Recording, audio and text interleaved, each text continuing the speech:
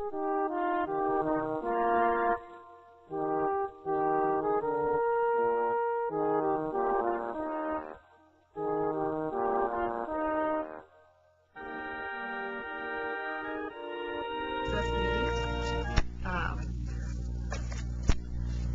to all our committee members and board members who are here, and a special welcome to our acting, I can get all these words exactly right, our acting Assistant Commissioner for the Division of Academic Affairs and Research, Mary Smith. Thank you very much. We're honored to have her here. She has come in and been doing a wonderful job. The whole staff has, and you all know Mary. All the board members, of course, do. Many of you in the audience. If not from her many years at the coordinating board, from her recent handling of all of our summits and conferences. Glad to be working with you. Glad to be working with you too. Thank you. And Trey Lewis is here. He's still new, so we're still going to mention him specially. Let's see, just for the sake of voting, let me get straight. The members of the Academic Excellence and Research Committee who are here are Vice Chair Elaine Mendoza, Ron Brooker, Board Member Joe Hinton, and Trey. And when Bob isn't here, do you come in as ex officio, or I don't know what the rules are? Anyway, I think so, but I'll be a great. Just that opinion you got from and Brenda Pavich is not here. She's attending your uncle's funeral. We'll keep her in our thoughts. Bob Lingo is here. He's happily attending, though not a member of my committee, but a member of the other committee, which is why we'll when we get to that part. All right.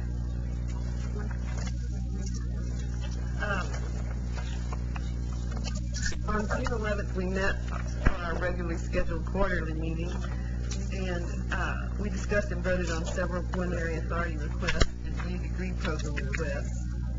We also discussed funding items that will appear on the Agency Operations Committee agenda later today, such as the Carl D. Perkins Career and Technical Education Improvement Act, Work Program Year 0809, and a report on medical and graduate medical education funds for fiscal year 09, and a request for authorization to issue a memorandum of understanding, and then requests for proposals for various projects. We also heard several staff report on their current activities and projects, and we enjoyed that.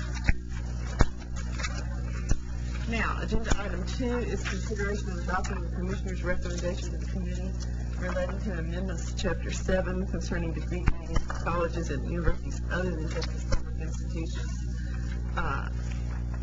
Members, you have the supplementary materials on the comment period, which just ended on the 20th. What do those look like?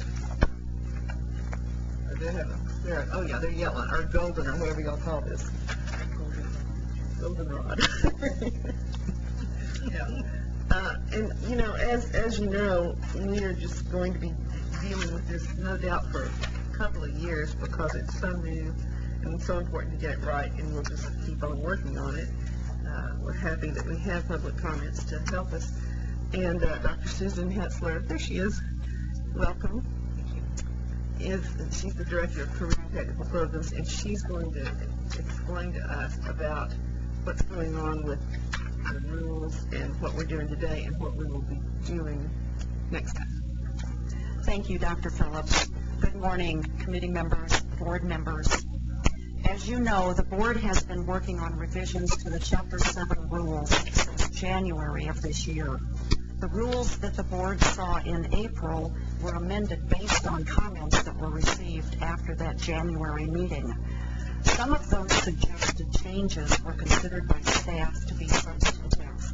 Those changes have been made, and that is what you have before you today. The revised Chapter 7 rules were posted for public comment in June, and as Dr. Phillips just said, that public comment period ended on Sunday, July 20th. 3 comments were received as described in your supplemental materials. These comments did not refer to the proposed changes to the rules. Rather, they referred to sections of the rules that have already been adopted. Staff will continue to work on and refine the Chapter 7 rules as more individuals become familiar with them and ask us questions and/or have need for clarification. We expect to bring some changes back to the board in October, and I'll speak about those in just a moment. And at this time, coordinating board staff recommends adopting the rules without changes as posted in the Texas Register. Okay, thank you, Susan. You want us to vote on this part before Susan tells us the rest of the report? That would be fine. Okay. Do I have a recommendation, a motion based on the recommendation? So moved. Second. Second. Moved and seconded. All in favor? Aye. All opposed?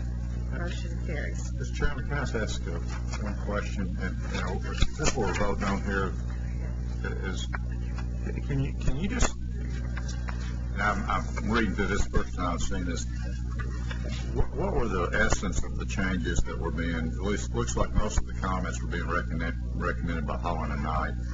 What was the essence of their recommendations?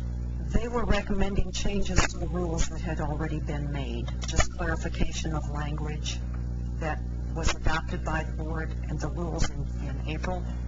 So there weren't any new changes that they were proposing. They were proposing changes that had already been made. The third comment from DeVry University is part of the change that we'll consider and bring back to the board in October. For example, when you look at the language, the way it's written in the adopted rules, the word associate's degree is written clearly in the rules, but the colleges and schools that offer these programs have degree programs at other levels. So that suggestion is to strike the word associates. Another change that staff is considering for October came about through discussions following the AER meeting in June, when we completed the item that would recognize 5 additional national accrediting bodies. And as we began to talk about, after that occurs at the meeting tomorrow, what happens to those institutions that go on the exempt list because now we've recognized their accreditor? What happens if that accreditor loses its recognition status with the coordinating board? We need some process to protect those institutions in the event that the accreditor loses its recognition. So that's another change that we believe is significant enough that it's not really addressed in the rules. So that would be further tweaking as we implement and get a better understanding of these rules as we go forward. Changes like that come from the field, that come from staff, that come from others. We'll be coming back to you with additional proposed changes. Okay, so we're recommending, the motion was to approve this as presented, but we're not acting on the DeVry comment? No, that's correct. That's okay, so which is on page 3? That's correct. Thank you. But it will come before us in October, is my understanding. Mm-hmm. That's correct. The recommendation is to adopt the rules as published in the register with no changes. Okay.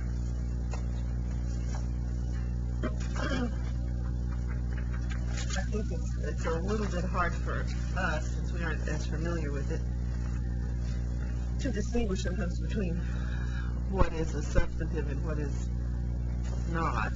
And so when we get something like we had in our board packet, we understand what the change is, and you're just saying these first 2 have already occurred. Those changes have already, they were a part of the rules that were adopted in April. Right. So there wasn't any need to change them further. Yeah. Okay. Well, I'm sure we're going to get very familiar with this because we're going to do it at every meeting. Mr. Chairman, I would just, I think this is so important, and it is going to be an evolving process. So I think they're just so broad in terms of the rules that I think it will help all of us as we bring any changes in to really walk us through what those changes are, how substantive they are, because I know this is a real important item to all of us going forward. So. Yeah, thank you. I agree with that. I think it's very important to get it right. Okay, Laurie, agenda items 3, 4, and 5 are, I believe. Right. Okay, welcome everyone. Agenda item 3 is the committee chair's report, and I just have a few comments to make. First of all of you received the commissioner's testimony for public ed. I believe it was beginning of last week, or maybe it was the week before. A part of it, one of the attachments, included websites and opportunities for information about data that the coordinating board has. And I would like to suggest that we send that to all P16s throughout the state. And any of you that have access to, whether it's higher ed or public ed, I would suggest that you send it to as many people as possible. Perhaps, Dr. Laredo, we could send it to TASA and TASB. It was, very succinct, couple pages of all the different websites, kind of everything you wanted to know and where to find it. I've had a lot of positive response. I sent it out to a bunch of, K-12 friends. Secondly, I wanted to mention that Dr. Laredo and Dr. Ruiz and Dr. Brown came to Houston a couple weeks ago to visit Provision, and we're going to be talking at the board meeting about the African American male studies and looking really at that segment as well as other pieces of closing the gaps and how critical those areas are in bumping up not only participation but success in the numbers of students. And I wanted to express my appreciation to them for coming. Provision, and I'll talk more about it tomorrow, but Provision is a single-sex public charter school that's a part of the Houston Independent School District. Now, figure all that out. And a part of it used to be residential. I joked that I think I'm really probably serious when we actually approved it when I was on the Houston School Board years ago. I'm not even sure it was legal, but to have a single-sex school.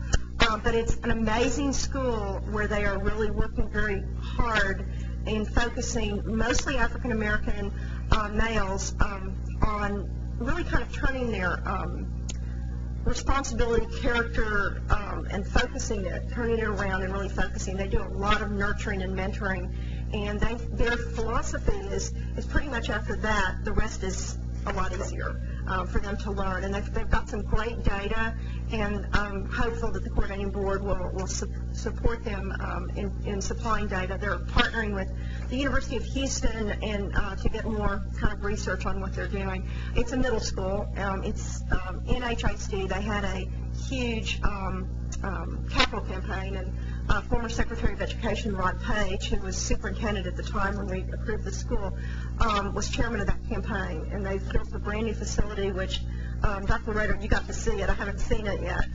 I saw it at the groundbreaking, but it was dirt. But anyway, it's a middle school, and they're really tracking where these kids are, where they're going onto high school, and focusing them on going into post-secondary. So I want to thank you for attending, and we'll talk more about it tomorrow. In addition, I'm sure that many of you have gotten a lot of calls on the uniform GPA, as well as student financial aid, which we're going to talk about today. So I just kind of wanted to briefly mention that I think the news media was quite interested in what we're doing and what we're looking at, which are really critical issues in closing the gaps. So we'll go to agenda item 4, which is the consideration of recommending to the full board approval to transmit the feasibility study for restructuring state student financial aid programs in Texas to the governor and legislative budget board as required by the 80th Texas legislature in House Bill 1, the General Appropriations Act, in Rider 49 on pages 3 through 56 and 57. Lois Hollis, Senior Assistant to the Deputy Commissioner for Business and Finance, will introduce this item, and Ross Hodel, did I pronounce your name right? Hodel. And Sheila Pruden from Higher Education Insight Associates will present their recent findings and answer questions. After this presentation, Carol McDonald from Independent Colleges and Universities of Texas, ICAT, will report their findings. Lois? Hi. Good morning. Good morning. Excuse me, now I'm getting choked up.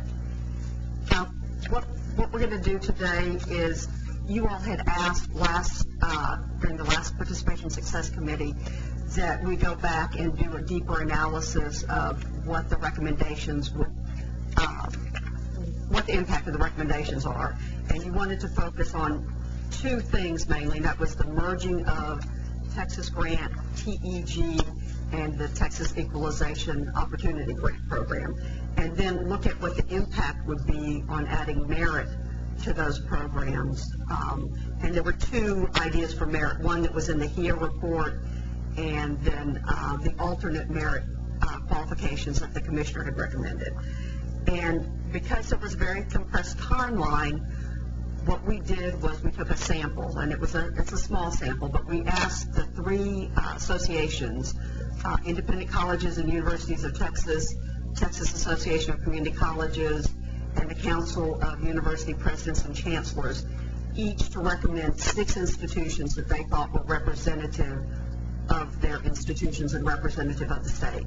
So we got 18 institutions, 6 from each sector, and got them to report a lot of data to us. What we found, and Sheila and Ross will talk about this more, is that a lot of the items that we were looking at for merit aren't even collected by institutions. So that was kind of eye-opening, but I won't steal that thunder. The other thing I just want to bring to your attention is what you're voting on today is accepting the report just to transmit to the LBB, which we're required to do. We're required to send the report forward. You don't have to endorse it. You don't have to not endorse it. All you have to do is say, yes, the report's ready to go, and send it on to LBB in the governor's office. So with that, I will turn it over to Sheila Pruden and Ross Hodel to give you the results of what they found. And if I could say too, I think that's a real distinction as to what we originally thought our charge was.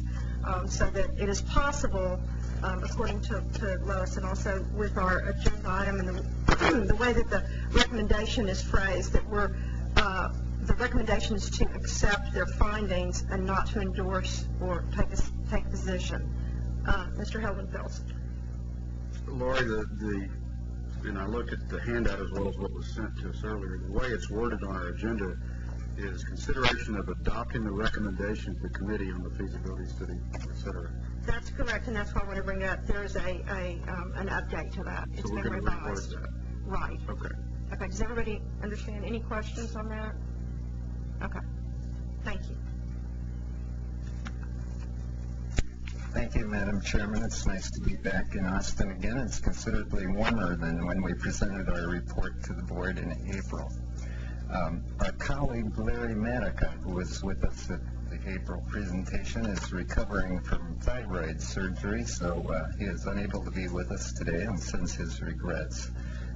He's watching the webcast, and I'm sure if we say anything wrong, he'll immediately text message or email us here so we can get everything corrected. He's our truth squad. As Lois said, today we wanted to have engaged the board in a conversation on 3 areas. Overview quickly what we plan to do today. We want to review selected study recommendations from our report. Our report had a total of 16 recommendations in it, but we just want to touch on the ones Lois mentioned today, actually 5 or 6 in all. Again, discussing the impact of merging the 2 programs, and then finally to illustrate the impact of a merit component being added to the Texas Grant Program. As Lois indicated, we had time in the last month since we were asked to do this. We did do a sample of institutions, And then we've also looked more closely at the SAT and the ACT state profile data and some other statewide student aid data that the coordinating board provided. I just want to review quickly with you the history. You may recall that our consulting group was engaged back in November as required by the House Bill 1, Rider 49, and that rider asked us to look at 6 areas, and the coordinating board added 3 additional: the merit component, the on-time program, and collapsing small state grant programs. We presented our report to the board in April and submitted our final report in mid-May. I should indicate that our report summarizes input that we had from working with an advisory committee of financial aid officers. We interviewed 25 policymakers and legislators in the Capitol and here in Austin. We had student focus groups. We did a survey of all Texas institutions, interviewed board staff, met with board staff numbers of times, talked to state student financial aid directors in 14 of your peer states, and then brought 4 national experts in to meet with our advisory committee. As I indicated, the report actually had 16 recommendations. 7 of them we put in the area of laying the cornerstone, making the Texas grant the key area of student financial aid system in Texas. We had 5 recommendations in the area of participation and success, and 4 in the area of efficiency and accountability. And real quickly, I want to highlight the 6 recommendations that we had in our report that have impact on our conversation today. As I indicated, the first recommendation is that the Texas grant be made the cornerstone for future financial aid in Texas, and that Texas develop a long-range plan for aligning emerging programs based on family, financial strength, and academic merit. The third recommendation was that we align the award criteria and the formulas for the 3 current grant programs well. And while doing this, initially we maintained separate funding streams as we began the merger. Fourth, we ask that state dollars go to the benefit of the least advantaged students, those in the bottom 3 quintiles of Texas family incomes. So again, our efforts were targeting the lowest 3 families.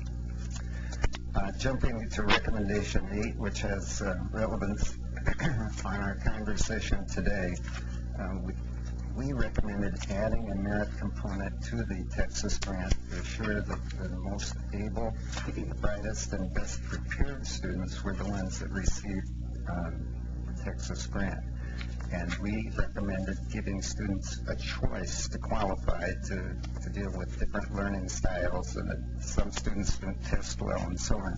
So we had recommended a score of 1350 or above on the SAT, a rank in the top half of their class, or completion of the distinguished curriculum.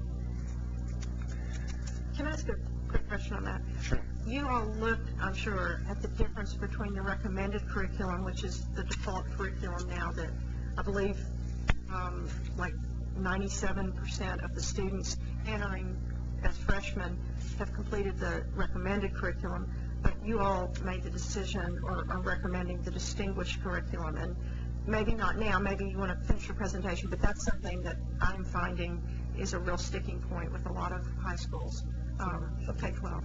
You can either address it now or later, whatever. Okay. Yeah, it was one of our options. They could have qualified by ranking in the top half of the class. They didn't have to have the distinguished curriculum. That would have qualified them for Texas grant. They could have qualified by getting a certain SAT or ACT score. They didn't have to do all 3 of those. Oh, I understand that. I understand that, but looking at the population of our K-12 and particular high school schools across the state. Scoring a 1350 or being in the top 50% may not be an option, but getting the recommended curriculum probably is realistic. But the distinguished curriculum with the requirements for AP or dual credit would be a little bit more difficult, especially with the 4x4. I know y'all took that into consideration, that they would now have to have that for the recommended. So even that is getting more stringent. So I'm just, that's one of the calls that I've received, one of the concerns I've received. Okay. Good. We'll try and comment on that also as we go through. Madam Chair, I have questions, but I'll wait until the end. I'm sorry, what? I said I have questions as well, but I'll wait until the end of the Would you presentation. prefer that we wait, or? We're open to questions at Okay, any go ahead. time, so. Go ahead, Bob. I'm just curious, when you look at, when we're targeting the lower three quintiles, how that correlates back to merit and how that's really going to impact minority students if they don't quite measure up, when this whole program is really designed, in my opinion, to help lift and raise the ability to move students to a higher level, especially when we look at Texas, which is, if not already, is rapidly becoming a minority-majority state. And are we focusing on that, and does the merit component change the ability for these students to really have a chance to get to that level, even in light of the fact that there's not adequate funding to begin with? It's a very good question, and that's what we want to address today, so keep that in mind. And I have about Well, I've got it in mind. five or six slides that we're going to go through here shortly. You bet. But, it's to the heart of our presentation. Terrific. Thank you. Can I ask a question? Sure, Trey. All right, the 1350, I know the SAT changed their scoring a couple years ago. Is that under the new score? Yes, that's under the new SAT. And so where is that on the bell curve? Pretty much in the middle, lower middle, sort of basically middle, and we'll show you a graph where that is. It's approximately 50%. Any other questions?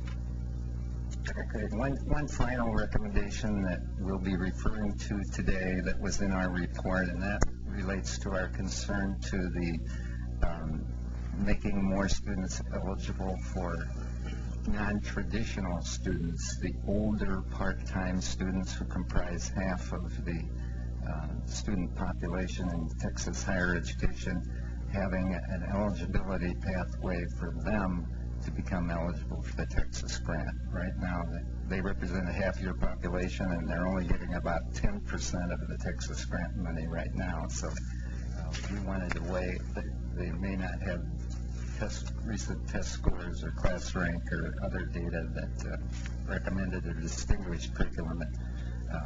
We'll be touching on this today, too. Again, we were asked to look after your June 11th meeting. In the last 30 days, we've taken a look at what happens to TEG recipients if we merge these programs. That was our first question. Second question, the impact of the merit criteria that we recommended on Texas grant student recipients. And then the alternative, and also what happens if those programs are merged. And then the impact of the alternative that the commissioner presented to you at your June committee meeting. So I'm going to ask Sheila now to walk through the methodology we used, and we'll begin discussing this in more detail. Good morning. I'm going to answer your question in case we forget the day later. What percentage of statewide test takers scored 1350 and above? 67%. Okay, that was a class of 2000. I got that in my notes, but I might forget it later. So I want to answer your question. I want to say good morning. Say we're glad to be here. Lois assured us there's no cedar fever, there's no oak fever, and we're really pleased to see the crepe myrtle. It's beautiful. We don't have things like that in Illinois. We have cornfields, so it's wonderful. Glad we're not meeting on the Gulf Coast. Yes, yes. And there's been no rain yet. So we're keeping an eye and we're thinking about the folks that are dealing with that problem right now. let's see, where am we at? Okay, methodology. We kind of talked briefly about this. The first thing that we did when we were told to take a look at some data to come back and report to you was we did work with staff to do a database analysis to look at TEG recipients and try to answer that question about those students. Second, we worked with board staff, and they were able to work with associations and recruit institutions who we're very grateful to, who helped us with data, the merit types of data we needed to assess those the standards for that. And third, we met with ACT and SAT representatives to talk more about profiles for Texas grant recipients, or Texas students, to get a better feel for what's going on there. The first research question, again, is what happens to TEG recipients if there's a merger of Texas grants and TEG. And to try to address this question, it's a complex question because you also have to look at, okay, so what's the formula going to be? And how's that formula going to determine who gets awards and how much they get and so forth? And we're not nearly there at that point yet. But we also went back to our recommendation where we're saying focus state funds on the lower income quintiles of the state. And we showed you the income quintile figures before, I think. If you line up all the families in Texas from the lowest income to the highest income, and you divide them into 5 equal groups so that you have what's called the first income quintile or the lowest income quintile, you'll find the family income ranges from $0 to $22,000. The median of that is $12,000. That's subsistence living, if you can maybe even can stretch it to that. The middle, what might be referred to as the middle income quintile, that third income quintile, ranges from the low of $39,000 to about $62,000. And the mean of that is about $49,000. So we're looking at these first, second, and third income quintile groups and saying you have scarce resources, you're trying to figure out how to make your money match your policy, and not the reverse, of course, and you're trying to figure out how, so what we're suggesting is focus resources on students in those income quintiles. We had looked before also at how the distribution of funds now lays out over those income quintiles, and this is a rough approximation. And the funds are all dictated by program policies and program rules as to who gets what. And you can see the federal Pell Grants, by the rules of the program, are going to students in the first and the second income quintile. The same is pretty much true of Texas grants. They're focused on the first, second, and third income quintile. And there's an artifact in the program that allows students a few students at upper income quintiles to get that, because once they're in, doesn't matter what happens to the family financial strength, they continue to get awards. So there are a few people up there in the fourth income quintile getting Texas grants. The TEG program also is still focused on lower income quintiles, but you're more likely to have students in the upper income quintiles getting TEG grants, and that's due to college costs primarily. It's causing those students to continue to have financial need when they're faced with college costs. We looked at this another way. These bars all represent they top out at $26,000. That's the average cost of a private institution in this state. It was last year. And if you take the typical family, you take a first income quintile family, we did 1 through 4 here, and you look at how in the world do they pay for college. And the first piece that comes into this is the family. The rule in student aid is that family is expected to be the first contributor to a college to the extent that they can. So how do we figure all that out? Well, students fill out the FAFSA form. I'm sure you're familiar with that. And that FAFSA form collects data on income, assets, family size, number in college, and so forth. And that form is sent to Iowa City, to the federal processor. They run it through their magic calculations. They come up with what's called an expected family contribution for college. Now, if you ask a family, can you contribute this amount of money, 99% of them will tell you probably no. But that's a term that's been used in this business forever.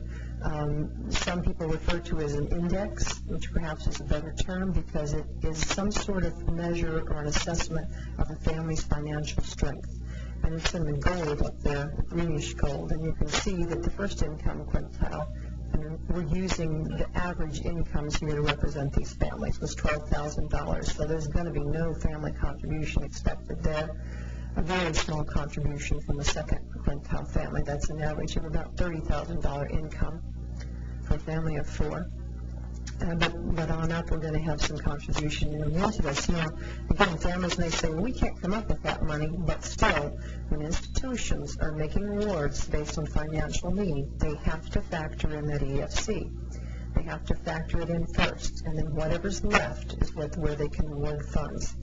You can also see the Pell Grant showing up here. The first income quintile student gets the maximum Pell Grant. The second income quintile gets something slightly less than that. After that, forget it. The TEG, what you're focused on here, you can see each income quintile student gets a TEG grant, and the amounts are very comparable because, again, the way the program policies are in place right now, most students get a very similar amount. The first income quintile student gets a little bit more. That white bar represents what we call remaining need, and this is the gap that's got to be filled somehow. Student loans, student work study, institutional funds, other federal or state programs, private scholarships for the students actually for enrollment to become a reality. And what we're suggesting is that there's white space there for everybody. We're suggesting that state funds be focused on the first three income quintiles, much like federal funds are focused on the first two. And to try to look at, well, how do you do that? How do you make that happen? How do you affect that? You have to have some sort of formula in place to do that. And so we looked at something that would parallel the Texas Grant Program. And the way the Texas Grant Program is set up right now is that this expected family contribution is the doorway through which students get in for eligibility. Once they're in that doorway, the amount of eligibility they get is different. But they got to get in the door. So in Texas Grant right now, they have to have an EFC of $4,000 or less to get in that door. So normally, when you initially get in the door, your first and second income quintile.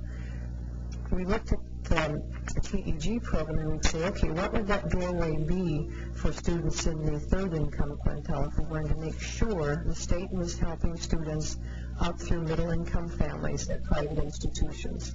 And we chose an EFC cutoff of 9,500. We think that captures most people in that third income quintile.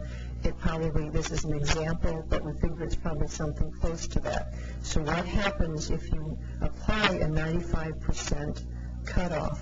In other words, you take the current TEG recipients and you can say, okay, how many would be, if there was a $9,500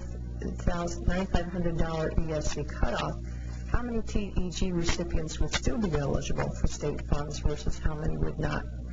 And we looked at the total database population. Staff gave us information about that. And what we end up with is something that looks like this. 20% of the current TEG recipients have EFCs above $9,500, placing them in the fourth and fifth income quintiles. And if you impose a cutoff similar to that, that means that state funds or TEG funds would be taken away from those students. And what we're proposing is, remember that the amount of awards that students got for TEG was very similar. We're proposing that those funds be moved to the eligible 80% to increase award amounts. We think that low-income students who are going to independent institutions ought to be able to get the same amount of award from the state that students do at public universities. That way, a student faced with the decision of where I'm going to go to school at least knows they've got the same amount of money from the state. So that's not affecting their decision. Their decision is going to be affected by whether they can make up the rest of that gap, and the institution's going to have to step up to help them with that decision and how much they want to take out in loans. So they're going to have to take out loans at a public four-year institution too in this state. But what this would suggest, again, looking at the 0607, and these are just dependent students. Dependent students are those that are basically supported by their family. They're younger students coming out of high school, and this pretty much mimics your Texas Grant population. You do get a few independent or self-supporting students, but in most cases, I think 95% of the students who are eligible for Texas Grants are dependent students. So we wanted to do comparisons here between dependent students. So that would suggest there's around $12 million that would be moved to these students that are in the lower income quintiles to increase their award amounts from the state. But characteristics, we looked at the characteristics of, again, this is the total TEG population of dependent students. How are they different? Well, of course, they're going to be different by income level because we're separating out the first 3 income quintiles from the top 2. You can also see the percent of minority students is greater in that group that's got below the 9,500 cutoff. And of course, they have the Pell Grants because Pell Grants are focused on lower income quintiles. Interestingly, 80% of them have student loans versus about 67% of those above the 9,500. So it might help reduce the number of loans or the amount of loans that some of those students have. And again, the thing we were pointing to is a mean TEG grant for these students is not that much different. And it's certainly different right now. The maximum award for the 0607 students at public universities was about 5170, I think. So we're talking about paying those students something like that as opposed to that kind of award. So that's kind of the impact on students. I'll come back to that in a minute. But will there be an impact on institutions? We wouldn't ask us to look at this, but we looked at it briefly. We didn't have time to go look at every institution, but we do a sample later. So we pulled those 6 institutions from the sample of independent institutions, and we took a look at their students, which ones are below 9,500 and which ones are above, what's the percentage break. And as you can see in the 6 institutions, 3 of them are above that average 80% line and 3 of them are below. So what does that mean? It means that very possibly implementing something like a cutoff at 9,500 is going to shift some funds among institutions. It's going to shift the funds because the funds follow the students. And depending on what kinds of students the institution enrolls, what proportion of the student body is below whatever the income cutoff is, that's where the funds are going to go. So there could be some shifts in that. Let's see what my next slide is here. Okay, next slide is your slide, but hold on. I was just going to kind of summarize here by saying we see 3 things. Probably, again, the data we use was all for all TEG recipients off the database, and if you use the cutoff that we think emulates pretty much where the EFC would be for the up through 3rd income quintile, you're going to have 20% of current TEG recipients who wouldn't receive state funds. Hopefully they would have other funds that make up that difference for them. But second, those funds would go to students at lower income levels to increase their award amount from the state to make it more comparable to what they would get if they went to a public university. Third, there probably would be some impact on institutions, some shifts of funds among institutions. You have to do more modeling to look at truly what that cutoff ought to be, what the award structure would be, because within that, I said there's 2 things. One thing, the student enters the door because they make that cutoff, but then second, what's the award amount they get? And we're recommending that there ought to be some sort of kind of stair-step award structure. Most larger awards go to comparable to the public university awards go to the first, and some of the 2nd income quintile students, and slightly smaller awards than that go to the other students. So that kind of modeling, and you end up been involved in that in the past for many years. You do tweaking, but you have to be looking at this because you're trying to affect what policy you want to affect with the minimum amount of paying to certain students and institutions. And you need to have that kind of information to be able to make those decisions.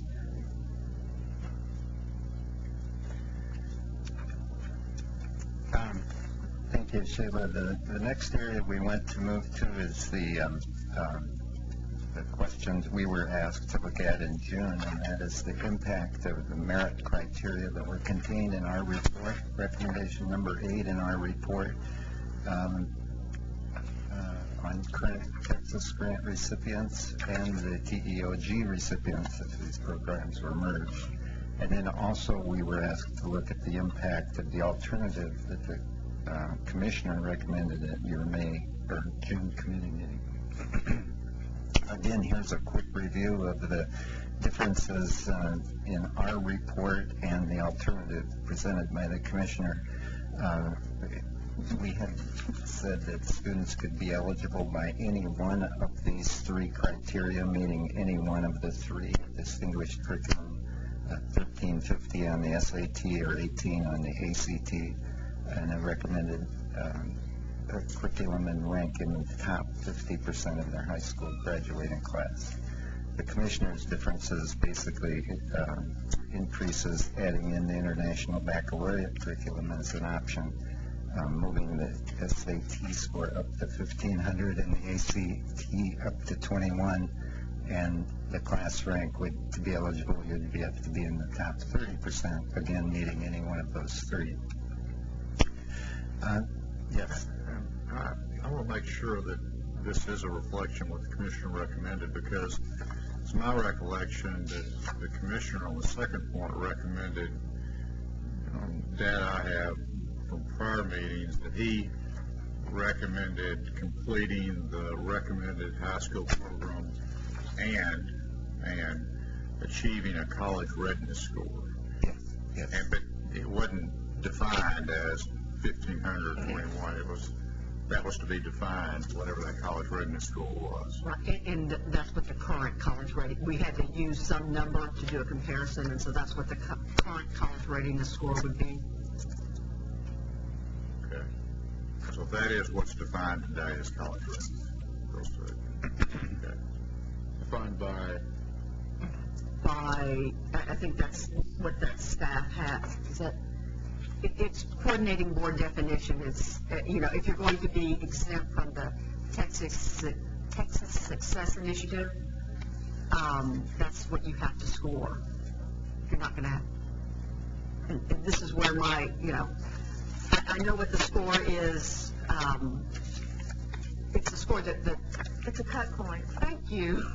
That's exactly. It is the cut score to be college ready For today, TSI standard. for today's TSI How standard. does that tie back into the end-of-course assessment scores and the college readiness assessments we're going to have?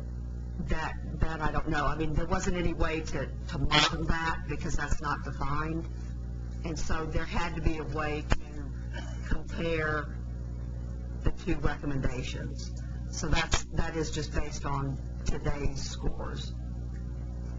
And where does the same information you tell us where that cut was on the, where's that cut on the 1,521? What is that? 47% of Texas test takers score 1,500 and above. 47%? Right. Can I ask that question in a different way? Where do minority students fall in relationship to those test scores? You can answer that question. I don't have that breakdown. I don't have that data. Do you have it in your slides? I have it for math, I think. Yeah, we do. We do have it. We have it for ACT scores. The next slide. And the reason I'm asking the question is, I think it's wonderful for us to look at national averages and the Texas averages, but we keep going back to the quintile measurements of 1, 2, and 3, and who we're trying to assist. And if we look at state averages, and if they're less than that for Mexican American and African American students, how does this information correlate to how we're going to assist? And if I could add first generation students as well. Absolutely. Good question. Let's take a quick look at the next slide, which starts to address this. This is from the Texas State Profile, and this looks at SAT scores for Texas students. About 75% of the test takers in Texas take the SAT for a college entrance exam. This shows family income, and how you can see on the bottom as family income goes up on the left axis, the test scores also go up. So there's a very close correlation between family income and test scores. If you look at the blue box, which we had imposed on this chart, this is the lower three family income quintiles. You can see that the students whose families make less than $60,000 per year basically fall within the blue box, and you can see the corresponding scores, especially the first and second income quintile, whose averages are around 1,250 and 1,350. You can see it'll be more difficult for them to score at 1,500 and above than the families on the far right in the fourth and fifth income quintiles. Now, to answer the questions, we looked at 2007 Texas high school seniors and how well they did on each of these two measures. This breaks it out by race and ethnicity. The blue bar shows what percentage scored 1350, and the green bars show each ethnic group their scores of 1500. And you can see in each ethnic group, whether it's Hispanic, African American, white, or the total even, there's a drop of about 20% of students as you move up from 1350 to 1500.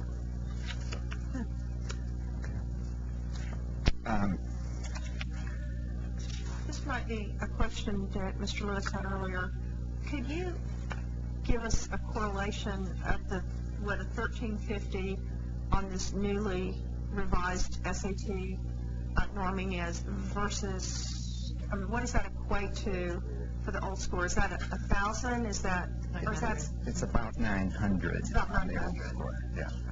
That may not be exact, but it's very close in the neighborhood of 900. Right? Thanks. And 2 scores.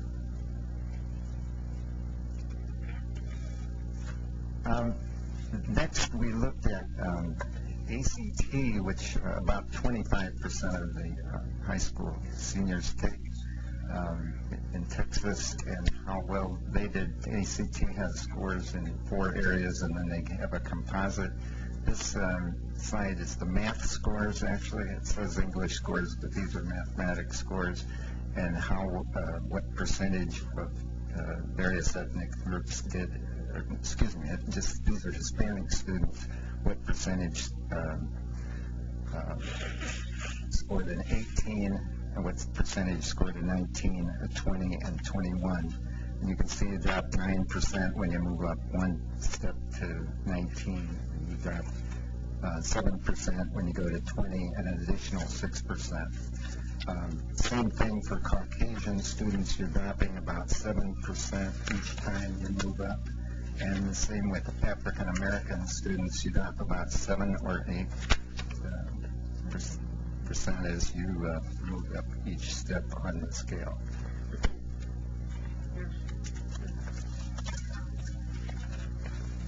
This is a summary that takes a look at the various subgroups that SAT divides the scores into for Texas students. They do it by race and ethnicity, they do it by family income, and they also do it by class rank. And when we chose 1350, you can see the dotted line. We essentially said that the top half of each of these ethnic groups would be eligible for the Texas grant if we used 1350. As you move up to 1500, there are a smaller number of groups that are able to achieve that. And again, these are average scores. You would not rule out everyone, but this in summary gives you some sense of the impact on class rank, ethnicity, and family income. Okay, next we wanted to look at this specifically with your recipients of your programs, and we have this institutional sample. We have 18 institutions participating, and this is a list of the institutions. We really appreciate their help. Again, we had a very short period of time. Staff had to pull stuff together here at the board, and then provide a file to the institutions, which they populated with their updated curriculum data, class rank, and test score data.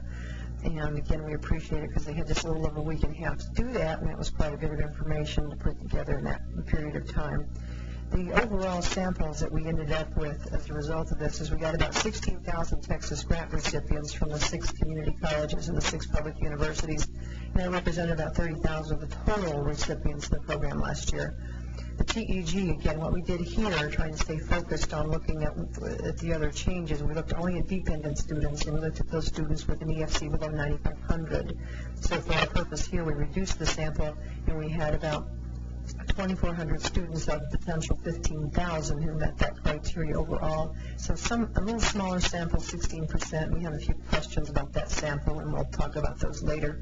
The TEG recipients, we had about 26% sample there. The first thing we did is look at, do we have the data? The schools have the data.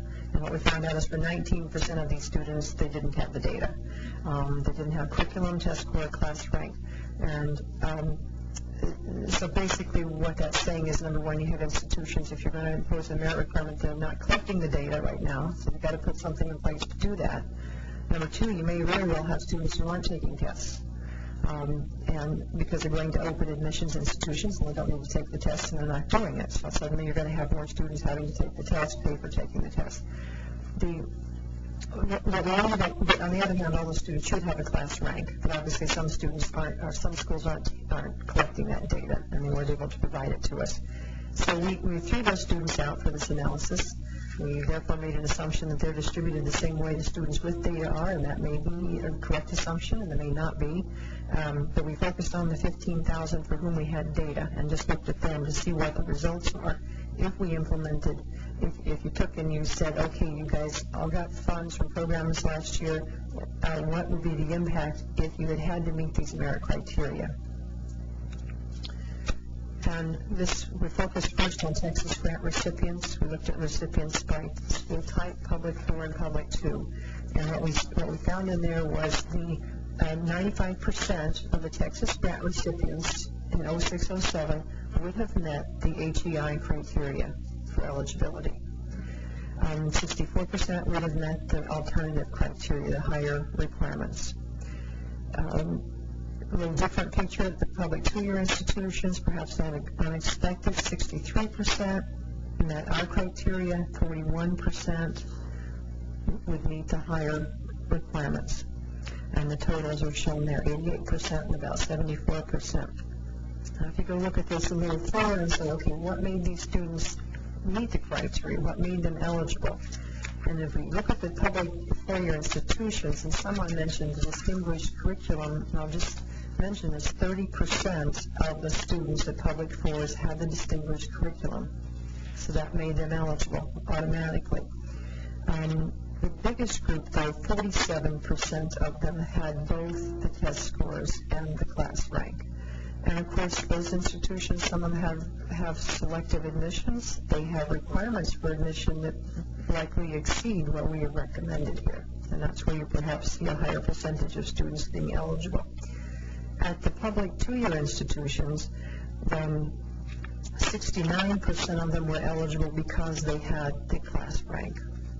So class rank seems to have is more likely to bring students into eligibility than was the test scores. And so if you were trying to look at something for either bringing more people in, you'd loosen up the class rank standards. If you wanted to take more people out, you'd probably make those tougher. That would have the impact of doing that. Hold on one second, Mr. Walker. And I may be jumping ahead, if I am, I'll Okay. Have y'all done any correlation study where you look at, under both alternatives, that segment that we're losing, if you look back several years, as to what the success of those individual students have been? No. And I bring that back to our whole issue on our recommendation for completed courses. And, you know, we've heard these stories where, one, we want to help these lower income students, but we get some of these kids in a cycle where they just take on more debt, more debt, more debt. And I think I don't know how we get to that. It'd be interesting to know those that we're losing, how many are not being successful going through the pipeline. You'd have to collect additional data. You know, again, these are specific records for students, and you'd have to collect some sort of additional data that would allow you to measure that, whether it's grade point average, hours accumulated, hours attempted, and some of those kinds of things would have to be collected to take a look at how do those students compare with the students who meet the criteria.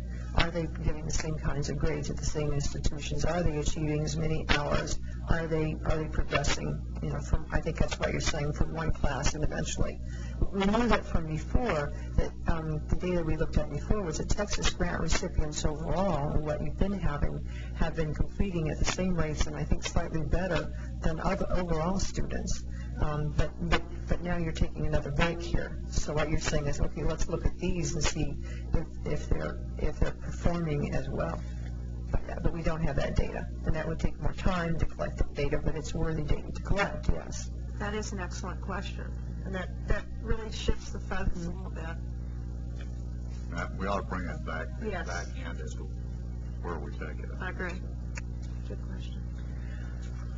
Okay, looking at the characteristics that we had available on a student aid database, the differences between these students, and you're not going to see difference in income because, again, these are all Texas grant recipients. They're all squished into this 0 to 4,000 EFC group, and so there's not going to be a difference in income. They're all first, second income quintile people for the most part, maybe edging a bit into the bottom of the third, but that's it. There's a slight difference in the freshman percentage here, and there's a difference in the percentage of minority students. Again, a higher percentage of minority students are more likely to meet our proposed criteria than the alternative. But otherwise, there's not a great deal of difference here. The difference is in the numbers. This is a sample. We'll talk about the overall percentage in a little bit. The next thing we did is we looked at, okay, let's look at the TEG students. What happens to them? If you, again, bring them into the Texas Grant Program and you subject them to the same merit criteria. And what we found there was that 90% of the students met the AGI proposed criteria and 77% met the others. The main thing here was 64% of these students had both the test scores and the class rank. Now, the one thing that bothers me a bit about our sample, and I said our sample was a little lower than we wanted it to be, is that in the sample, only 9% of these students had a distinguished curriculum. And if you look at the total data overall for students coming out of high school, enrolling in private independent institutions, and having the distinguished curriculum, it's 30%. So something to this sample may not be reflective or representative of the total sector. So keep that in mind. I also didn't, when I was telling you about no data, we had no data for a certain proportion, and we had for the students from the independent sector, 35% of them, we had no data, so we had to throw them out of the analysis. And the community colleges, I think we had no data for 28%, and we were more likely to have data for the public university students, about 88% we had data there. So you're saying that currently, and this isn't your role, but I guess, Dr. Laredo, currently community colleges do not ask on their applications class rank, or if they took the SAT, or even open enrollment colleges across the state don't ask that on their applications? They ask it, but they may not store it because they're using the common application, so that information's there, but they don't use it for admissions decisions because they're open enrollment. But they would still have that information. Not unless they kept the application. Okay. Yeah. Thank you. And yeah, that's what we found is many just didn't store that information because they didn't need it. And if we look at the characteristics of the TEG recipients under both sets of criteria, much as what we saw in the Texas grant, there's not a lot of change between the two, except again, the percentage of minority students goes down under the stricter criteria. Percent of freshmen goes down under the stricter who are eligible, would be eligible, goes down under those criteria. So the same two patterns are following there. Okay, we also looked at the TEOG students. And we looked at the dependent students, and here's what we found out there. We had 396 records. One student was eligible. The student had a distinguished curriculum. We're happy to report. 395 were not eligible because mainly we had no data for 366 of them. I think it's roughly 90% of them. We had no data. So we really could, but again, that's, the institution doesn't collect the data, our student doesn't take the tests, but again, you'd think there might be class rank showing up, but we didn't have that. We could only determine that 29 of them were not eligible. So that again is an issue and something that has to be considered because there would have to be an effort out there to collect the data. So in summary, impact of merit criteria on your program recipients using this sample with a couple of issues we have with the sample. This shows the number of people with data for each program. the number of students who would be eligible under the HEI criteria and the number under the alternative, and if you add them all up together, you have 88% eligible under the HEI criteria and 74% under the alternative. Now again, this is a sample, and I'm not saying you can extrapolate from this sample to your total population at all. I think in truth you need to be modeling the total population to know what the impact's going to be on students and on institutions. But we just needed to get you something quickly, and this is what we were able to do quickly. It gives you a direction. It doesn't give you this is absolutely what will happen. But typically when you model your students today, and you're going to have more students coming in as freshmen. Perhaps you do have data, don't have data on them, but it's better to model for the total population. We also looked at we took the Texas Grant students, Texas Grant recipients, and we looked at their ACT scores. And these ACT scores support what Ross was saying. At each step, we focus there in the middle. At each step, if you go up, you lose about 8 to 9% of your students when you increase the ACT score. And overall, 47% of Texas Grant recipients who took the ACT test had a 21 and above. 74% had 18 and above. So again, remember those numbers were overall eligible students were up in the 80s, almost 90%. They are making it also on class rank, not just the test score. But the other interesting thing here is if you look at the statewide, 70% scored 18 and above versus 74. And 47% scored 21 and above versus 47. So it's very similar. The statewide, the 2007 class versus your Texas Grant recipients. If we look at the SAT score cuts, I told you a while ago, the statewide 1350 was 67%, 1500 is 47% again. And the same follows for the Texas Grant recipients who took the SAT test. So this cut works pretty well whether you're talking statewide, Texas Grant recipients, ACT or SAT scores. These numbers are approximate to tell you how many would be eligible and which students wouldn't be. One more thing we looked at was class rank. We just, purposes of illustration, separated class rank of the Texas Grant recipients and TEG recipients to see what their class ranks were given for the sample, and then we have data. And we found that the Texas Grant recipients, 67% of them achieved the 70th percentile rank, top 30% of their class, and 85% the 50th percentile. So again, they are more likely to achieve the class rank than they are to achieve the test scores. Could you repeat that again? 85%? 85% had the 50th percentile above that we recommended of Texas Grant recipients, and 67% had the 70th percentile above. And this is very similar for TEG recipients also. The numbers are very similar. I'm sorry I didn't put them up on the chart. So those 15% that didn't make that cut didn't make it because of class rank? 15% would have been below, Texas Grant recipients would have been below the 50th percentile, they'd about a half of the class. And I guess, going to Mr. Wingo's question, I wonder who those students are. That'd be a great question to know. I think this is a great study, and I commend the work that's been done. I think the interesting thing when you look at need, how does this really correlate?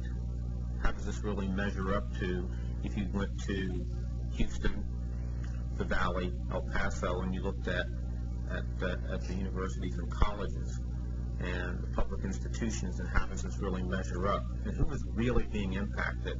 I think the key thing would be, and I don't know if we can afford it, but what would be the impact in terms of students not being able to take advantage of the students in those first three quintiles that are most in need?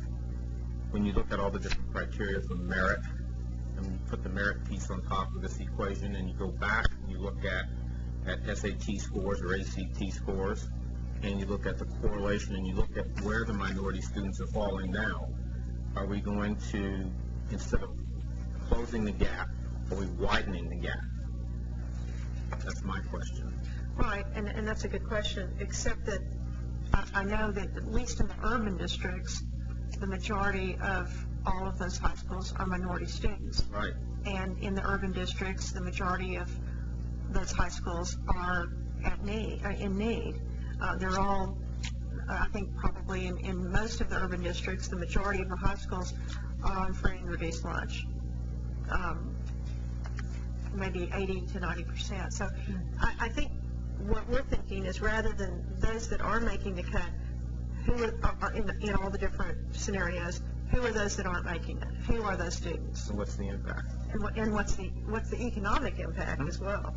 And how many of those impacted students are being successful in the school? Exactly. Because it's, and I'm not saying I'm advocating, but I think we got to look back to the success getting on it too, that we're not, the state money we're investing, we're hopefully investing in young people that will make it through the pipeline and be, from an educated workforce standpoint. So I don't hate to get that information. I think that data is really important. I do too. And philosophically, that's where we are. I mean, I think that what we've learned is beyond student participation, we want to make sure these kids are college ready. We want to make sure that the success side of it is there as well, and that we're focusing on that, rather than setting them up for years and years of student debt, going through some cycle where they're not really successful. Who had a question? I did. Ms. Mendoza. Well, along that student debt line, that graph that showed us that the lower one quintile has the highest percentage of the loans. Where are you? They're somewhere in here. It was the break between the 9,500 cut in. It was probably the lower three quintiles, the more likely 80% had loans versus 66%. So if we were able to shoot that, to shift grant money, scholarship money to the lower three quintiles, we may not get students who are in perpetual debt. So that's one issue. The second issue is that I would like to just put on the table is, anecdotally, as was mentioned, the Texas grant students of today are performing well with their cohorts. Is that correct? That's correct. That's right. So anecdotally, without the merit component, you have an argument that says these kids are making it at a very high level. I mean, obviously the drill down of the data would be very interesting, but success is happening with our Texas grant recipients today without the merit component. Can you say that in gross level? Just high up there? Okay, I'm moving on. All right, so except you're absolutely right, but they now have the recommended curriculum, so they do have merit. So that will Conceivably, they'll do better and better. Exactly. So I guess I want to be careful with starting to say, well, some of the monies we invest are not being invested wisely because we don't have high bars. Right. Okay? Because anecdotally today, we don't have high bars. And yes, they're having a recommended high school program, which is access to everybody, I hope, and they're doing fine. So I think that question needs to be further ferreted, but I think there's some comfort in knowing that there's some success there. Third issue that really concerns me is we're taking a snapshot of today. 2007 students. We're looking back at some of the prior years. We are gambling that the future looks much as it does today. And I don't know if that assumption is a good one, because if we look down the pipeline, what is happening to the economic status of even the one and second and third quartiles? Are they growing? Secondly, along those lines, we're counting that all the college readiness stuff we're doing is actually going down the pipeline. So we've set our college readiness standards. Now the next step, and I'm excited that we're moving to phase 2 of those vertical teams and whatnot. But we're talking about making policy decisions on kids that are in kindergarten and middle school today. Elementary through middle school. But we're not doing any projecting. We're looking at snapshots of the current and immediate past. And I'm not sure those assumptions hold up as we move down. That's concerning. We don't know in today's economy, which way family incomes are shifting. especially in the high minority communities. We're banking that all the college readiness stuff we're doing is actually going to make it to these youngsters soon, and that these kids have access to a true recommended high school program that includes robust mathematics and science with the right teachers who can teach mathematics and science. So the business proposition is scary because we're basing assumptions on today. I just don't know if that equals tomorrow. And the projections I was hoping to see in the analysis was on some, if there's any way to look back and project through the pipeline, because really that's what we're talking about, is the future. Not the senior class of tomorrow or the 2009, 2000, that's done. That's game over, But if we want to affect change, we've got to look at the emerging population and how do these policies affect them, because that's what our future is. So, those were my three concerns, Madam Chair. Well, those are excellent points. I think that perhaps since these recommendations will eventually go to the legislature, they will be thinking the same things, because their representation is specifically geographic as they are looking at their populations. And so hopefully they'll recognize the need of hopefully the after effect of all of this will be to put more funds into all of the financial aid packages for all students. Because you're right, I mean, is this the first or second year that entering freshmen will have the recommended curriculum? This is the first year. I mean, this coming year is the first year. And I think we were given the understanding early on in some of our committee meetings with school representatives that and the performance stuff I was referring to, and maybe the board's done something since then, was 0204 data that showed the Texas grant recipients were performing as well or better as in certain groups of students. And what we were told was that as recommended curriculum became the default curriculum, it potentially would have students qualifying for Texas grants who perhaps weren't as well prepared as the early years of Texas grant recipients. And that's when we needed to take a look at that. So that was our understanding at that point in time. And if you do have more current data on how well students are performing, it's something you ought to take a look at and make sure they're performing as well and everything too. We had a couple of summary points. I don't know if you wanted to. If you'll wait 1 second, I think Dr. Phillips had a question as well. Well, just to reply to what you just said, it ought to be just the opposite as more and more students take the recommended high school. And what it was is that, when Texas Grant started, the recommended high school curriculum was a merit component because 41% took the recommended. As of 2007, 80% took the recommended. So everybody will have that. So it's no longer a blended program. It's no longer need plus merit when everybody has a recommended curriculum. But we're touting that as a college readiness objective, and the way we're helping our state youngsters become college ready. So, my question is this, and by the way, everybody, on page 13 of their report is where you have this information about how well the Texas grant recipients are doing. 54% graduating compared to 57% of all students. I consider to be pretty good.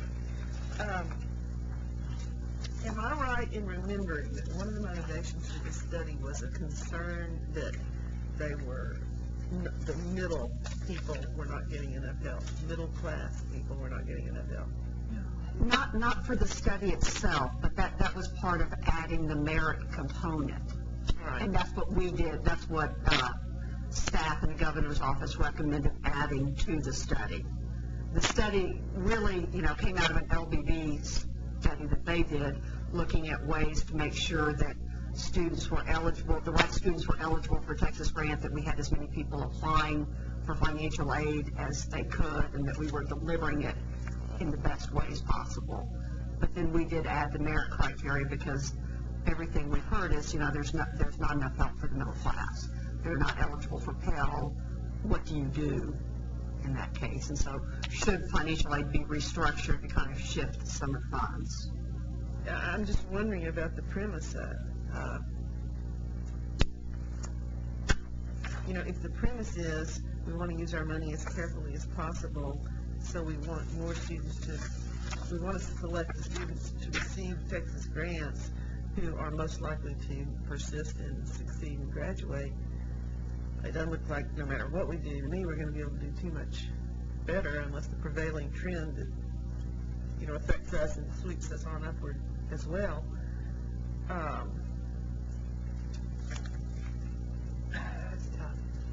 Yeah, I think it's very tough to even talk about why we're considering this. Madam Chairman? Hold on one second. Mr. Rod, I have a question. Okay. Mr. Holland. Just to follow up on this discussion, this may turn into a three-part question. I'll try to keep it to. Did you look at, regardless of available dollars, did you look at what that middle or third quintile ethnic makeup is versus the lower two quintiles, and how just the income desire to bring in more of the so-called middle income, how that would affect minority participation? We didn't, but I think the board has the data that we can divide people into income quintiles and run some characteristics on them. So we could do something to give you an idea of what each income quintile, some characteristics of them. The second part is, and it may be more of a staff question, is this study, the scope of your charge was to look at how we might distribute a fixed amount of student financial aid, whereas I think what we're hearing from the critics, and an understandable question, is how much additional financial aid would we need under the current program to serve the middle quintile? Up to the middle quintile. To include the lower 60%, not just the lower 40%. Right. Is it, automatically 50% more dollars, I suppose? Not necessarily, and actually when you vote on the LAR tomorrow, the target that you all came up with was serving 67% of the needy student, of the Texas grant need, and that gets you through the third income quintile. I mean, the legislature just has to do their part, and we don't have to do it. We asked a question of the commissioner last night. His comment was the recommendation y'all set in the LAR meeting the other day would cover that third quintile. So, That would be nice. And I also think the commissioner's recommendations have always been made, and it's almost like a caveat or formula funding recommendations were made. Some of this makes sense only if there's enhanced funding. That's right. If there's not, if you keep a funding level, you can't do it. You can't do it. And,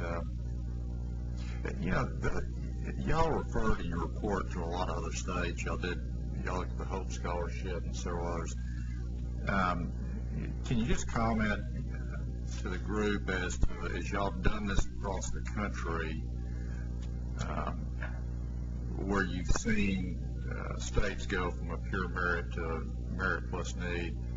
Are they getting the desired effect they wanted in doing that? I'm not phrasing my question. And are they accomplishing what they originally intended to do and expanding that?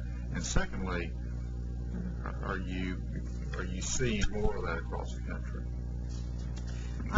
I'll see the speak there first. Yeah. You probably have a different opinion totally from me on this topic. Most of the populous states like Texas,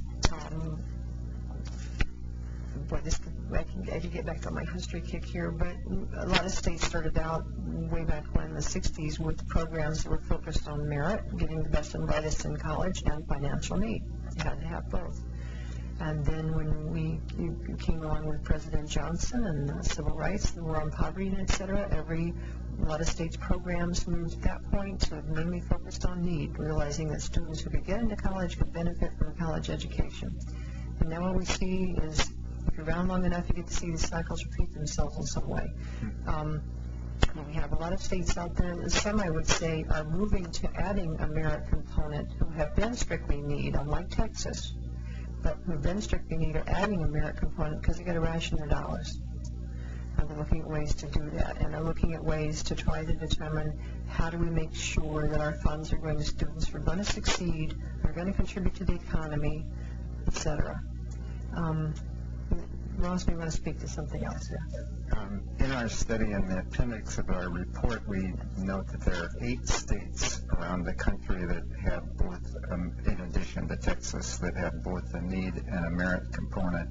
Perhaps the one that has garnered the most attention among policymakers is California's situation, where they have Cal Grant Part A and Cal Grant Part B, and it's basically based on your high school grade point average, and if you had a C average in high school, you qualify for Cal Grant B, and that's a lower award amount. If you had a higher grade point average in high school, a B average, you get Cal Grant A, which is a significantly higher award. So they're basing it on high school grade point average that they've moved into their large need-based program. The state of Delaware adopted an interesting program, and again, Texas is 102 times bigger than Delaware, so I'm not sure I'd recommend it for here, but they have a tiered system where you based again on high school grade point average, and each time your grade point average goes up a half a point, your financial aid award goes up $500 or something like that. Indiana also bases their award on the nature of the high school curriculum. They have something like year minimum, recommended, and distinguished, and their financial aid awards are 80%, 90%, 100% in the Indiana Scholars 21st Century Scholars Program. A lot of the other states that are mentioned are very small programs. South Carolina has a small program, but you've got to be in their merit criteria are the top 75% of your high school graduating class, and an SAT of 1350, just as we recommended here, or an SAT, I'm sorry. Either be in the top 3/4 of your class or score 1350, or have a 2.0 grade point average. That's the 3 criteria in South Carolina. Mississippi uses a 20 ACT and a 2.5 high school grade point average to be eligible for their award. And Louisiana requires a 2.0 grade point average or a 20 on their ACT. So that's kind of what's going on out there. People are beginning to add some small component to assure that students are qualified for college and will be successful in college. It may be a minimal merit requirement, but we're beginning to see it. I think you might consider the Delaware a pilot program for Texas, but it gets detailed, and you want to watch out you don't get too many details. You got a big program, your mail order catalog, so to speak, if we refer to the program sometimes, and you don't. It's not one size fits all, but it might be three or 4 sizes fit all, and you don't have 20 sizes in your mail order catalog. But the Indiana program is interesting because it's based on curriculum, and for example, they provide 100% of tuition or the award for students who achieve one curriculum, and 80% of the award or 80% of tuition for students who do another. And so it's approaches like that we found interesting. It's an incentive type of approach. And we talked about an incentive. We didn't go that specifically to that one, but we like that kind of concept. The Cal Grant one is also that kind of incentive concept. So that's another approach to think about. So you don't totally eliminate people, but you reduce an award and provide a large award to the students. Before you go on, Mr. Wendell had a question. Well, I got a couple of thoughts, really. And I don't know if this is even possible, but I think a key opportunity for us, for the state of Texas, would be to have a rolling study, where when we look at the scope of work, we could even add certain components to that scope of work so that the data could be cut in lots of different ways. We've already been told at this meeting that some of the data does not equate to a valid statistical sample size. So I don't know if that has any bearing on what's the real problem that we want to ultimately solve. When we really look at the whole broad picture here on the horizon, what are we really trying to solve? So that when we look at comprehensive data and other studies and comparative studies from state to state that really kind of align with what we're doing, are we getting the findings that we need? Do we have enough data to make the recommendations that are necessary for us to make sound judgments? And to Elaine's point of view, looking out into the future, so that if we had rolling data where we could go back and go, okay, here are the change agents that have taken place over the last 3 or 4 years, so that we know we're doing the right things and we have the ability to go back to the legislature and say, these are things that we have found, so that we need to really go back and rethink part of the process that we're putting in place on our decision making. I find the information very fascinating. I think you're to be commended on the work that's done. I think what it's basically done for me is to make me want more and have a greater understanding and have more information to make better decisions. I think that's a good point, and basically what this study will be is a catalyst for projecting to the future. And just as with closing the gaps, how each year we've looked at where we are and made adjustments.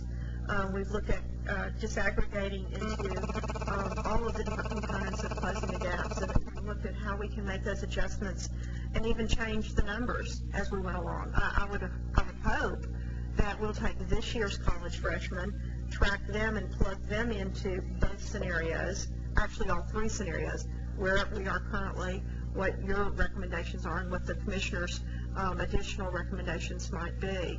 And then we can look and see how those students fare, and for the next year as well. And one of the things I think that we need to look at is, again, who are the students that applied and didn't get in based on current and projected, and who are they and what are they doing? Any other comments before we move on? Okay. 2 quick things. One, I shared with our advisory committee as we were putting our report together a bias that I phrased in terms of hurdles. I'd like to see a low hurdle for people to be eligible for the program, and then have a high hurdle as an incentive for students to do more to change high school behavior. And in our report, we suggested a sort of a low hurdle. Maybe it's too high, maybe it's too low, I don't know. But to be eligible for the program, and then an incentive and we chose to put in an affordable $1,000 grant for books or transportation or supplies over and above the Texas grant for those students who are taking the distinguished curriculum, who are really doing well, and the best and brightest that you want to help the most. So finally, we have some summary observations here. If you want us to go through those real quickly, I know you want to hear from Carol, and I'll do this real fast. Just to review the summary of the data we presented to you, combining the Texas grant and TEG eliminated about 20% of the students. It shifted money to the poorer students, state dollars. The students that are lower income, more likely to have loans, more likely to be minority, and this will also likely shift students' dollars among the institutions. The merit requirements that were contained in our report affect 12% of the Texas grant recipients, and the alternative requirement shifted funds from 26% of the students currently receiving it to those who would not currently be receiving a grant.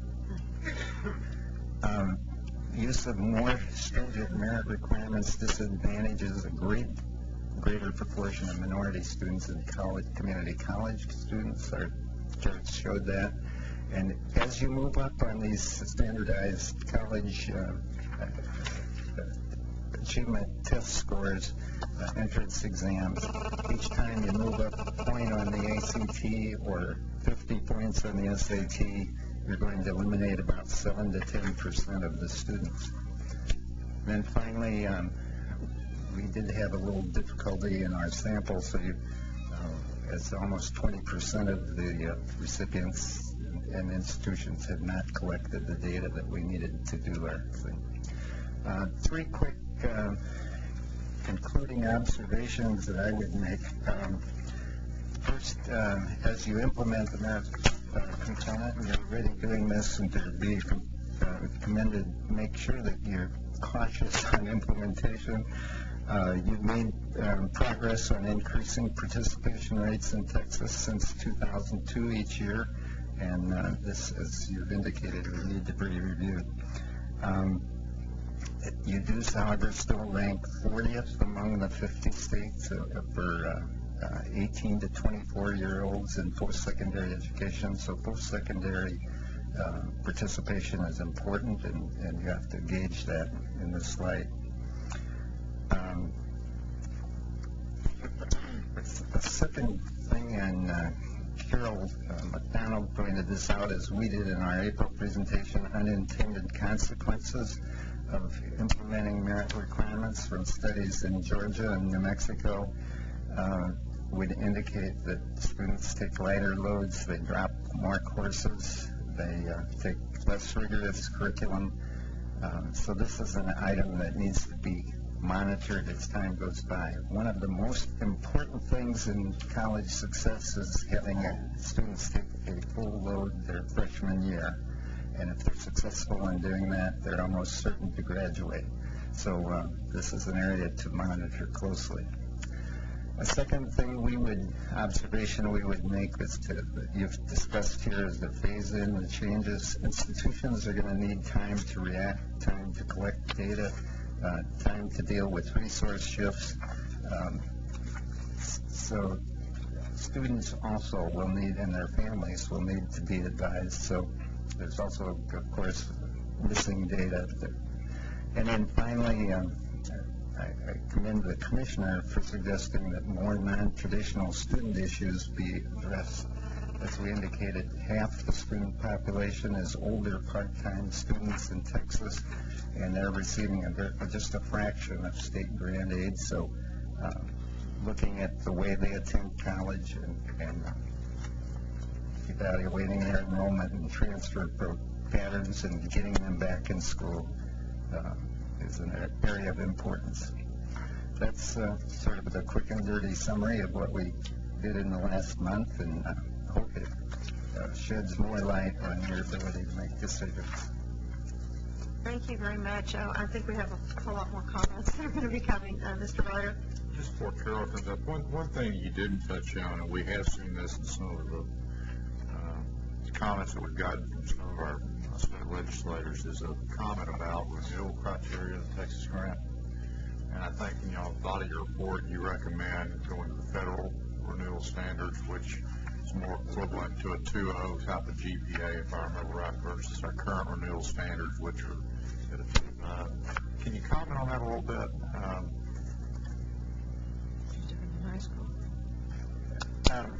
I think we looked at the peer states, and our recommendation was tied to simplifying the whole student financial aid process for families.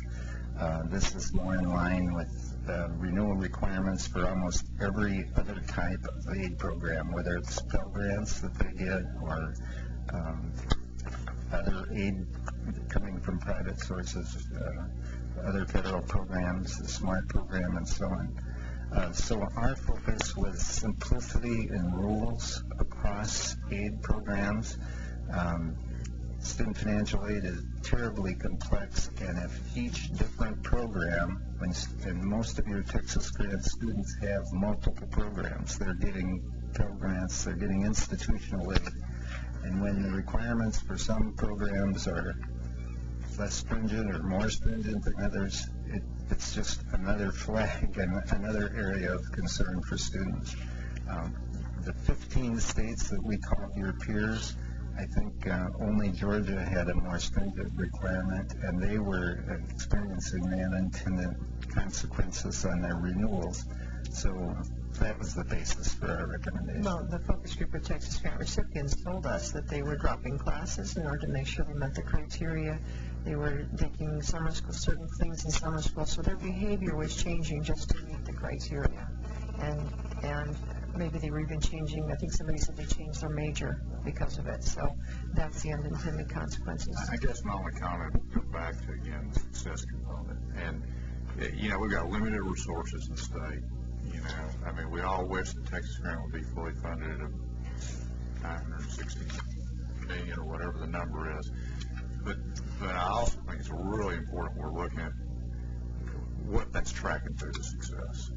And so I just, you know, whatever additional work, which I think I'm here, there's going to be additional work that comes to us committee, is that we not lose sight of that.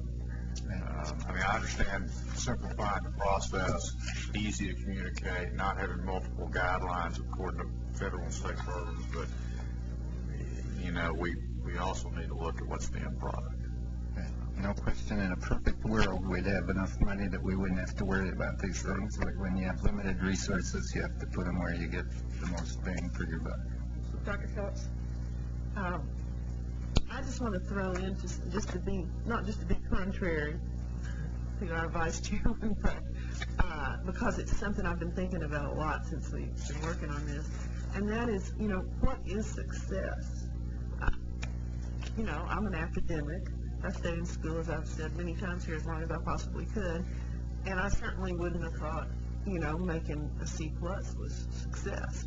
But that's a really old paradigm, you know, and we've got to think in new paradigms. And it could be that, you know, making a C average and graduating from college is tremendous success. And so I hate for us to just assume success is a 3.0. I mean, I don't know that it is anymore. I just don't know. I just throw that out as a question. Good point.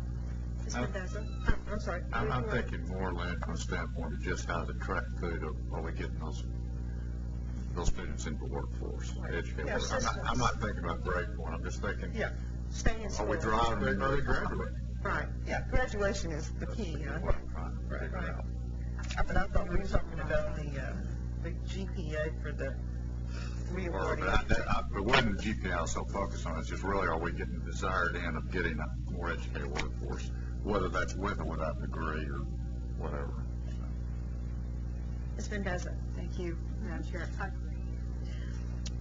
What this really just, you know, crystallizes in, for me is I know my comments were sort of negative on the flip side earlier. However, if we can do our college readiness stuff right, and if we can connect our P through 16 pipeline, then we can truly live behind our mantra of college for all Texans, and that every one of them will be a safe bet in how we focus these dollars, including first generation, those who think college is for somebody else because of the areas that they're surrounded by or whatever the case may be, and that we are sincere when we say that we believe in the potential of every one of our young Texans. I'm afraid right now if we go out with something like this, it's college for all Texans, and then we need that guy who talks really fast at the end of the commercial. Right, you know, it means it's not really all Texans, but if you were fortunate to have access to mentors, fortunate to have access to all the great teachers, to have access to Algebra 1, Algebra 2, trigonometry, calculus, etc., and being in an inspiring environment, you're a safe bet for us. And I want to get to the place, although it'll take time, that we do all this college readiness stuff right and well, so that it is, should our students choose, it is college for all Texans. Every one of them is a safe bet. Well, I don't think any of us could have said that better. But I think that you know, key to this is going to be our P16 efforts, because we can talk to all the universities and colleges in the state of Texas, but unless we're reaching back to our counterparts K-12 and recognizing what it takes to be college ready, I don't think that we're trying to say everyone can go to college except for you, by the way. It's everyone can go to college, and we're going to make sure you get there. And I think at that point, you know, when I say the college readiness stuff, I am talking about the connectivity. But I really like your example. Did you like that? Yeah, I did like that. I worked on it all morning. But that's exactly right. The connectivity of the pipeline and reaching back to the young ones at a very young age. Well, and I think that we've made enough of a point, our commissioner, along with Commissioner Scott,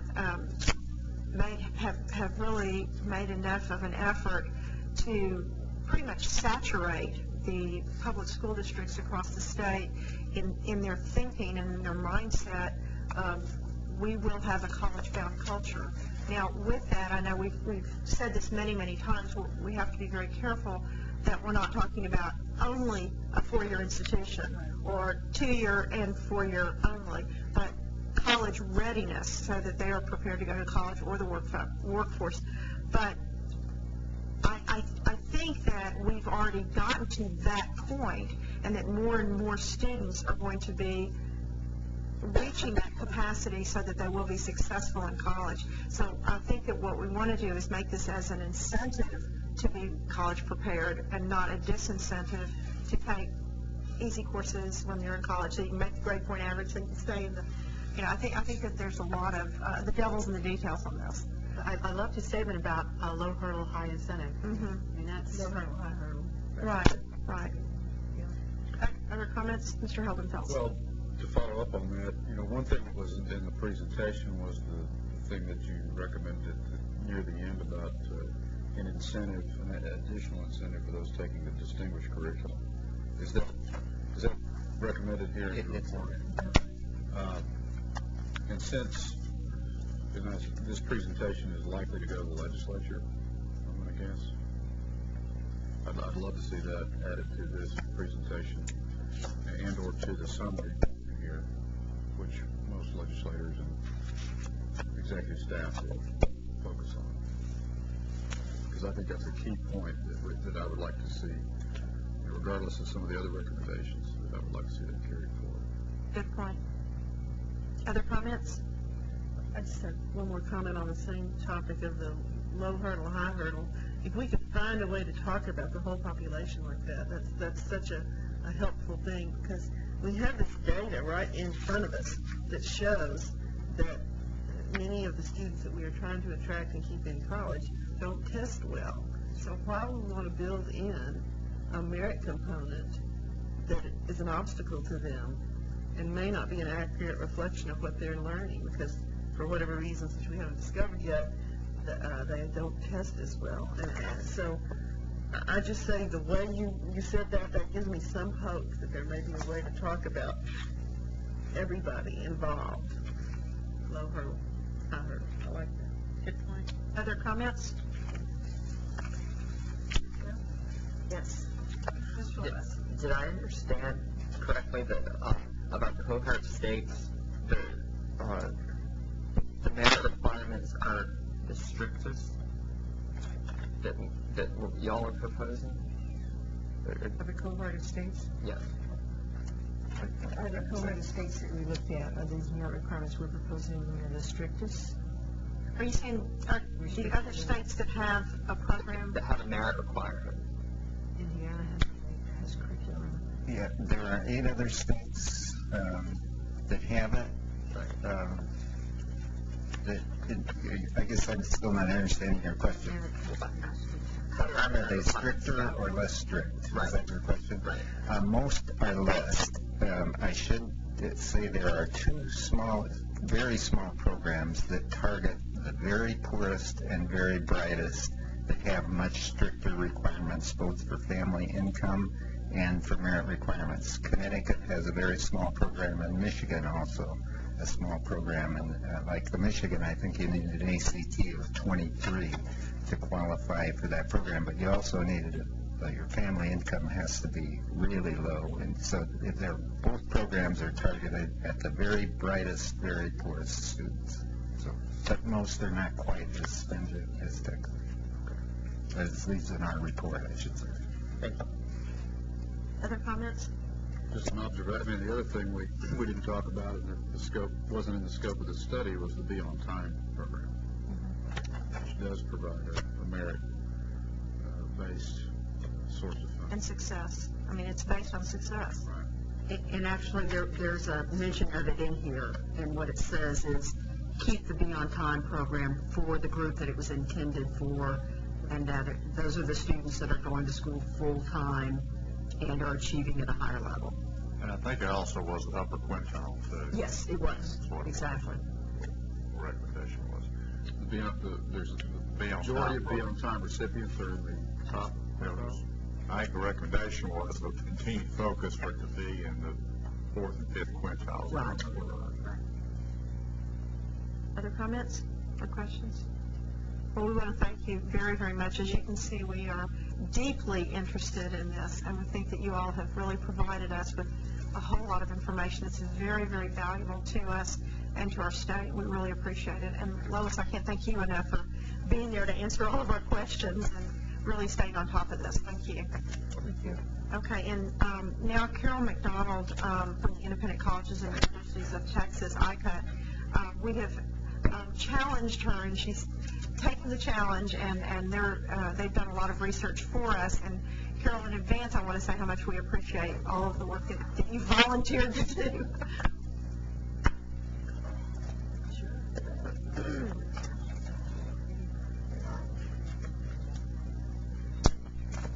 Okay, it's been requested we take about a 5-minute break, so we're I was just about to apologize because we're standing between you and lunch. That's true. The bathroom's more important. Okay, we'll take about a 5-minute break. Good morning.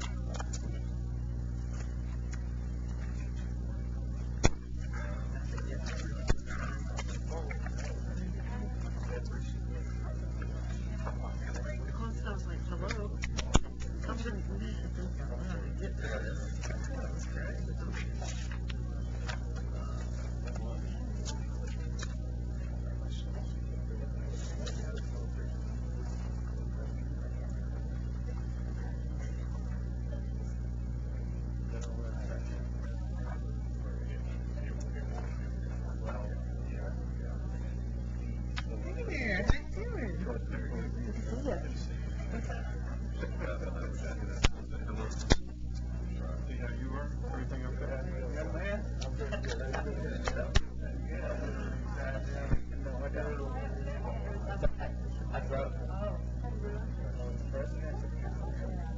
It's a long drive.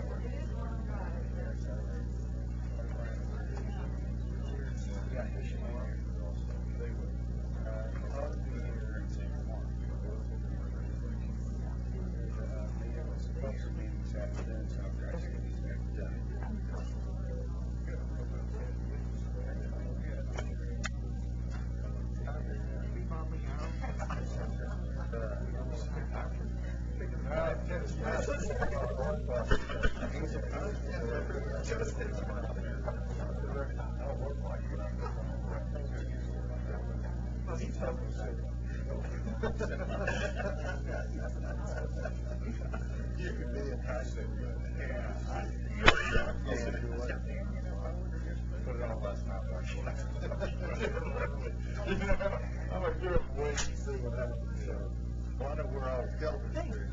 Well, we're in a workshop. We are. I don't know if I tell you. It's like that. You had lunch.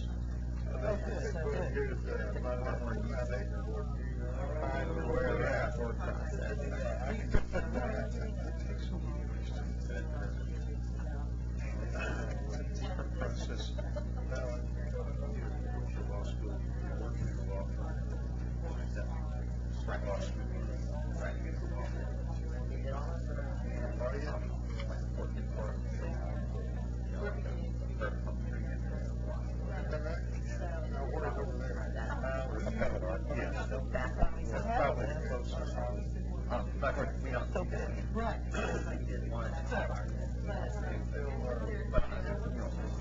Still interim, huh? But yeah, I mean, I'm in campaign next year. Or do you want me to? I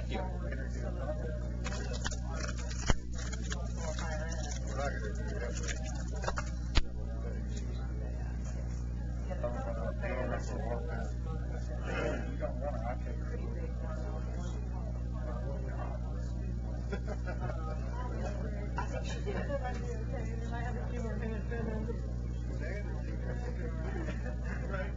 Welcome aboard, Carlos Donato, I'm the Director of Marketing. Everybody safe in Harlingen? You still have family out there? I do. Luckily, they're in Houston. Just not, but It's not fun to have last Sunday. Not it coming up. we had a good time. Time for, last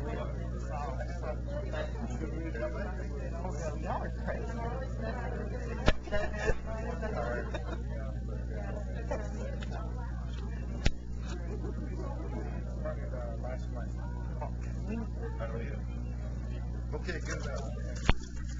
Take care. Okay, we'll look forward to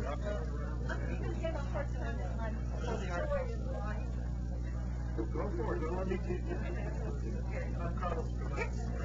How do you do?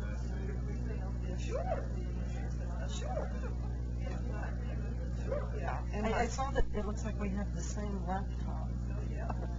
Yeah, well, mine just, I don't know what happened to mine, but this morning it just got offline, and I don't have the internet or my email, so that's a lot of work. No. Oh, I hate that thing, it's just horrible. Don't stay charged. How are maps going? Yeah, try to do all the features. Don't stay charged. Yeah. I wouldn't get one off. I just think I got to what's that?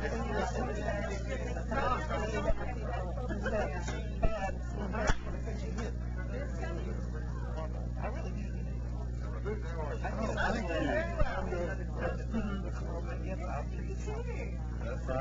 Maybe they won't let you trade me in. I don't know.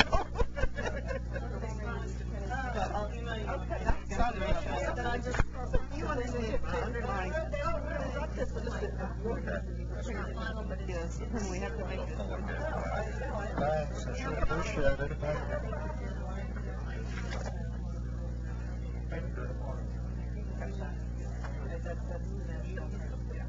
Great.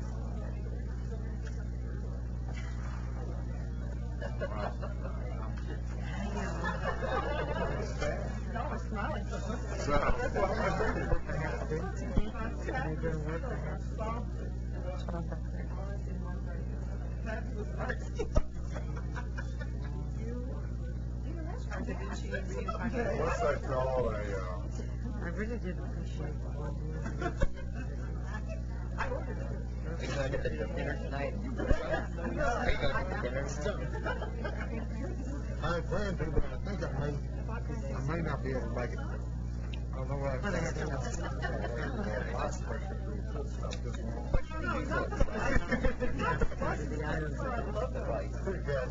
Like jeans and a polo shirt? Or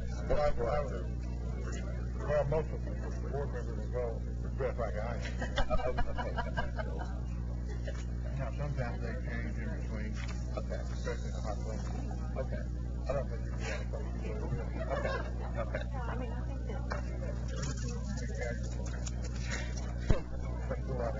Right. That's right. You drive in from Waco. Right.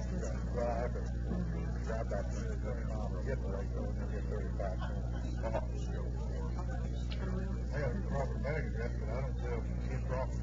All right. Neither does Bush. Okay. Well, I've never been to a grant site. Remind me to ask you this afternoon how you want me to handle this report tomorrow. The one we updated and did all the next steps, all the current. There will be some TDA folks here that can add some clarity to some of this stuff. I understand our webcast is not working. The link isn't working. Oh, is it? Can you check to see if our webcast is working? I like it, but anyway, it's not working. That's right. You want to see it on the you know. The same words you said. At least one of the board I want to make a point though, that's all. I mean, You inspired me with your manure. And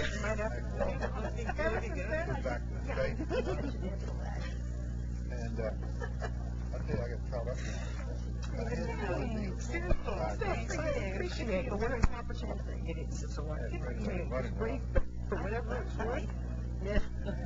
Yeah, You know, I Queen think for a day, it's take it. taken. I know, there used to be a queen for a day. I always think it's good to be I'll tell you. Hey, yeah, no idea. Well, thanks, I'm honored. I'm going to check this thing. Okay, we're ready to move along. Again, we have Carol McDonald with IPAD, and want to go ahead and make the presentation, and we appreciate all the work that you've done. Thank you very much. Thank you. We appreciate your indulgence in being with you today. As a matter of fact, I think we actually volunteered, as I recall, my words were to be the canary in the coal mine for you. So that's what we're here to do today. For the record, I'm Carol McDonald with the Independent Colleges and Universities, and with me is Elizabeth Putoff, who's our Director of Research and Policy Analysis. And we are going to be talking today about the report of the consultants to the coordinating board. Before we go on to that, though, the first thing I want to do is talk just a little bit about the ICODE institutions, just to refresh your memory. When most people think of private colleges and universities, they tend to think Harvard, Princeton, and Yale, rather than the University of Mary Harding Baylor, the University of Dallas, and Houston-Tillotson University. So we want to do a little bit of myth dispelling before we go too much further. The members of ICODE are the 40 nonprofit, tax-exempt, not state-owned institutions of higher education in Texas that are accredited by the Commission on Colleges of the Southern Association of Colleges and Schools. They have an enrollment of 117,000 students, nearly 18,000 of whom are first-time entering students. 39 of those institutions participate in the TEG program, and only 3 institutions that participate in TEG are not members of ICODE. There are nearly 30,000 TEG recipients, 6,200 of whom are first-time entering students, and that's the group that we're focusing on today. ICODE institutions are very diverse, and they're diverse in a number of ways. They are all included in 5 out of 6 of the SACS accreditation levels, for example. And we have a range of institutions' admissions policies, from highly selective to open enrollment. And 11 of the institutions serve predominantly minority populations. So to give you an overview, 4 ICODE institutions offer 4 or more doctoral programs and enroll nearly 39,000 of the sector's 117,000 students, or about 1/3 of all the enrollment. 10 institutions offer 3 or fewer doctoral programs and enroll well over 36,000 students. That's another 31% of the enrollment. 12 institutions enroll just over 30,000 students, and the highest degree that they offer is the master's degree, and they account for 25% of the enrollment. 11 institutions enrolling just over 9,000 students offer only bachelor's degrees, and they account for 7% of the enrollment. While 2 institutions are traditional junior colleges enrolling fewer than 700 students, or less than 1% of the undergraduate enrollment at our institutions. So if you look at this graph that we've given you, the types of ICODE institutions where our students are enrolled, most are enrolled in institutions that offer some graduate level work. And that's an important thing to note here, because TEG, unlike Texas Grant, is also available to graduate students. The thinking being that graduate student education at public universities is subsidized by the appropriations of the legislature, and therefore those graduate students are able to have their subsidy equalized by tuition equalization grants. We also wanted to give you some idea about the selectivity of the institutions, and we began this study with the idea that we intuitively believe that students enrolled at institutions at various levels of admission selectivity, and by that we mean how difficult is it to gain admission to a particular institution. These institutions would be affected differently depending on their selectivity. We also looked for a way to describe admission selectivity to you, and we found the Princeton Review Selectivity Index. Based on that index, we were able to categorize the institutions as highly selective if they had a score of above 90. If their index score was between 80 and 89, they were selective. They were competitive if their score was between 70 and 79, and open enrollment if their score was below 70. Only 4 ICODE institutions did not have a PRSI score, and we placed those in our selectivity categories based on what we knew about their mission and their enrollment. So, 2 institutions enrolling nearly 8,000 students are highly selective. 13 institutions enrolling over 60,000 students have selective admissions policies. 14 institutions with well over 38,000 students are admitted on a competitive basis, and 10 ICOT institutions enrolling about 9,000 students are doing so on an open enrollment basis, much as the same as the Texas State's community colleges do. Again, if you look at this graph, the bulk of the independent sector students are enrolled in institutions with selective or competitive policies and enrollment, while the remainder are about equally divided between the highly selective and the open enrollment institutions.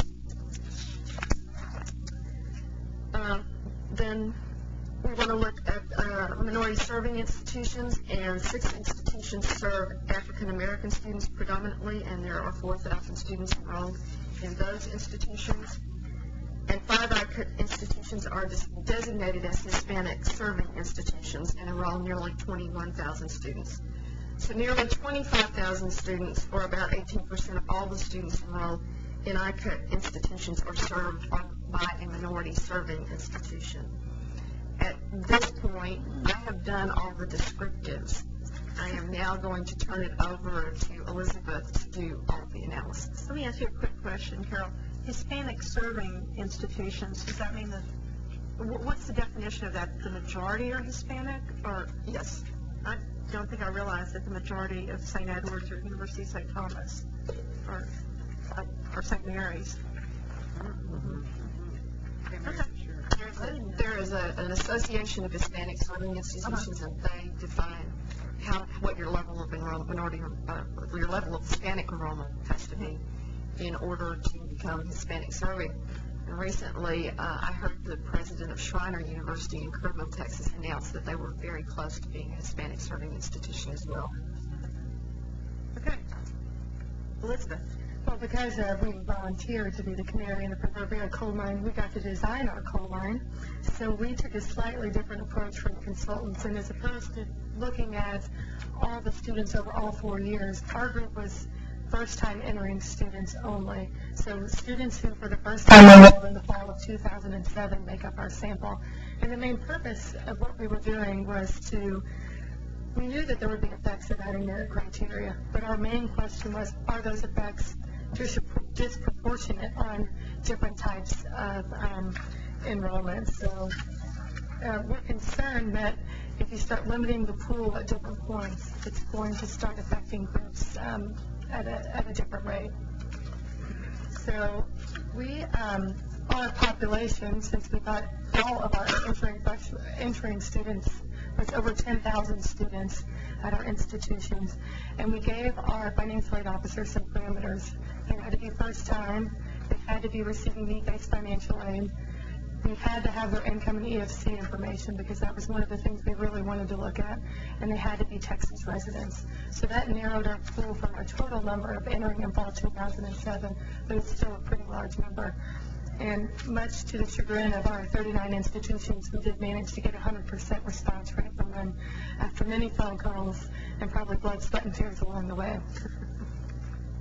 And so we chose 17 variables that they were going to give to us. Unlike the coordinating board, we didn't have access to the base files, so we had to have them create a lot of things for us. So you'll see here that 17 are listed. And on this particular slide, the ones that are bold are used as our categorical variables. So these were the things that we wanted to see if the effects were different on each one of these categories. We ended up deciding just to look at TEG students instead of the whole 10,000. So as Carol said, that was about 6,200 students who received TEGs. In addition to these categorical variables, we also used the minority serving and the selectivity to kind of look at the different effects. And then this is the same list that we used, but these were some of the initial areas that were being considered as merit criteria at the time that we started designing the study. So high school GPA had been thrown out there. This one is particularly difficult because there's not a uniform high school GPA. We requested from our institutions to tell us if they recalculated them to an institutional standard, but we still were unable to determine if any of that would translate across the different institutions. The distinguished curriculum, from our sample, from our total of 10,000, we had about 7,000 report curriculum, and only 10% of those reported a distinguished curriculum. We believe that a lot of this is from, and the difference from what the consultants got is from the fact that many of our students do not attend Texas public high schools. They come from private high schools. Some of them are homeschooled. And even though they don't have the word distinguished attached to their diploma, they may well be taking courses at that same level. We looked at their class rank. We looked at the SAT score, and found that many of them are still reporting out of 1,600. So we got from the consultants the 900 threshold to be able to use those scores. And then a handful of them were using 2,400. We did collect ACT scores, but the number of ACT scores we had in our sample were terribly small, so we ended up not doing a lot of research on that. We also, beyond the initial criteria, we wanted to look at the academic progress criteria. So we had them report the college GPA at the end of the first year, as well as the total number of credit hours. So we could determine, carrying forward, how would some of these things impact our enrollments and impact the number of students that are eligible for grants. We had them report the actual GPA and the actual credit hours in case the merit criteria were to shift. So the consultants have recommended the SAC criteria for Pell, which is the 2.0. Currently we're at 2.5, and many states go as high as 3.0, so we wanted to have some flexibility in in being able to analyze that. And then, of course, as you heard, there are many limitations on this data, and one that we saw was our institutional resources.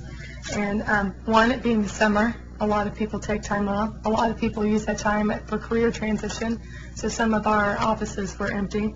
The National Association of Student Financial Aid Administrators met around the same time, and some people just don't have the funding for their staff to do some of these things, so we were up against that. The data availability, as you heard a lot from the consultants, was a very big problem, especially at our open enrollment institutions, because they're not taking GPAs, they're not taking test scores or class ranks. They're essentially, many of them, looking to see if they graduated, and that was about it. And it introduces a strong bias against those type of students when you can't include them into the sample. We had natural disaster. We had a fire at one of our institutions that destroyed all the records of their incoming students, so we don't have any of their high school transcripts. And so just when you think you know what's going to happen, you don't. Data consistency, we tried to stick with the coordinating board definitions as much as possible so we could cut down on this, but we still had a lot of questions that I'm sure affected. And then also the timeline, getting together an advisory board, running drafts, getting out the survey, collecting the data, and analyzing the data in about a month's time really kind of puts a crunch on you. So you had 100% response, but these factors affected what? How quickly they could get it to us, and the completeness of each record. Right. So given all that, factoring that in, what is the average completeness of the data? It really depends on the type of institution. As you get to the larger, more sophisticated institutions, their number of fields they can complete are much higher than as you go down the list. Before you go on, I'd like to correct one piece of information. I'm informed that the federal government defines what a Hispanic serving institution is, and 25% of the total student population must be Hispanic in order to be Hispanic serving.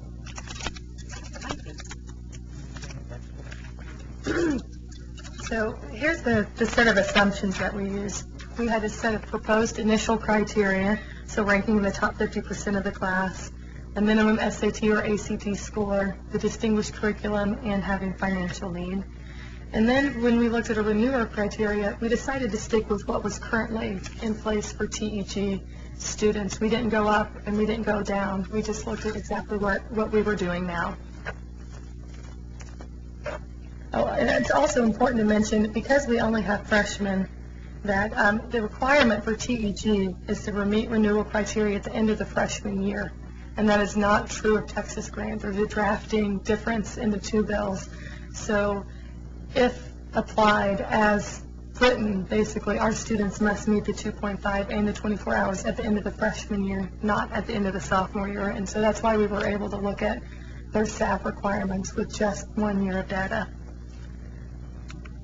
So with the 17 variables and 10,000 data points, we decided to really limit what we were going to look at so we didn't have to change the name of the presentation to Death by Numbers. But we decided to look at these 4 areas. So we looked at ethnicity, we looked at the income quintiles, selectivity, and then minority serving institutions. And so we'll start with ethnicity. And as we all know, one of the goals of Closing the Gaps is to increase enrollment in higher education, and specifically minority enrollment because of the changing demographics of the state. And as Mr. Wingo said, we're a majority-minority state, and we really need to be looking at ethnicity. And so for simplicity in the presentation, all these graphs are structured in the same way. So I'll go through it carefully the first time, and then we might go a little faster so everybody can get to lunch.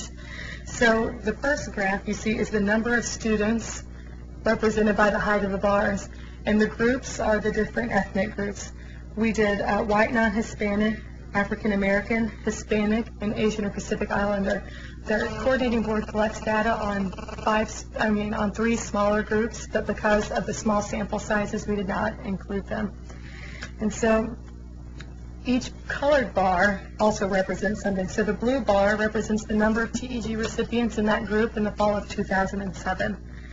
The red bar, or the purplish bar, represents if these merit criteria had been in place, how many of those students still would have received a TEG in the fall of 2007.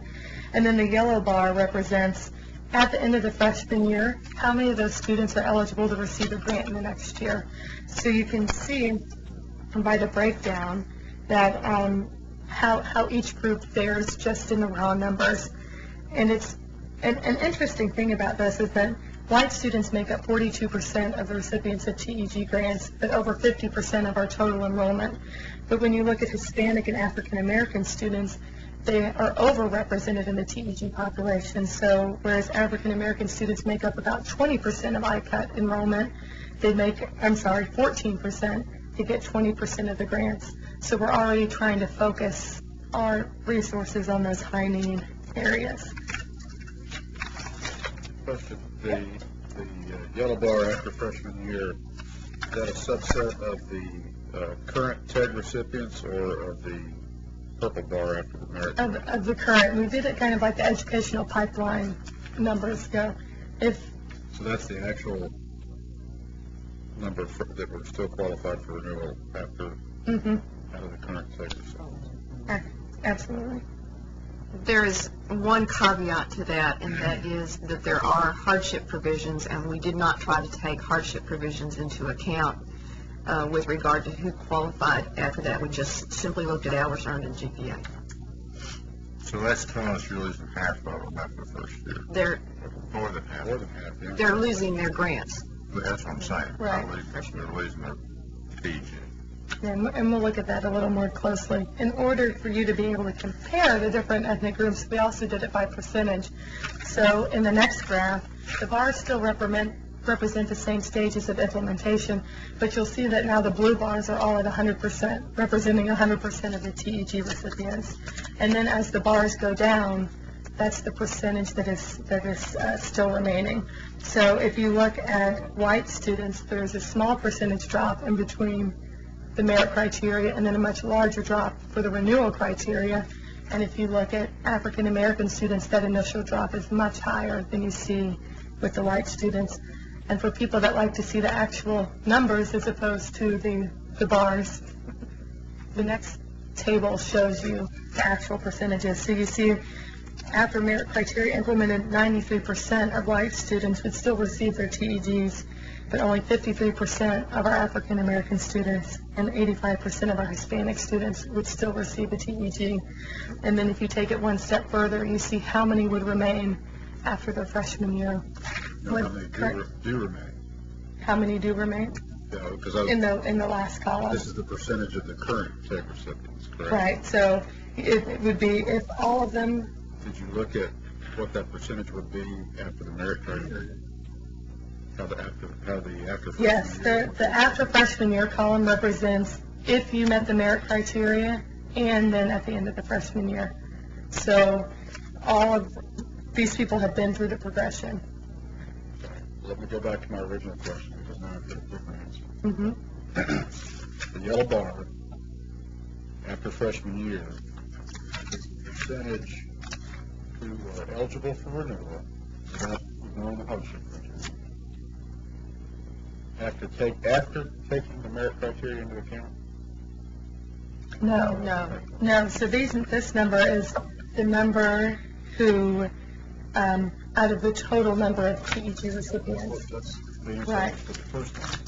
So that's I what the apologize. percentage. Yes, they are. We have run them as a percent of the merit criteria students also, and they are more severe than these. So even after the merit criteria are applied, see, I would have expected the percentages to go Go up. up, I exactly. think that's the whole point that the commissioner was driving for. Right, yeah. You're saying, I can, We have more data We- than we yes. could make slides for. yes, But anything that you ask us to produce, we will produce. yes. this is a key. Or you could say that increasing merit is not having an effect on success. If these after freshman year percentages drop down even further, if you're looking at, take Hispanic, it's less than 85% would qualify after merit criteria. So, what is that percentage? What is the percentage of that 85% compared to the 30% of the 100% that are qualifying for? We can get you those That's what we numbers. need to know. Absolutely. That's a great point. But you're saying it's more severe. It actually is very dependent on the group. So when we ran it both ways, you might see better results in one group than another. But I can show you the numbers so you can see them for yourself. You can absolutely run them. One of the big things to remember throughout all of it is the data limitations and the timeline and the reporting errors. So even though we're showing these basic trends, if you ask for the numbers again and ran them again, you might get slightly different answers.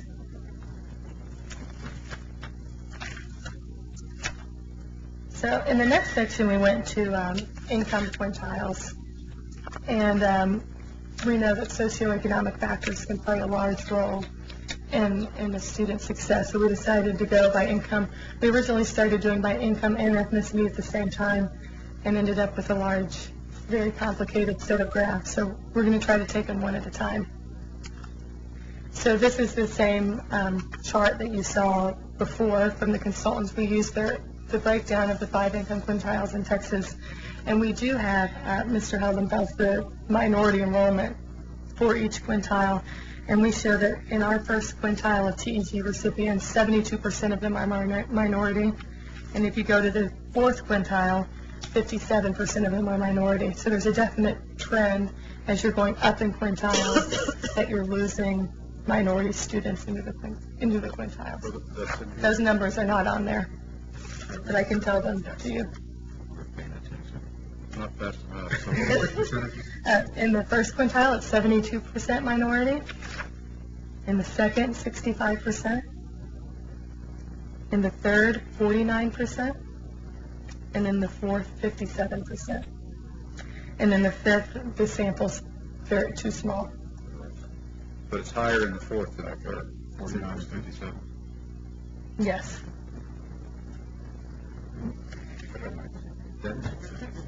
Well, maybe there's a subset.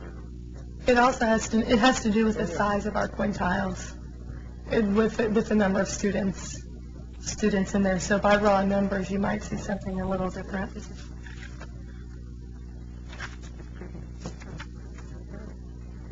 Any other comments before she moves on? Okay, go ahead, Elizabeth.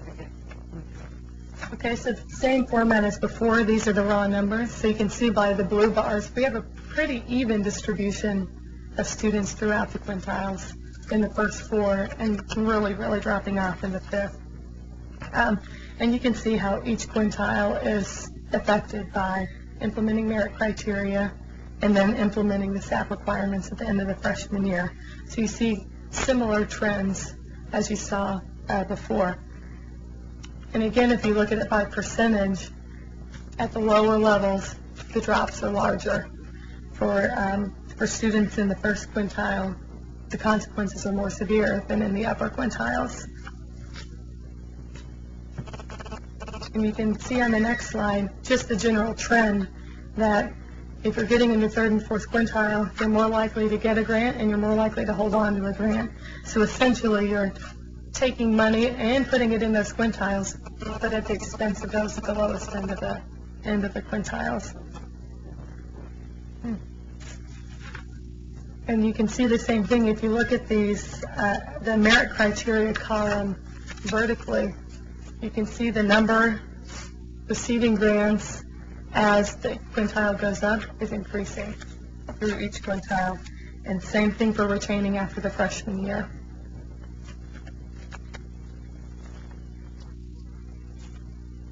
One thing we didn't think about at first was looking at this by institutional selectivity, and as Carol said, we use the Princeton Review Selectivity Index. It's a very controversial index, and some people don't like it, but what it is consistent, and the factors they use for all of their institutions. So for our purposes, it worked very well in order to categorize things. And before she goes on, no one within our association has seen this presentation yet. I think when they look at how they were categorized on the selectivity index, there'll be some ready to scalp us. Better you than us. We're glad to volunteer. So we wanted to do some things to kind of describe the institutions, and the list of the institutions are at the beginning of your presentation. So we looked at the average AGI for each type of institution, the average EFC, and the average TEG. So you can see from the most selective institutions, their AGI and EFCs are higher, and as you go down, both of them get lower. The TEG remains almost constant, within a few $100s. And a lot of this is due to cost of attendance. The highly selective institutions are likely more expensive than the open enrollment institutions. And so if you probably compared, which I have not done, but I will do, the cost of attendance in each of the four categories to the average grant, I think you would find you get a better ratio at the bottom end than at the top end for how much of these students' expenses are being covered.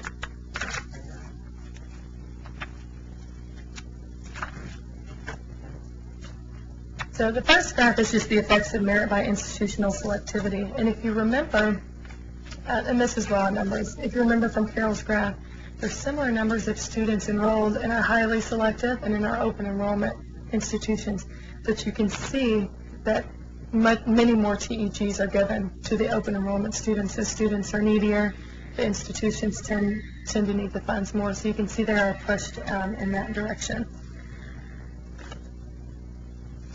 So again, by percentages, you see that students in open enrollment institutions are not faring as well as those in highly selective institutions. And in fact, if you look at it by the numbers, at highly selective institutions, TEG recipients 100% of the time will still receive a TEG when the merit criteria are implemented. That cannot be said as you go down the list. So selective institutions do fairly well, competitive a little less, and our open enrollment students even less. And again, a lot of these students are not taking the SAT.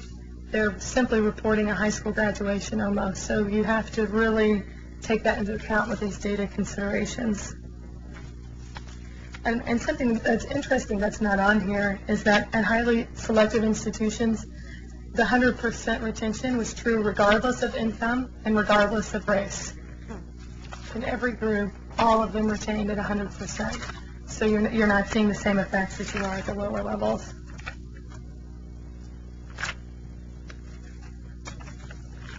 So then we went on to our minority serving institutions, and as Carol said, we had 6 institutions that serve primarily African Americans. 5 of those are officially historically black colleges and universities, and then we have an additional. And so we did the same kind of comparison, which turned out very interesting. The average AGI, the EFC, and the average TEG for each of these different types of institutions. So Hispanic serving institutions tend to be right in line with our institutions on a whole. But African American serving institutions tend to have lower income students and receive about the same amount of TEG. It's interesting to note that all of the African American serving institutions are open enrollment, but the Hispanic serving institutions are primarily concentrated in the competitive level of selectivity. So you can see the similar differences carrying through income on this one. And again, the results are similar. You start seeing the same patterns over and over between ethnicity and income. You see the large drop-off for African Americans with the initial criteria, and then an even larger drop-off with the renewals after the freshman year. And again, the Hispanic serving institutions and the all institutions look fairly similar. And then the raw numbers. And so because it's a preliminary study, we only have preliminary conclusions to remain safe. What appears to be happening in ethnicity especially is that African American students are being hit very hard by the initial merit criteria, and the renewal criteria, which we currently have, is hitting all of the ethnic groups at about the same rate. So you're looking at 2 different places where you're knocking people out of the process. For the incomes, both the initial and the renewal merit requirements are pushing the money up into the quintiles, which is part of the goal, it seems, to help middle-class students. But the question is still, is that at the expense of the students at the lower end? And as we just talked about, students at the upper income quintiles are more likely to qualify and more likely to retain their grants than those at the bottom. As far as selectivity goes, the effect is uniform at highly selective institutions, which we did not see at other ones. You'll see the next point, that students at open enrollment institutions are less likely to qualify for and retain grants. And within that group, those at the lowest quintiles are more negatively affected than those at the upper quintiles. So you don't see the same uniform effect across the board. And for those in the middle, at the selective and competitive institutions, they're less negatively affected than those at open enrollment, but more negatively affected than those at highly selective, which is also something that you would expect to see based on the available data. For minority serving institutions, these are students with lower incomes who are receiving aid, but are also more likely to not get the aid once the merit criteria are implemented. On the last point, a phrase got left off of on the third bullet. So students at Hispanic institutions are heavily affected by renewal criteria as compared to initial. Oh, actually, I changed it. It's wrong in your handout.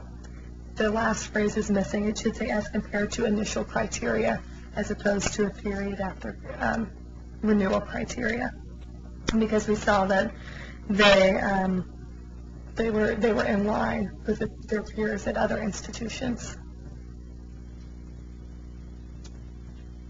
And in general, our main recommendation would be, or our main idea behind this, is that there are so many factors at play. There's so many factors with the data.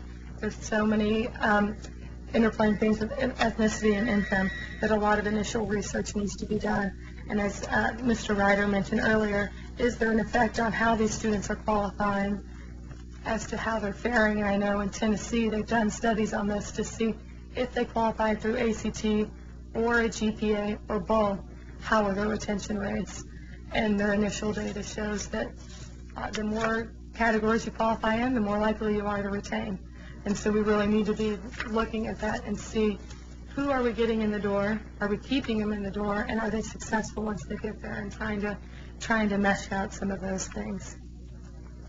And for us, one of the big things is that a lot of talk centers around the different sectors. You have the public institutions, you have the community colleges and the private institutions. But within each of our sectors, there's a huge amount of diversity as far as the types of students we're serving, mission statements, and sizes, and I mean everything. So a one-size-fits-all just by type of institution is something that everybody should talk about. And one last thing to consider is what is driving the movement towards merit component. In some states, which they will admit, it's a budgetary decision to add merit components. For some, it's an access issue. For some of them, it's a success issue. So when you're considering all the different parts of this, it's important to think of what the end goal is. Well, the theory, I'm comparing the question I asked on the chart on 14 to the chart on page 22. The theory of the merit component was that it would not just distribute the money across a broader number of quintiles, but that it would also increase the success rate. And we asked on the financial aid analysis, what would that percentage eligible for renewal after the criteria be? But you did do that percentage for these other categories. And I know it's a smaller sample from the minority serving institutions, but it's interesting to me that the African American results go in the opposite direction from the Hispanic results by substantial amounts. The African American renewal percentage based on TEG recipients is 13%. After applying the criteria to African American serving institutions, it drops to 3%. The equivalent percentages for Hispanics, Hispanic TEG recipients are 30% versus Hispanic serving institutions at 57%. And part of that has to do with the distribution of those types of students across institutions.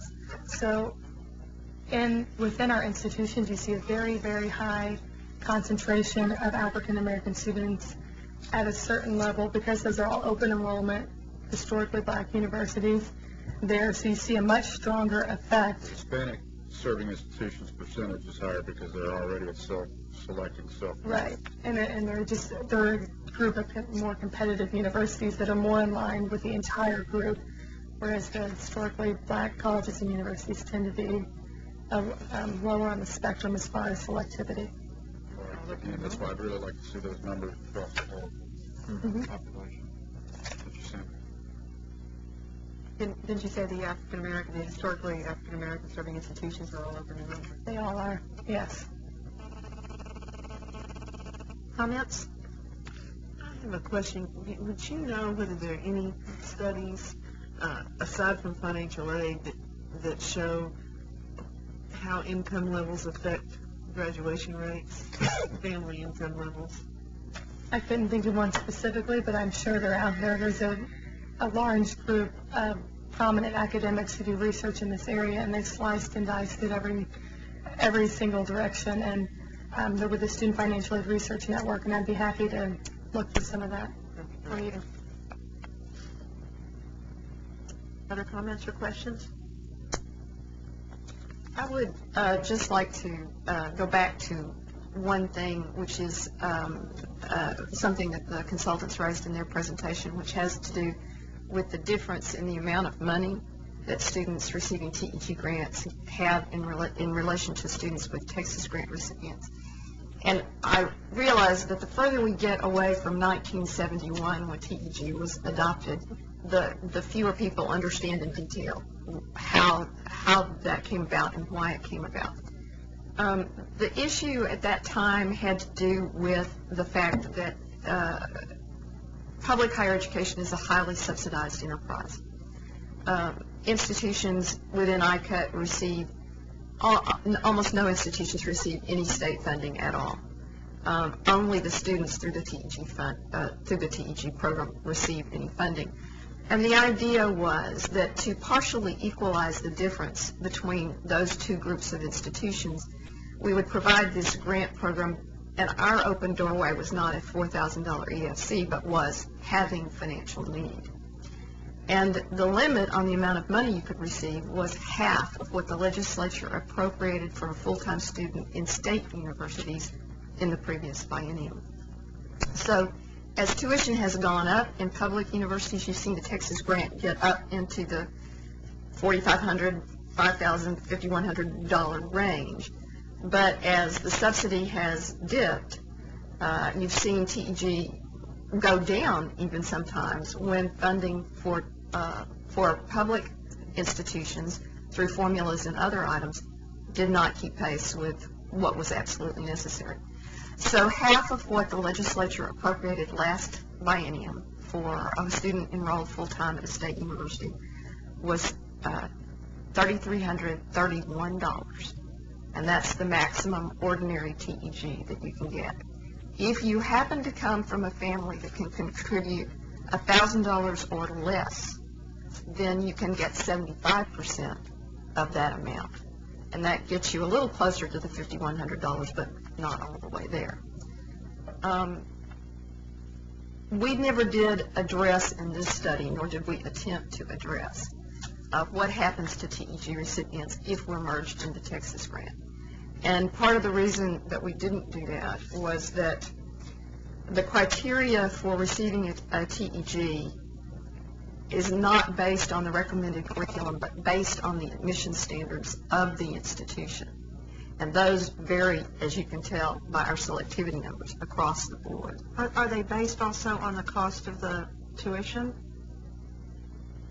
Oh, the grants? Uh-huh. Well, our tuition is so far above the grant level that it's almost irrelevant. Even at the open enrollment and the less, what did you call them, selectivity, even at the schools of less selectivity, the tuition is still substantially higher? Yes, it is. At one point, when we were still participating in the Texas Grant Program, we had the ability to stack. That is, give a student a Texas Grant if they had all of the characteristics of a Texas Grant student, and give them TEG on top of that. And at that point, at the open enrollment institutions, we were coming pretty close to meeting their tuition charges when we could give those students both grants. We don't have that ability anymore. And so, again, it is a lower amount. But the thinking behind it has to do with not what you're paying, not what your tuition charges are in a public institution, but what's the set subsidy and to what extent is that subsidy equalized for students in the independent sector. Now, the legislature has always found that the fact that they were spending less to educate a student in the independent sector than to have them enroll in state universities was very appealing. And that in all of this discussion has not been taken into consideration because the legislature is getting a pretty good deal on this. If you look at the average TEG grant overall, it's about 42% of what the state is spending to educate a student in a state university. And they may not be prepared to give that up. And we're not even sure we want to ask them to, but we haven't made that decision. I want to make sure that we have had an opportunity for everybody to ask questions or dialogue with one another before we move on. Any other comments or questions? I want to thank you all very, very much. I highly recommend that in the future when the coordinating board wants to do any research that we ask Elizabeth and Carol, because they do it at 100% free and within a limited time frame. So we couldn't ask for any more than that. Thank you very, very much. This has been extremely valuable to us. Okay. Any other questions or comments? I want to remind all of us that the recommendation is the consideration of recommending to the full board approval to transmit the feasibility study for restructuring state student financial aid programs in Texas to the Governor and Legislative Budget Board as required by the 80th Texas Legislature and House Bill 1, General Appropriations Act, Rider 49. I want to make sure that we all are on the same page with the recommendation, that we're not endorsing, that we are merely supporting the recommendation going to transmit this study to the LVB and to the governor and the legislature. Is everybody on the same page with that? In addition, I think that it would be really helpful that moving forward, that they have the information provided to them that we have, and more so.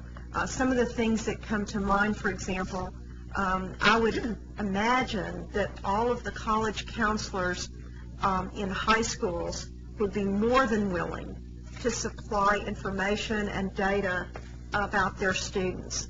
We've made a big effort across the state to make sure that many, many more high schools than used to be, that those high schools have actual college coordinators, whether it's a Go Center that has been supported by this agency, or whether it's their own. I know that in some school districts they use the high school allotment to pay for a college counselor or college advisor in their high school. So I would hope that they would gather information from them. They're on the ground seeing who these students are and their needs. In addition, it would be nice if there was a way that we could encourage the legislature to look at any potential budget surplus specifically, for these issues, and as far as closing the gaps, as far as encouraging more students to have the college accessible to them. Another question I was going to ask is, are we going to be able to put these reports on our website? I'm not sure. Yes, Lois is shaking her head yes. iCuts as well? Okay. Because I think that's real helpful if they can continue to provide input to us, those that are looking at this throughout the state. Other comments? Mr. Wingo. Point of clarification, I just want to make sure that based on what our discussion was regarding item 4 on here, passing this information on, that there's clarity in how the information is passed on, that this, as far as I'm concerned, we're not making a recommendation. All we're doing is passing on information. That's because correct. There's lots of things in this document that I would not recommend for the legislature. I want to make sure that there's no misunderstanding of the document that's being passed on and our position on that document. Along those lines, if I may, Bob, piggyback to what you're saying, the report includes the suggested next steps. And it says very clearly that we begin a timely and orderly implementation of the Comprehensive Financial Aid Program recommendations contained in this report. And how do we make sure that's not what we're saying? Well, why don't I suggest this? Well, that's true. That's a good point. A cover letter, but also perhaps we'd want to clarify the motion to adopt the recommendation. If you want to put different language in that, so that it's very clear, or maybe counsel's assistance on that. Sure. Who are these next steps being suggested to us for the legislature? Well, from what I understand, this report is being transmitted. This is being transmitted. We're just the messenger, so we shouldn't be shot. What I had anticipated was a cover letter incorporating verbatim the motion that would be made that Ms. Bricker read, and simply a transmittal of the report to the governor and the LVB. But if somebody did not have the cover letter and received this report, and we, as a coordinating board, transmitted this report, I don't know how you differentiate what we're saying we're doing with what's written in the body of the report. The concern I would have, if that's the concern, then perhaps an addendum to the report, attached to the report, would be the way to address that concern. Because a cover letter, as you know, can be easily... That's, I think, the concern. You bind it in here. Yeah, if it's rebound and sent to them with the cover letter as a part of the report. That would be one way. It's actually in the report itself. So that, and also I would like to suggest that we have the iCut report as well sent to them. So I think that what I'm hearing is that we would be more comfortable if there is something that's included in the report and that it expresses our intent clearly that we are not endorsing, that we have been charged with providing this information and getting this research, that perhaps we talk about our overarching goals and closing the gaps, and that this report clearly identifies both positive and negative repercussions, or y'all can clean that up, but It's all in here if they read the. right, if they read it. But I think in the cover letter, we need to be like an executive report, you know, an executive summary that clearly indicates concerns that we have, that certain segments of our population, whether, as we've identified, whether it's minority students, first-generation students, poor students, students with more need, how it might have negative consequences for these students. I don't know how much we should put in there, but if there's some sort of executive summary that clearly states that and says that we also recommend that, as in the report, that there be further study and further outreach to define who these populations are, and the people that I think most know that information would be the high school counselors throughout the state, as working in tandem with our college coordinators at our colleges. Mr. Ryder? I think you picked up what I was saying. I think, Bill, we need to say in here that we, in transmitting the document, the board recognizes and recommends that further study be made to determine impact to all the different constituents that would be impacted by this. And I think that needs to be really clear. And I think that what I've heard on the table is that's unanimous around the table. And I think that's the key thing to really point out. The other thing is that, Madam Chairman, is I think also really what do we do with this report in your committee going forward, because a lot of this ties back into some of the legislative recommendations that we've been discussing. And that is not just more financial aid, but what do we think that financial aid should look like? And we have not come to any firm conclusions on that, but a lot of these ideas have been involved in those discussions, whether it be need plus merit aid, 2+2, a lot of those ideas. So I think, I would encourage, this committee to take it further to see how do we incorporate that into those legislative priorities that we're trying to finalize by our October board meeting. Good point. Echoing that, I know this is crazy. Is there time to make changes to this report? We have till August 1. I know we need a vote on it tomorrow. And you can vote on it with changes. I guess because if we can memorialize what you said in suggested next steps, then and take the responsibility of doing what Bob suggests, and that's an ongoing study, or to keep this thing dynamic and alive, that we just don't shelve it. Perhaps that could be part of this body instead of implementation of the recommendations. I think the question is, are these next steps our next steps, or are these the recommended next steps of the consultants that were engaged to do this study at the request of the legislature? So I agree with what you're saying. The question is, whose body of work is this? Is this our body of work, or is this the body of work of HCRA? Okay. So that's the only, I think it's great, but then I think we're almost then getting confused. I'm confused as to, is this our body of work or their body of work? Right. Their own presentation today, their summary of findings and concluding observations, really incorporate a lot of the concerns we've expressed.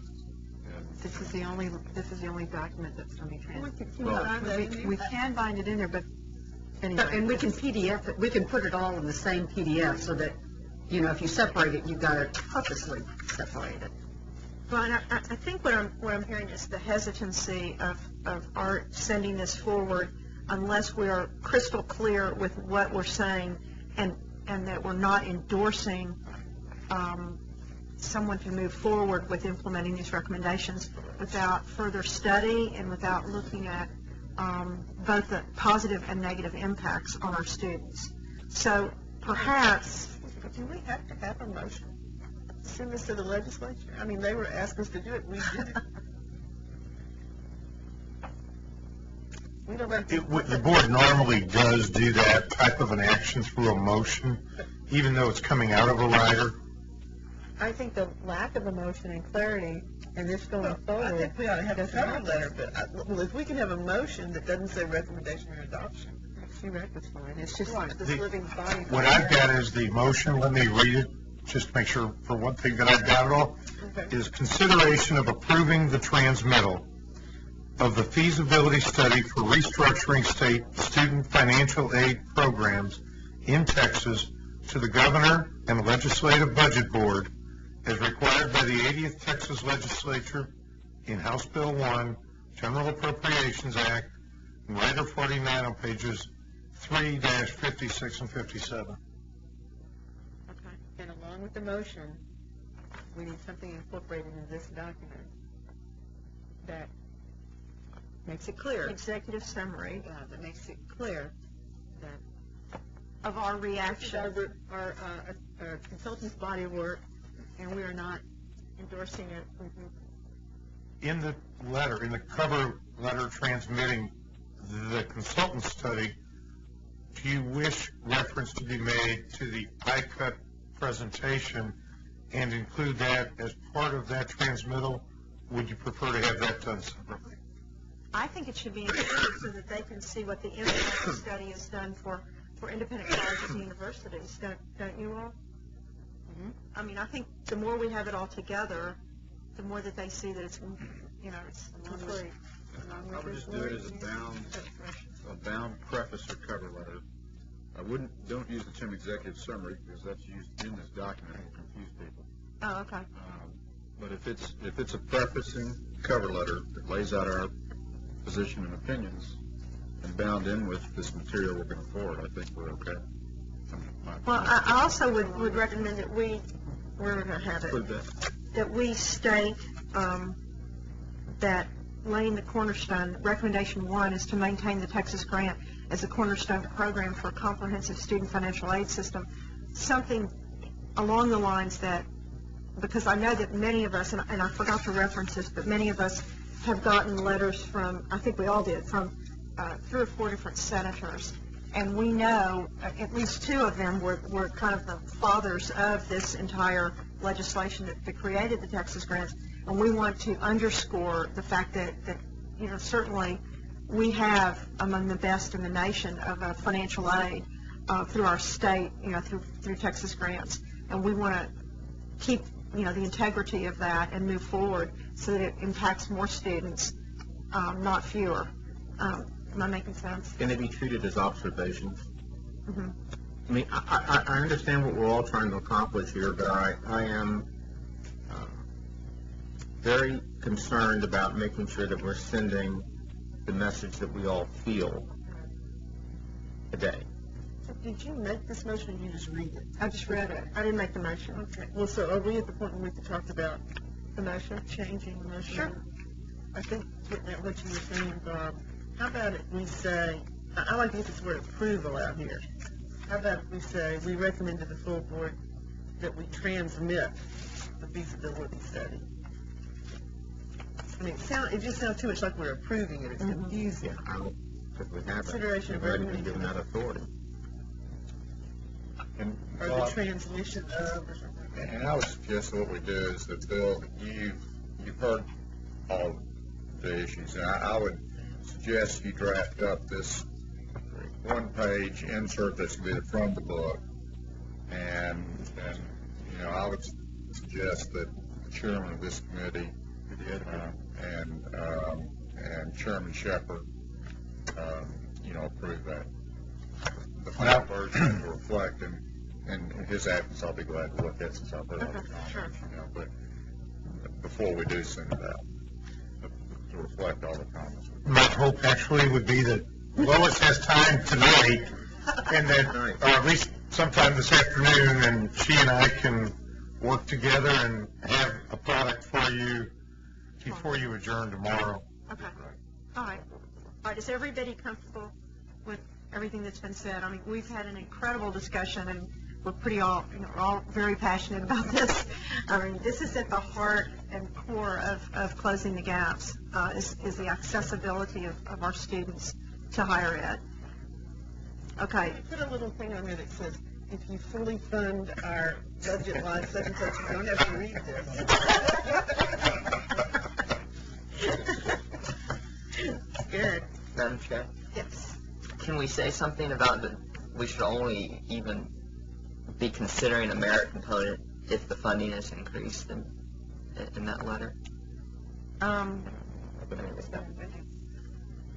don't know. What is the wish of the board? We're just transmitting a document. Why would we be making recommendations? Okay.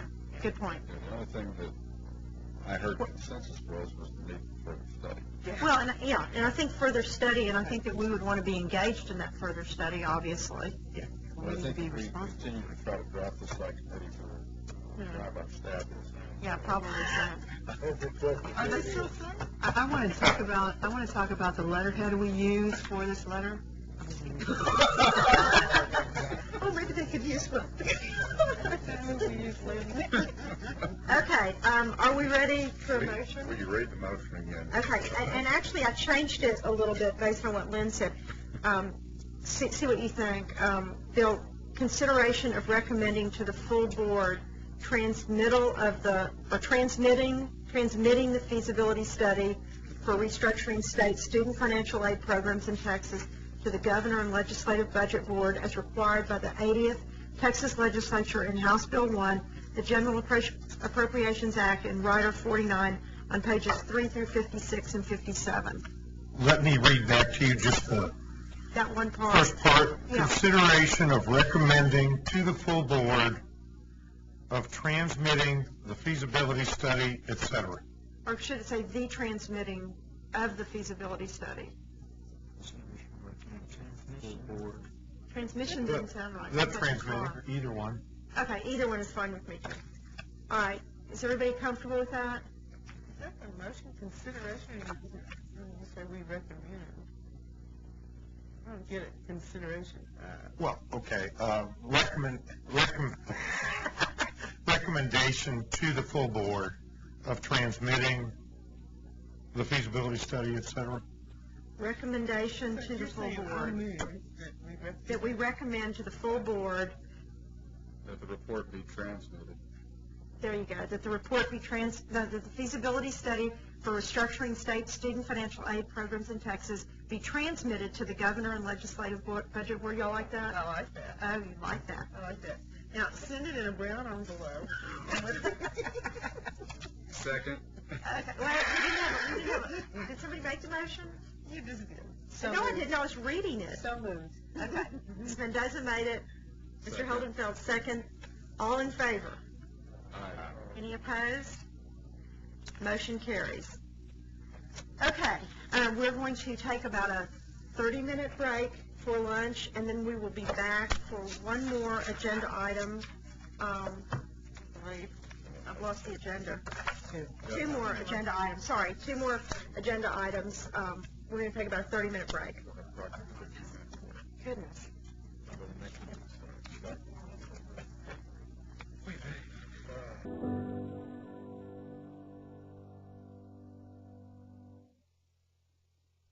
And agenda item 5 is an update on the College for All Texans specialty license plate, ordering information, and scholarship matching and distribution plan using sales revenue. And Carlos Famat, Director of Marketing, and Laura Weber, Senior Director of External Relations, will discuss this item. Carlos and Laura. Thank you, Madam Chairman. Good afternoon, everybody. Good afternoon. I come to present you with a new tool for our toolkit. We now have an official license plate, College for All Texans license plate. It is now available as of June the 12th for ordering by any Texas driver. Anyone who has a registered automobile in the state of Texas may order by going to the www.collegeforalltexans.com license website in ordering directly. And we wanted to update you on what we're doing to let people know about it, and what we're doing in our in-house marketing efforts to promote the plate. We have sent letters to about the license plate to education association leaders around the state from mailing lists that we have. The letters explaining exactly what this program is all about, how this is part of our effort to promote a college-going culture in the state of Texas, and how this plays a role in closing the gaps, in asking them to let their members know about the possibility that for $30 they can help some student in the state of Texas receive or be able to match scholarship funds that are being given by other organizations. Letters will be mailed to others also. We have higher education mailing lists that we'll also try to do that with.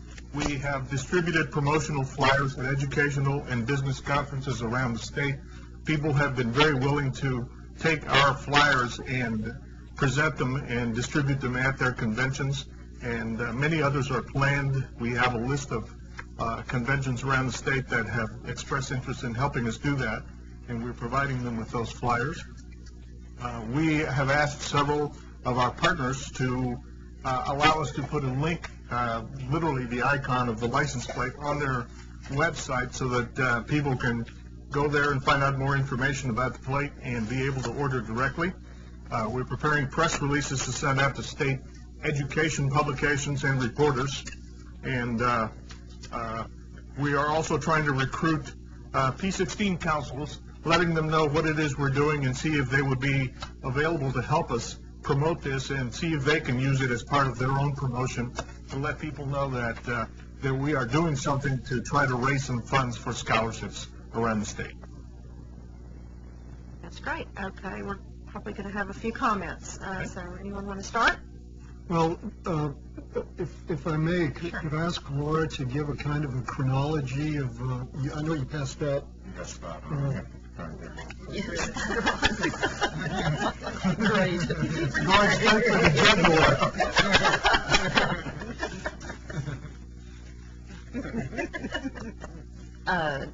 The chronology we passed out simply because this plate has been in the works for almost 4 years now. We have sought legislative authority to have a plate issued. They granted that. We tried to get the appropriation writer to use the funds that would be generated from the sales that same session, but that didn't make it into the Appropriations Act, so we went back and got that the next session. So in the meantime, we simply just let the project kind of ride until we could get to that point, and then developed in-house the design of the plate after that, once we had that authority to expend funds on the plate. So it's been in the past year, really, that we've kind of been taking some more steps forward on that. And, of course, I think it was in January when the committee, the operations committee, decided not to go forward with an RFP for a consultant. We simply went to a very low-level in-house kind of effort, and that's where we are now. So we're doing things that we can with associations that we know, using the connections that we have, kind of a network marketing approach. The commissioner, they've contacted us sometimes. I know Tachi contacted the commissioner and said, we'd like to help with this, and so they put something in out to their membership about this. So that's it's kind of getting a little grassroots support now. So that's been a nice development in the history of the plate. So we're pretty excited about it. I like the design, and when I see the cars out front, it's nice to see that out there and carrying our message. Well, remind just the board, I asked commissioners yesterday. The commissioner had said a total of maybe $3,500 been expended. Of course, there's been some allocation of staff time to it, but there's not been any of the whole thought of that large marketing sum has not, that was going to come out originally out of some excess outreach proceeds, we were a little bit concerned without a more defined plan and end result, and that's what was held up. So, Sure. Yes, I think that a lot of confusion about the plate has occurred because at the January meeting, I was called to the Capitol. I was going to make the presentation, and I asked a colleague to do it in my place, and because things were so hurried, there was a misrepresentation of what I wanted to present to the board. I had no intention of presenting an RFP to the board. What I was going to say to the board was that I thought that there was a strong likelihood that we would receive $250,000 in funding. I had agreement from the Time Warner corporate office in New York. The vice president for the foundation at Time Warner is a woman named Lisa Quiroz, who's a very good friend of mine, and she had told me that they would make us a grant to do the marketing campaign. In fact, she even told me that they would get an image of the license plate and they would put it on all their Time Warner cable trucks that go around all over the country installing cable. Those of you that follow the stock market will recall that the Time Warner stock went south very quickly, and the foundation cut back its giving drastically. And Lisa has told me that she regretted that she couldn't fund the project, and that she would contact me when their financial situation improved. But there was never any intention on my part to present an RFP, and I knew that it wasn't in good shape, and the confusion wouldn't have occurred if I'd been here to explain actually what I had in mind.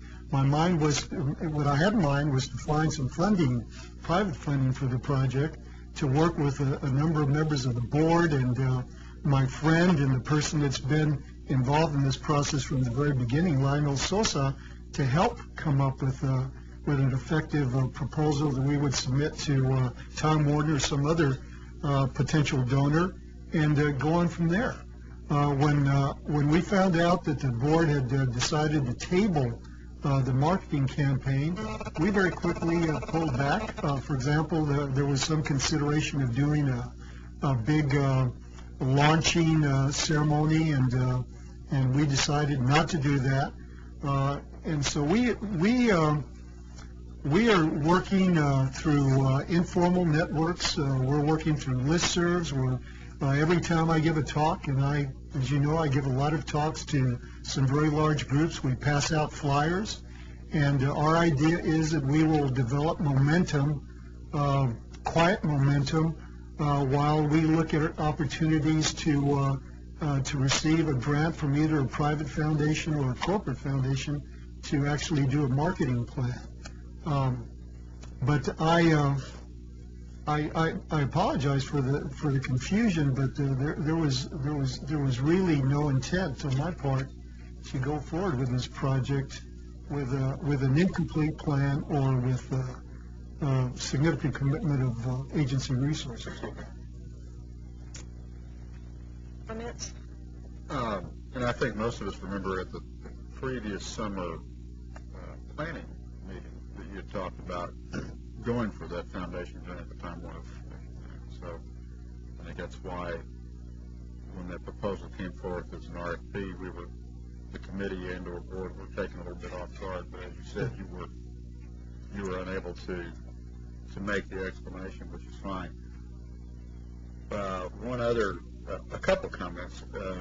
This just happened to be in the Austin Business Journal last week, and I don't know if you saw it. I'll give it to Carlos. But after we've had enough time to evaluate the soft launch approach that you're taking with the things you enumerated, there's now a company in Austin called My Plates LLC that is marketing plates for the state. They take a big percentage. I would assume you would negotiate a no cost to us Absolutely. This will be part of a stable of 100 and something plates that will be marketed by What I'm MyPlates.com. suggesting we might consider after we see how the soft launch goes is, might we have our own side agreement with MyPlates LLC to maybe put a little extra emphasis on our plates. The other thing is that when your colleague from Time Warner Foundation once again has a larger purse strings, the stock market recovers, I would really once again encourage the use of that grant, be it 250, 500, whatever we're fortunate enough to pursue, to step back and do a broader evaluation for the agency rather than just focusing on the license plates. In fact, I've talked to our board expert on such matters, Bob Wingo, about this, and he's offered to help, and we will enlist his help when we have the money to actually do a campaign. We followed up a lead that Lori provided us with Clear Channel Communications, and it turns out we couldn't work out a deal because the restrictions on getting relatively low-cost funding from them were just onerous. We couldn't accept those conditions. But we're looking, and I still feel optimistic. I have a contact at the Gates Foundation who said that he might be. He's the director of special projects. Although when I told him what we had in mind, he sneered at $250,000 because a foundation with so much money, they can't make grants that small because it's not worth their We can help him with that problem. And I told him that. We can. I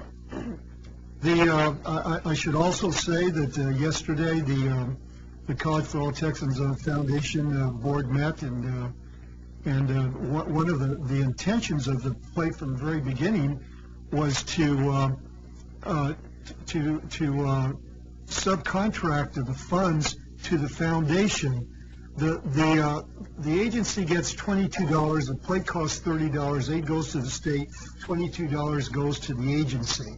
My idea from the very beginning was that $2 would go for overhead costs at the foundation. The $20 would go into a scholarship, a matching scholarship program.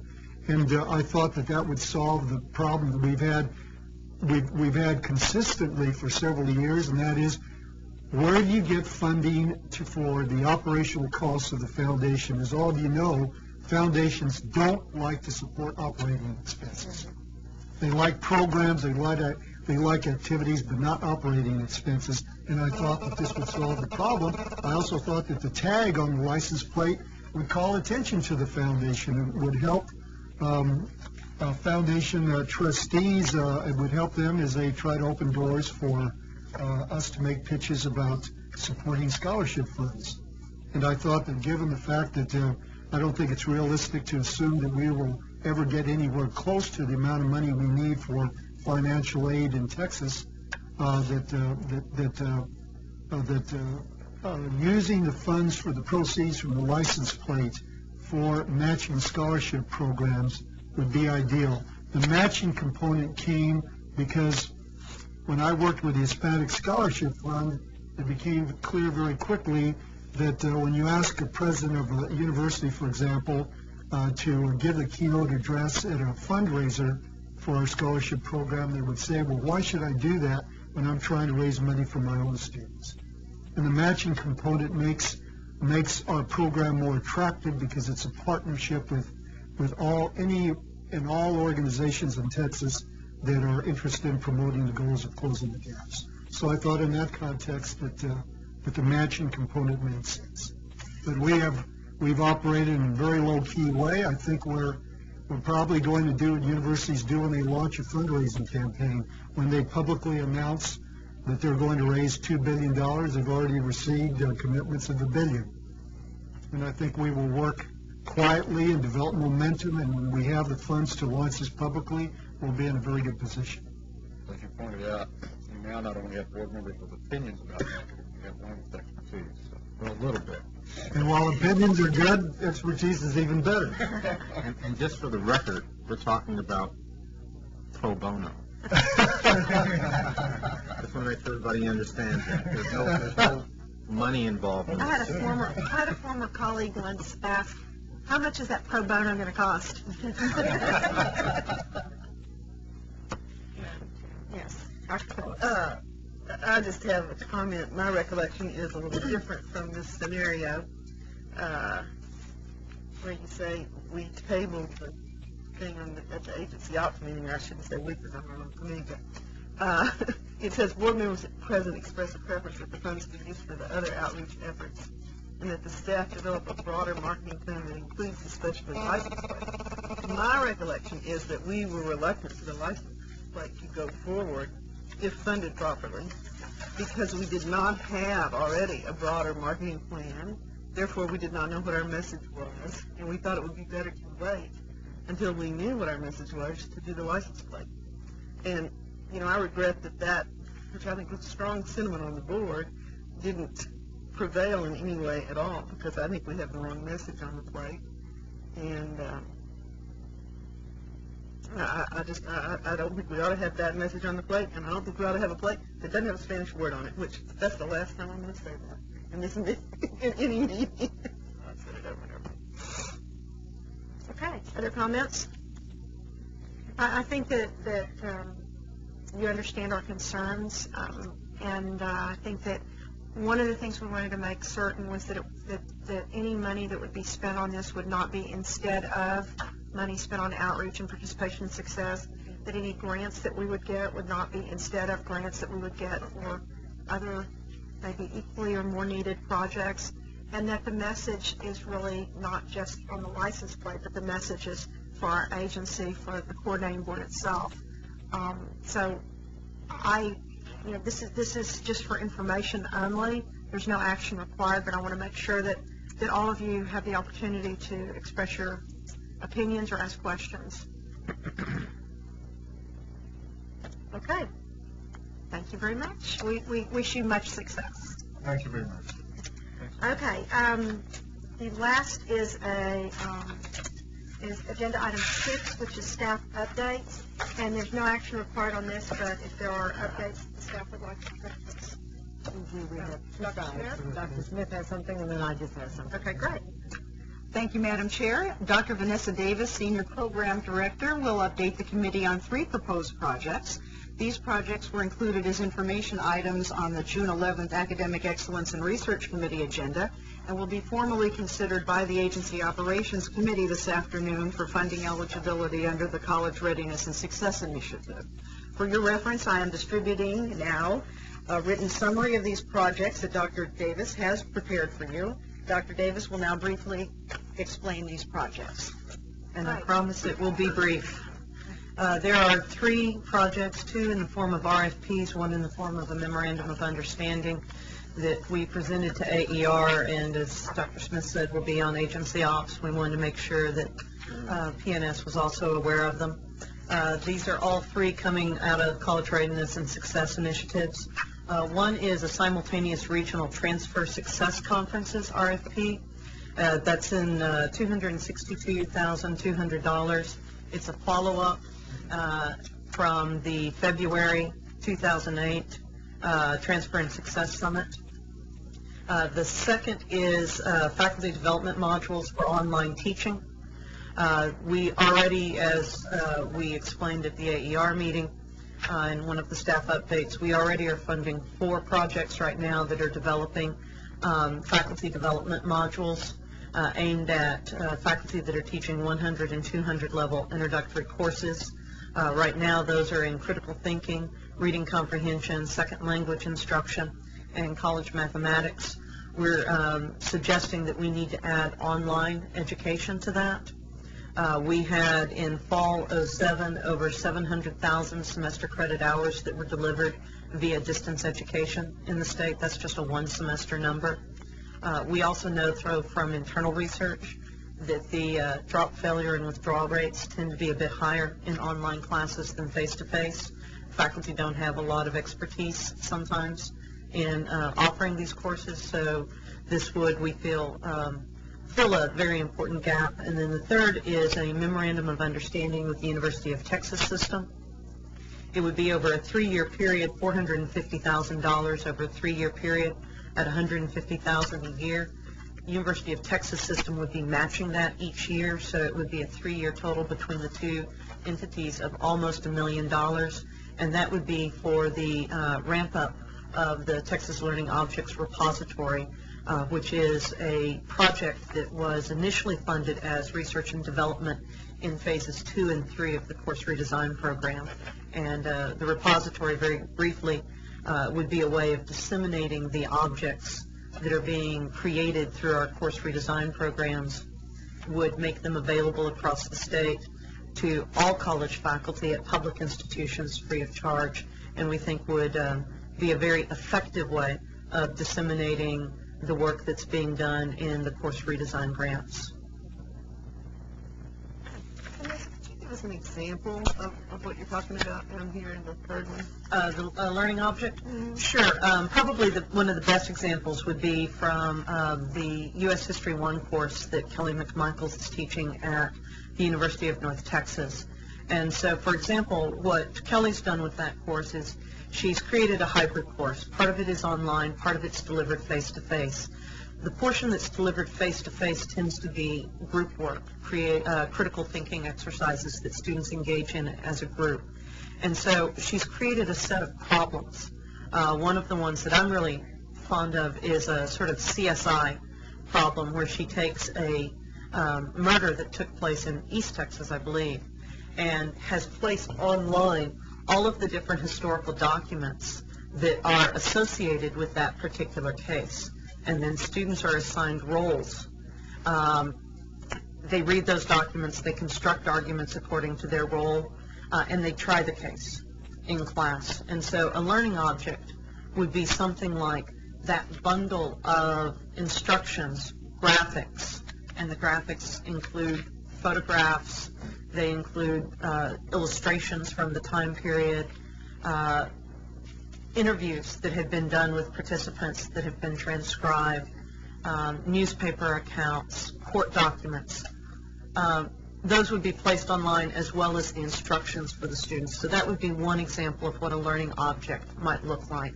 Another example might be in the case of Austin Community College with their Spanish course redesign project. They created a set of podcasts to help students with pronunciation and conversation skills.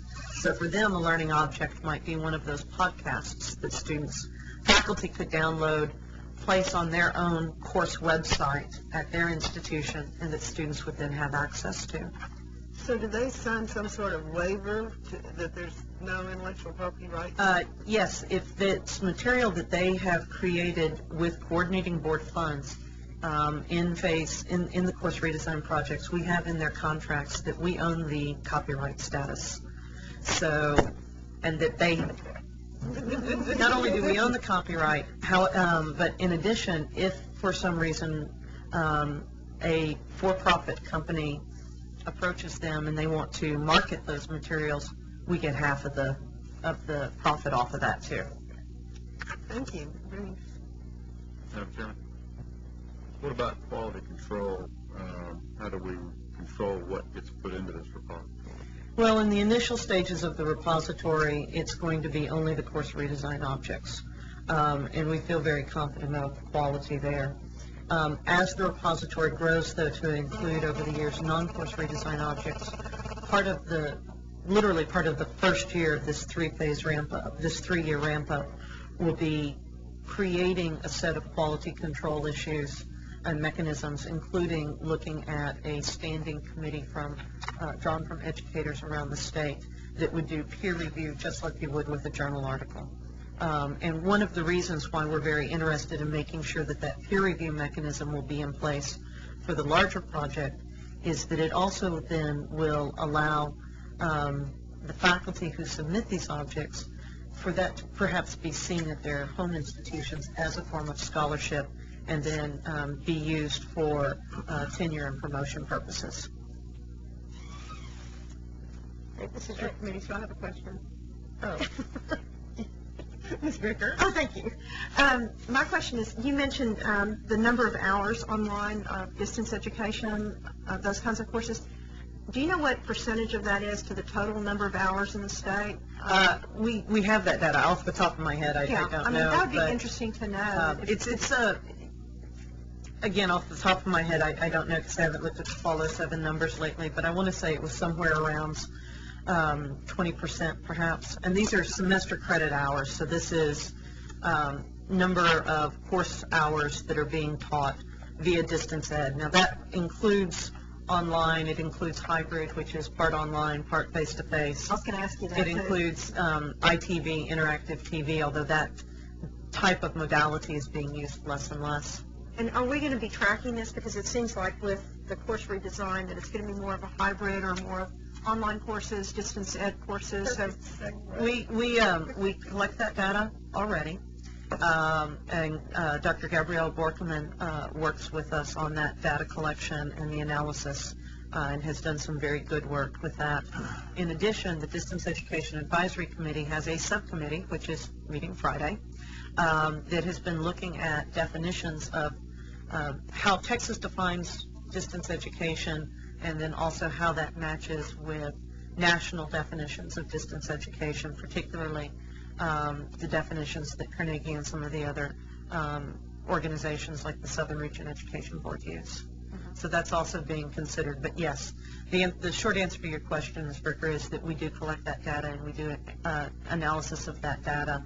And DEAC, the Distance Ed Advisory Committee, is instrumental in also reviewing that. thank you. Oh, sorry. Go ahead. Well, no, it's about the first two, so if you want to keep on the third one. And just one more thing. Tell them a little bit about what you're thinking about for October.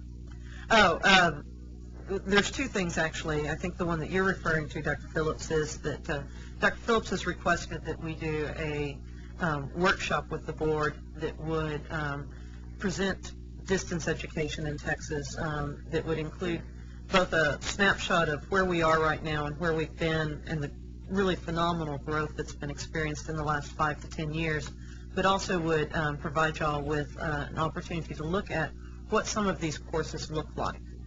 Since I'm going to suspect, although I might be wrong, that many of you have never taken a distance ed course unless it was maybe defensive driving. I'll take that too. I think we did that with some required ethics courses for this. Oh, okay. There we go. See, we have computers. We know what DVDs are. No, I've actually taken a course. It's a different experience, particularly when when a faculty member is trying to create a true community of online learners, so that you replicate the sort of exchange that takes place in a good face-to-face class and find ways to replicate that into an online environment. And it's as somebody that used to teach distance ed, I can attest that that is very, very difficult to do. But when it's done well, it can be tremendously effective. I think this distance ed is going to be a factor in so many of the decisions we have to make in the next few years, from strategic planning to budget to what we have policy with the legislature. So I thought we ought to know really what it was, because I certainly don't know. And back from the old days, my opinion of it is, like correspondence course. I mean, I know nothing. I don't know what it looks like. So I think this will help us appreciate the working on it. Mr. Wright, just a quick question. Are all these projects being funded out of HB1 funds? Yes, sir. I know I sound like a, same song, different tune. Like these first two, this follow-up on the transfer conference and then this faculty development modules, I keep coming back to all this money we're spending for these seminars, these conferences, and I hear we're evaluating them, and we're going to get an update on those evaluations, because now we're beginning to see follow-up conferences from other conferences we've seen. And so have those evaluations been done and reviewed internally, or are those evaluations could be presented to the board at some point? We've always talked about when we go back in this next session, we want to go back and ask for those same type of funds, and are we going to have a report that shows how effective we've been, whether it's with Texas Government Schools, whether it's summer bridge programs, whether it's transfer summits, whether it's, and my deal is we go to those summits and they're great. If you've been to one of them, and then you walk out of there and you go, okay, what's the impact, what's the fall, what's the difference maker? I know in the case of the Regional Transfer Success Conferences, the idea is that the February 2008 summit was with chief academic officers, chief executive officers, and the idea behind the Regional Transfer Success Conferences is that there would be several of these that would be taking place simultaneously across the state that would really be working with the people that have the campus level responsibility and the face-to-face interactions with students, either students that are transferring out from, say, a community college to a four-year institution, or students who are transferring in.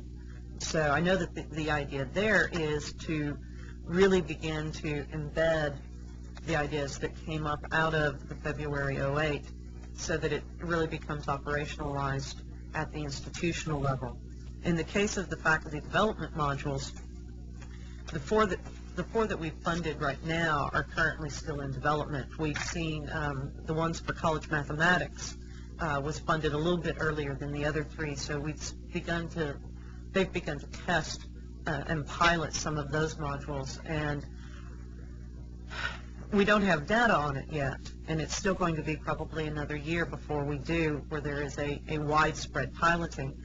What we've seen, though, of the ones that they are internally piloting at the University of North Texas, that's what college mathematics is, as well as piloting with some of their community college partners, it's still soft data, it's still mostly anecdotal, but it looks very good right now. And we do know from the literature that one of the significant issues is that faculty, and I can attest to this from my graduate school days, I came out with great content knowledge in history. Vanderbilt did a very good job, I'd like to say.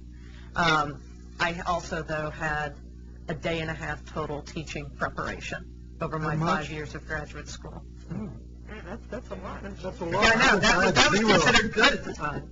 So we have adjuncts and we have beginning young faculty who have the content knowledge, but their graduate programs provide them with little to no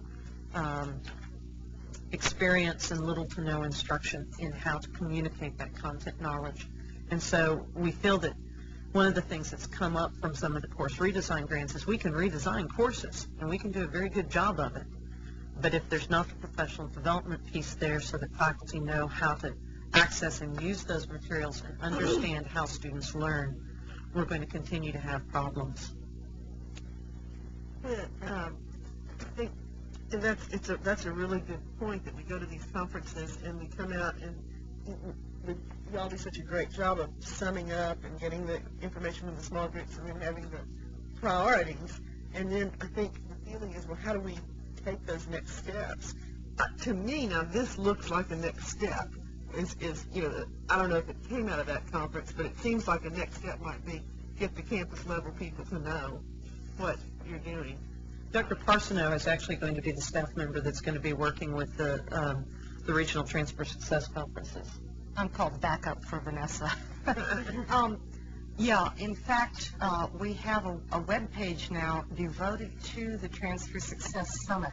So we have a staff report on that summit. We have the recommendations that came from it. We have, in fact, the PowerPoint and the audio files from each of the plenary sessions, including the commissioner's remarks and including the presenters. So we have a very thorough online resource. But beyond that, it's exactly what you said, Ms. Phillips. The idea is that we want to take the executive level concerns, perceptions, and recommendations and push them out to the people on the campuses who can actually effect this change. Then we hope ultimately to bring them back together for a statewide meeting in the next year and a half or so after these conferences. There's a Japanese term called yamabiko, which translates loosely as mountain echo. You send something out and then you see what you get back, and there's a nice resonance that's set up, and I think that's really the idea here. Would it be realistic, or is it just be stupid to just guess? do we have a goal? I mean, is our goal that we might increase the number of transfers by? Our goal is to increase the number of transfer students who are successful in their transfer and achieving a bachelor's degree. Because if we had a goal and we could also teach the goal in this, then we might get everybody. The feasibility study that staff produced for the legislature back in 2006 indicated, and you'll remember this because we reported this to you, that among various groups of community college students who had some sort of credential to show after 6 years, either an academic associate degree, an applied associate degree, one of two types of certificates, core curriculum completion, or, gosh, we'll take 30 credit hours earned in the last 6 years, okay? Of those 6 groups, there was only one group that even applied to transfer at a rate higher than 10%, and we looked at a 5-year period. The academic associate degree completers apply to transfer at a rate of about 25%. None of the other groups apply at even 10%. So we're losing way too many students who don't form the intention to complete their bachelor's degree. And we think we can do much better than that. We aren't at the point where we've specified a goal. I'd like to see the numbers at least double in the next 5 years. I don't think that's unreasonable. It might help the board, and particularly those who are dealing with the legislature, when we see things like this, to have some sort of a goal on there, so we could say, we spent this money and we're hoping to whatever. I think something specific like that. I think that's a great idea. Is that kind of what you're getting at? To know more about the nebulous money, where it's going? Okay. I just wanted to add that because some of the projects or initiatives that are underway are new, some of the data is not conclusive data. But where we do have data, as projects come to a completion at that point, then we will be bringing them to you. For example, the GO centers. There is already preliminary findings on the effects of those GO centers, and there will be a full report coming to you next month. So as we move through those, you will be getting evaluations. And when we do RFPs, when we do initiatives, they are designed with the end product in mind, and that is closing the gap. And each of those initiatives has its set of goals. Thank you all so much. Yes, I wanted to say that we actually have a series of goals related to transfer. We want more students to transfer, and we want them to transfer and be successful in the university. We want to facilitate transfer so that means that there's more articulation between universities and community colleges. And we want to facilitate transfer without loss of course credit.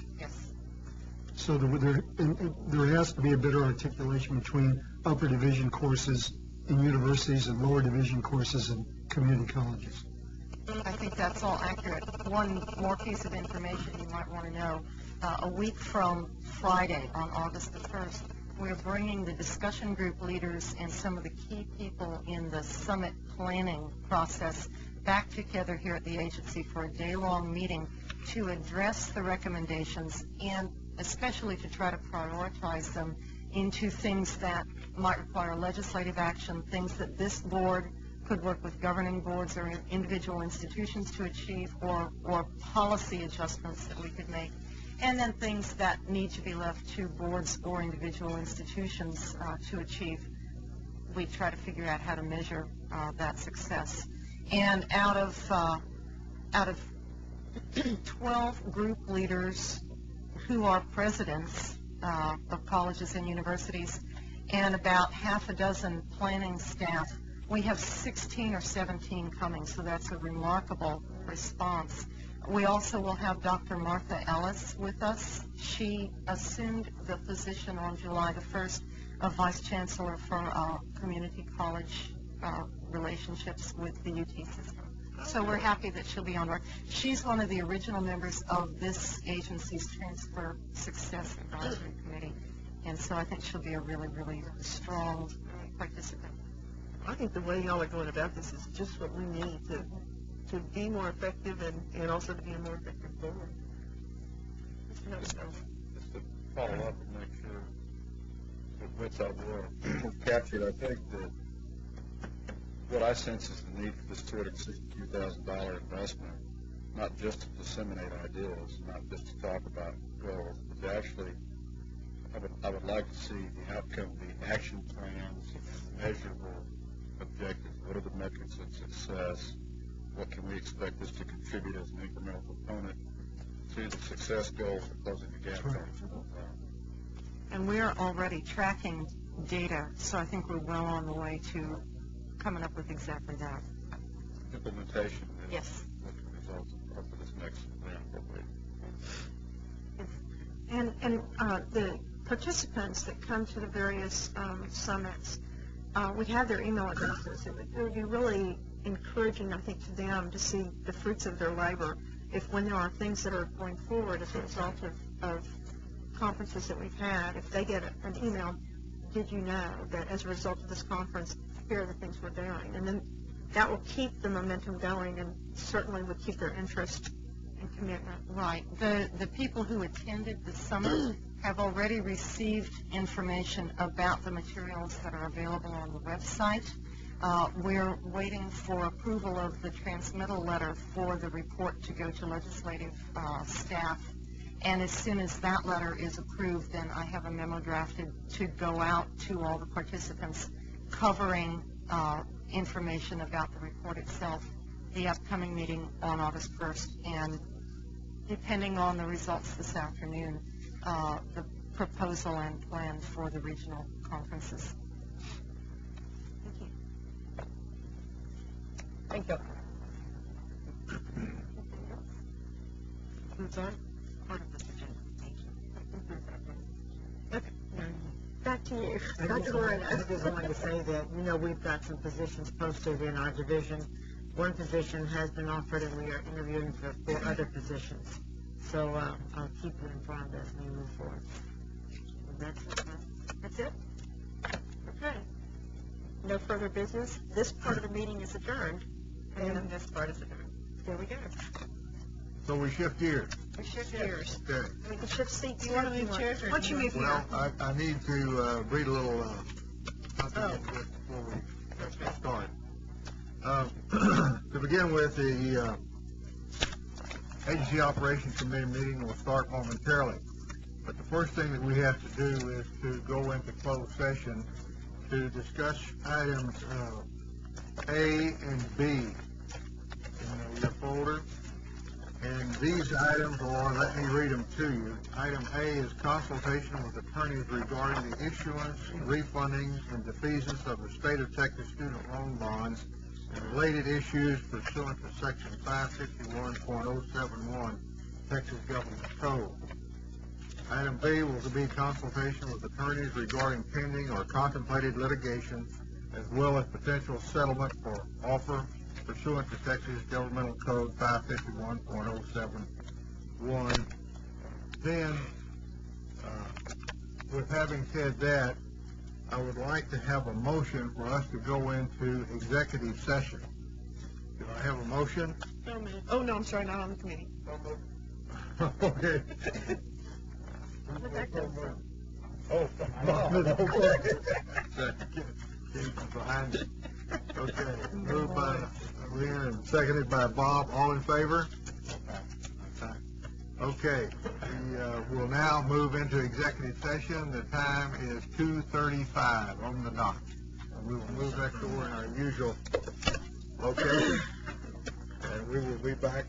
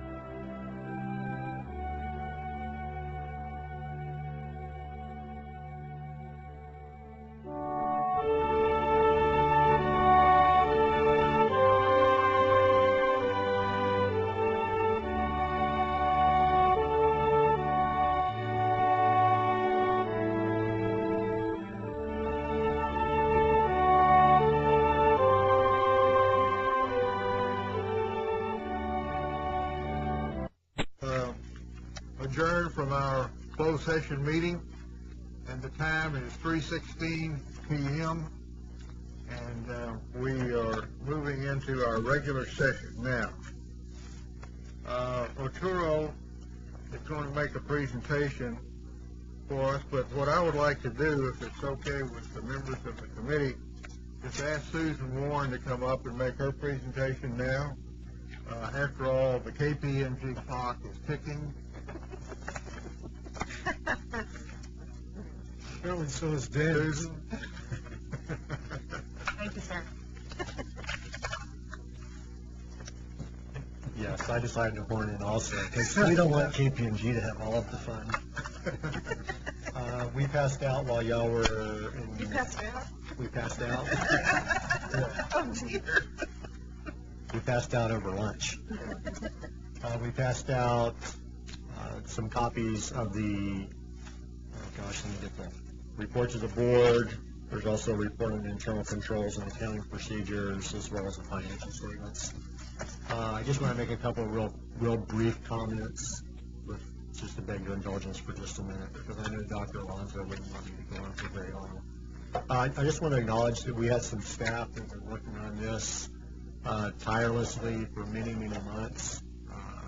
When you get emails on Saturday night a couple weeks ago at 9:30 that say we made significant progress today, I think it's an indication of the commitment that people put into these kinds of efforts. And just real quickly, Karen Taylor and Clint Osher, who are sitting behind me, were very instrumental in putting these reports together. I just want to acknowledge them before the meeting.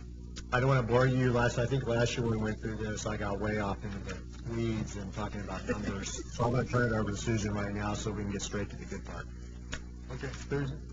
I do also want to offer my thanks to Dr. Alonso, Dan, and Susan and the staff as well, because we did work many hours to get this to you. Without their help, we wouldn't be here today. So we owe them a round of applause for that. But I would like to start with the report to the board, which should be the first one on top of your stack. It's what we refer to as a required communication. As your external auditor, I'm required to come back and report to the governing body on a few topics, and that's what this report includes. So if you'll open to the first page, the first area you'll see there is our responsibility under professional standards. And I just need to remind you that we do conduct our audit in accordance with professional standards, and we do plan and perform those procedures to look at whether the financials are free of material in the statements, keyword there, material in the statements. And in that process, we also look at internal controls over the financial reporting process, and we do test some of those in the financial reporting process, but this is not an opinion on internal controls like you would get in a SEC SOX 404 engagement. We're just looking at those in conjunction with the actual financial statement audits. Under significant accounting policies and transactions, those are disclosed to you in Note 1 on the footnotes, which we'll get to shortly. The key here is there was no significant changes from prior year or no unusual transactions that we need to talk about. Under management's judgments and accounting estimates, if you'll turn to page 2, top paragraph there is the key one. The key estimate in your financial statements is the allowance for the doubtful accounts for your student loans and related accounts such as interest, past due account, collections, fees, those type of things. We did evaluate management's analysis of those, and it is reasonable in relation to the financial statements. The audit adjustments, uncorrected misstatements section here. As a reminder, when we got to this section last year, we talked about how we had a material weakness over financial reporting.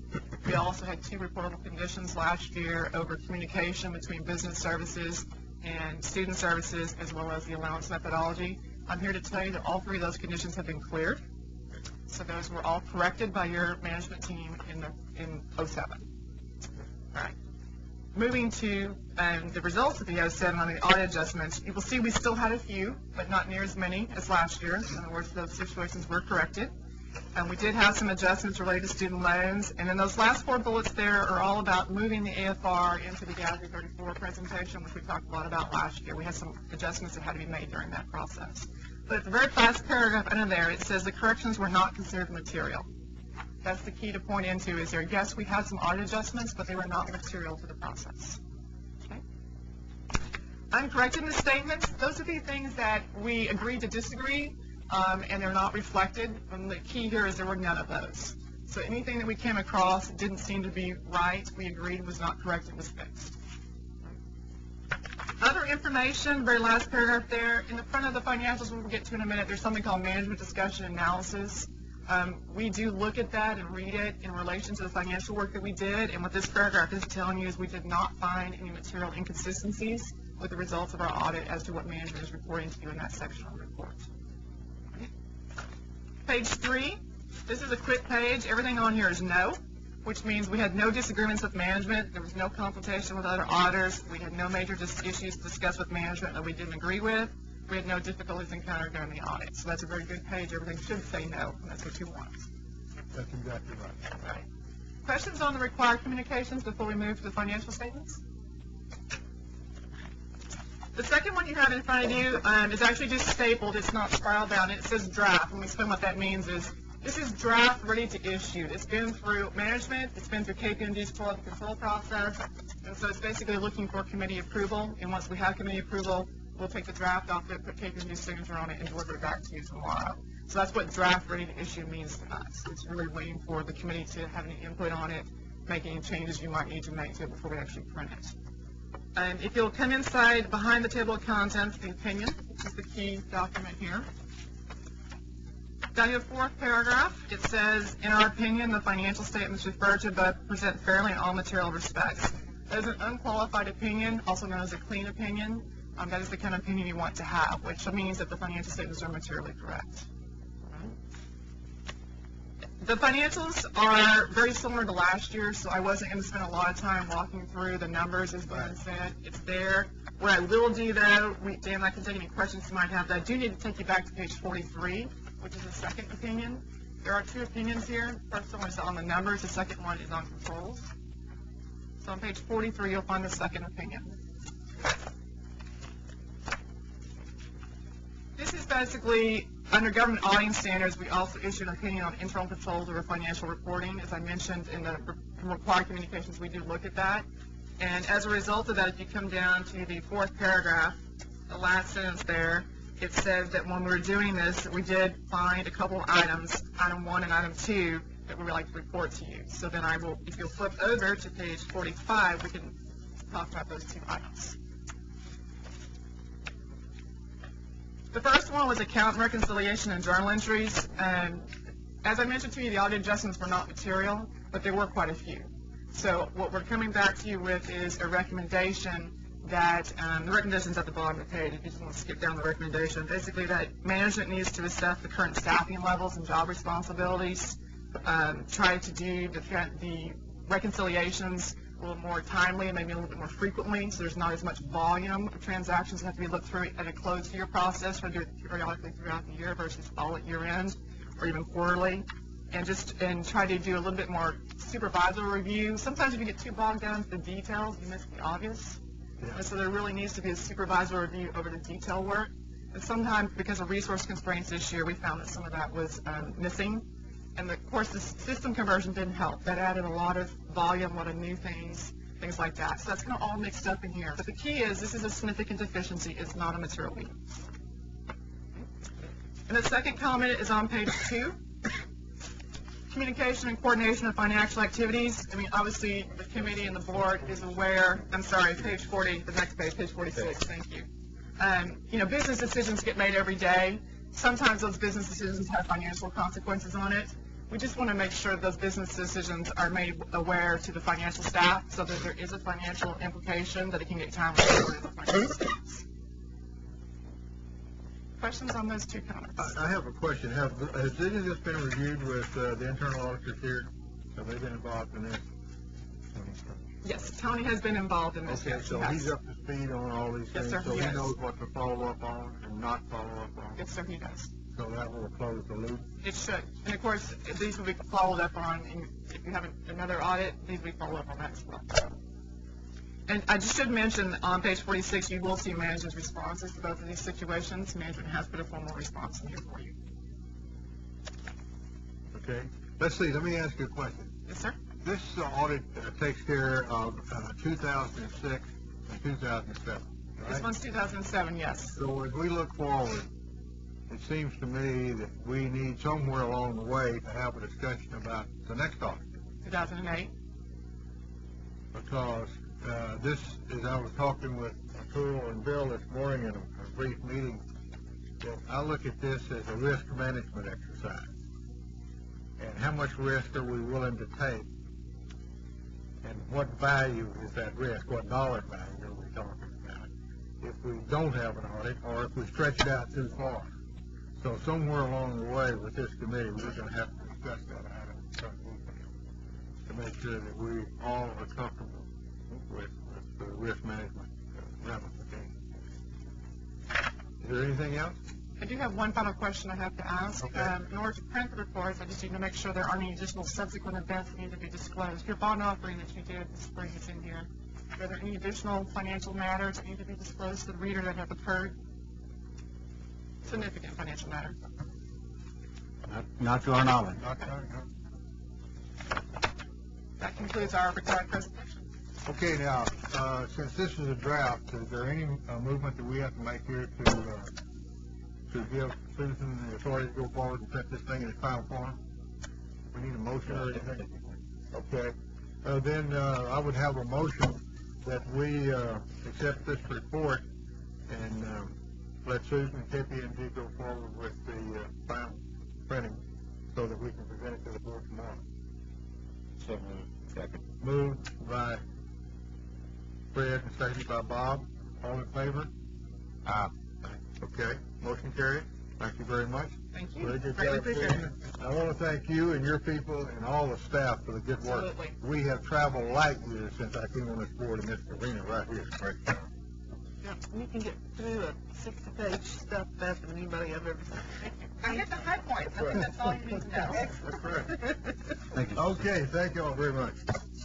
Okay, let's go back to the first item on the agenda, as we got out of step here. And, hey, Arturo, that's an introduction for you, and I'd like to ask you to introduce the topic for this meeting's report. And it's the Deputy Commissioner's report. Thank you, Mr. Chairman. You have asked that we report to you on several items that have been underway and continue to be underway in the operations of the agency. And I would like to go through those and give the committee the report that you have asked as briefly as I can, and of course entertain any questions and have staff available to answer any questions that may come up. The first thing that I want to report on that you asked is a follow-up on the management control audit that was conducted, I believe, 2 years ago. It was presented to the board at the July meeting a year ago, and this was the audit that was done by Deloitte & Touche. You have asked for a status on the follow-up to those findings. As you remember, as you recall, that follow-up is being conducted by our internal auditors. It will be conducted within the next 2 months, and Tony Tegby, the Director of Internal Audits, has informed me and for me to inform the committee that he plans to bring a report on the follow-up to the October board meeting. Related to the audit matters, you've also asked for an update on the vacancy that was created back in, I believe it was March, when Carlos Contreras resigned from our staff. We posted the position. We received 7 applications. We interviewed 2 candidates. None, including the candidates that we interviewed, were, after further review, deemed to be acceptable. So the position has been reposted with a different salary range, and we hope that the next round is successful in identifying an internal auditor to replace Carlos. Next item that you asked me to report on is on our HUB, as is known, HUB program. The program that is HUB stands for Historically Underutilized Businesses. As I'm sure everybody on the committee, on the board knows, the state has what they call a good faith effort that must be engaged by all state agencies, to attempt to provide as much state business as possible to what are considered historically underutilized businesses. As of June 30th, which is the latest figures that we have for the current year, we have spent 18% of those expenditures that are eligible to be counted towards our goal with HUB businesses. In FY07, we achieve a goal of, a percentage of 18.3. So we feel that we are on target to meet that goal and that figure from last year and possibly exceed it. We do engage in outreach activities. We try to do everything that we can to expand our business, or to spread our business rather, to as many qualified HUB vendors as we can. We have a person that's dedicated to that. She conducts outreach activities. We require all contracts in excess of $50,000 to have a HUB subcontracting plan submitted with it. Doesn't mean that every contract has to have subcontracting, but if there are opportunities, we make them, or we ask them to identify HUB subcontractors. We have a mentor protege program where we promote the mentoring of small businesses, developing businesses.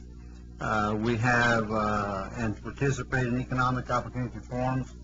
And most importantly, and most recently, I guess I should say, I established a work group made up of people from the representatives from the division, headed by our HUB coordinator, and they monitor the progress and report to us.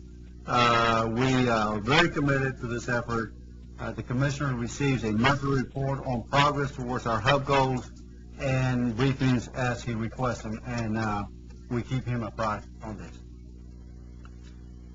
The next item that you asked me to report on, Mr. Chairman, was an update on our ERM, the Enterprise Risk Management Program. If you will recall, you have heard me talk about this several times. This was one of the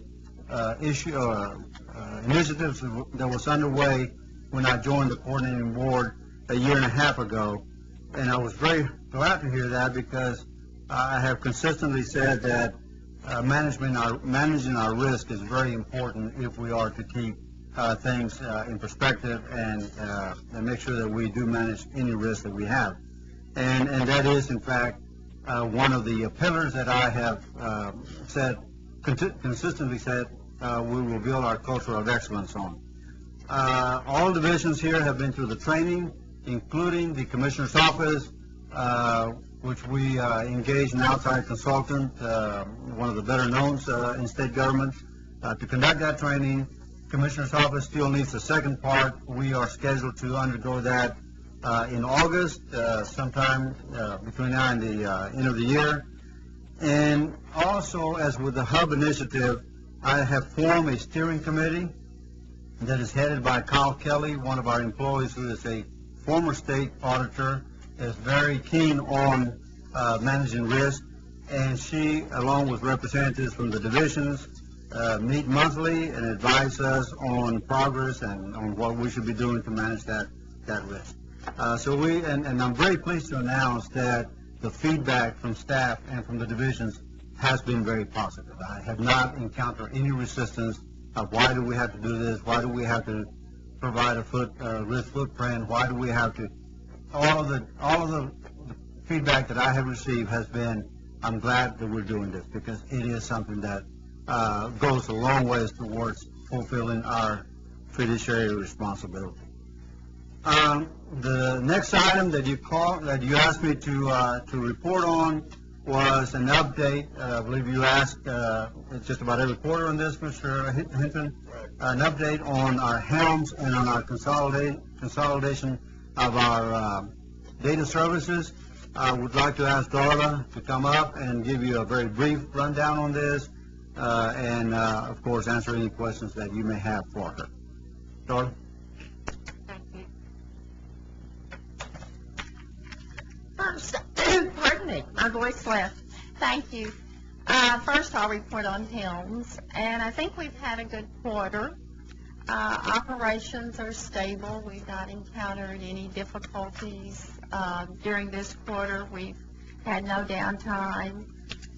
The knowledge of the system continues to improve in all areas, in loans, in business, and in IT. You know, we're in that settling in phase. We continue, and I think we've made good progress. We had HELMS training in June and July. We received 2 weeks of training as part of our maintenance contracts, but we opted to have 6 days, two 3-day sessions of additional training to increase the knowledge of the system. We feel that that's fundamental in using it better. And then the other fundamental thing that's happened is there have been reorganizations in all 3 areas. And those reorganizations have focused on moving forward to utilize the system better and to leverage our use of the system. We announced in January an issues management team that's comprised of 2 folks from my staff and 1 from the loan area, and that group has been effective in helping us resolve issues more quickly. The other fundamental change is the reorganization for better analysis and testing of fixes and changes. And that change has been productive too.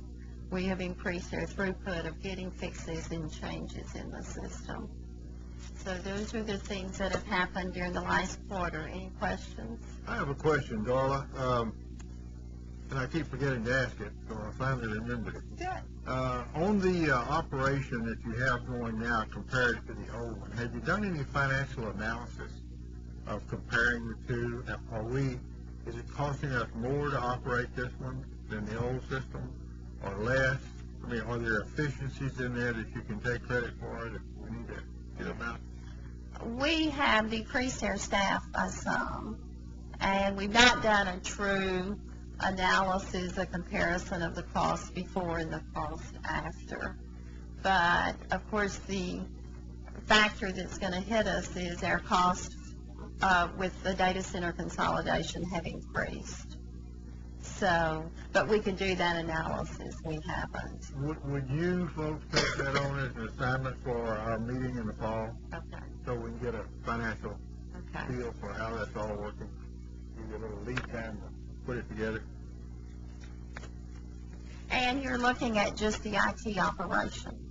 That's the primary point. Okay. We will do that. Any other questions? Okay. I guess if there are no other questions, then we'll move forward. Thank you very much for your report. Did you have another item on the consolidation? Consolidated data Backing up a few to go.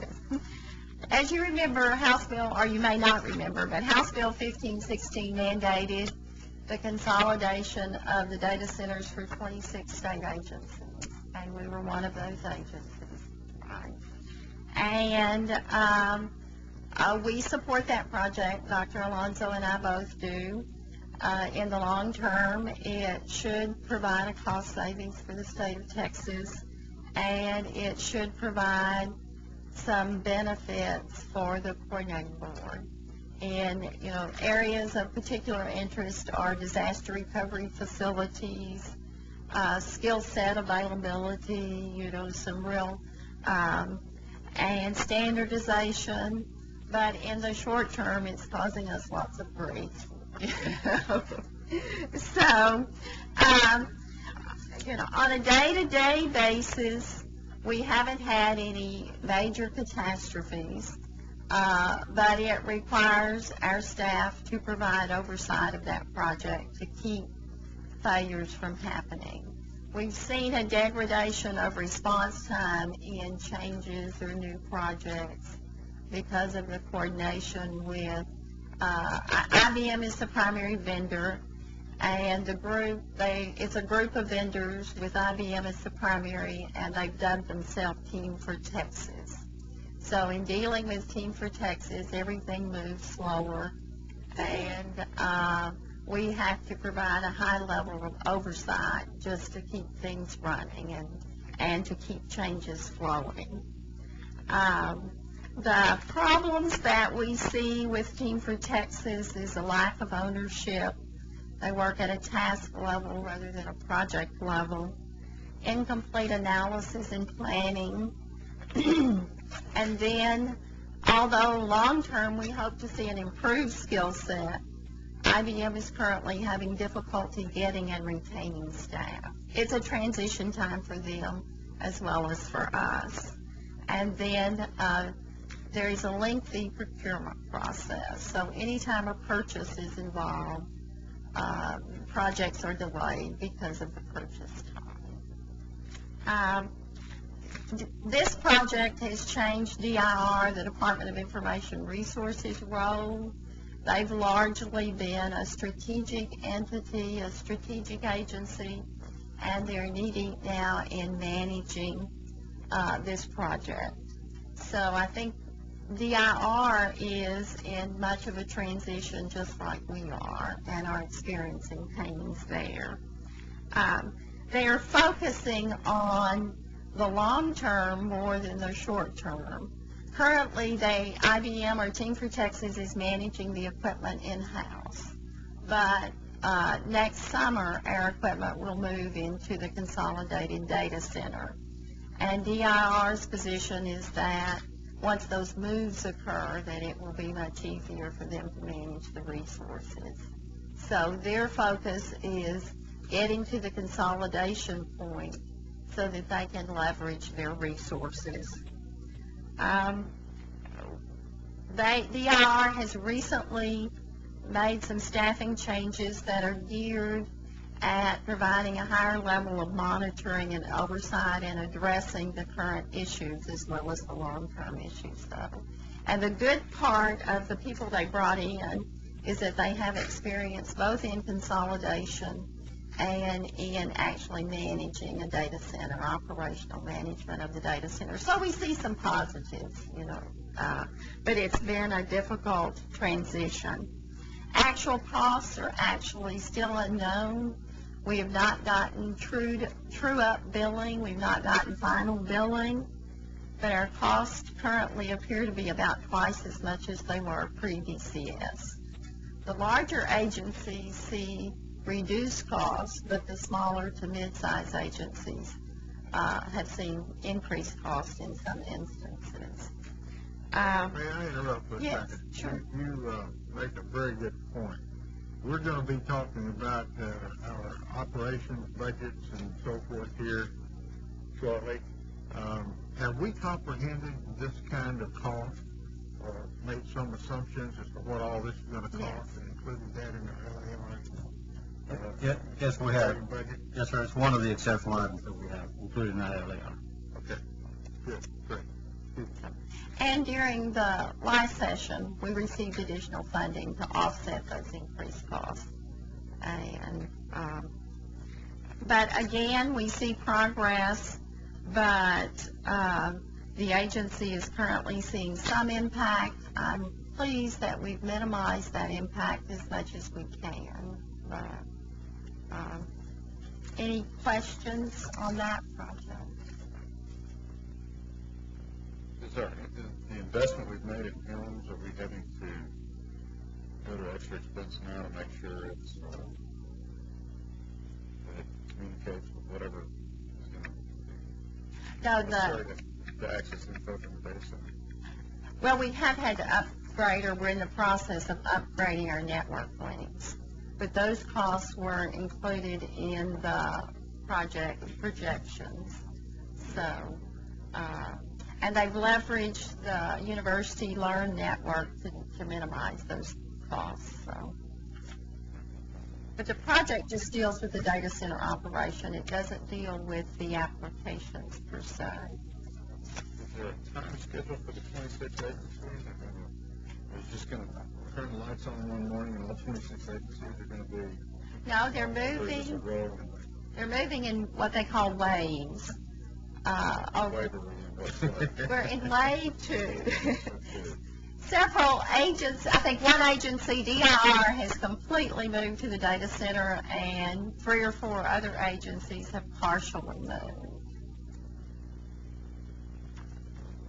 No, we're scheduled for next summer. We're in the planning stage for the move, but we have not actually moved anything at this point in time.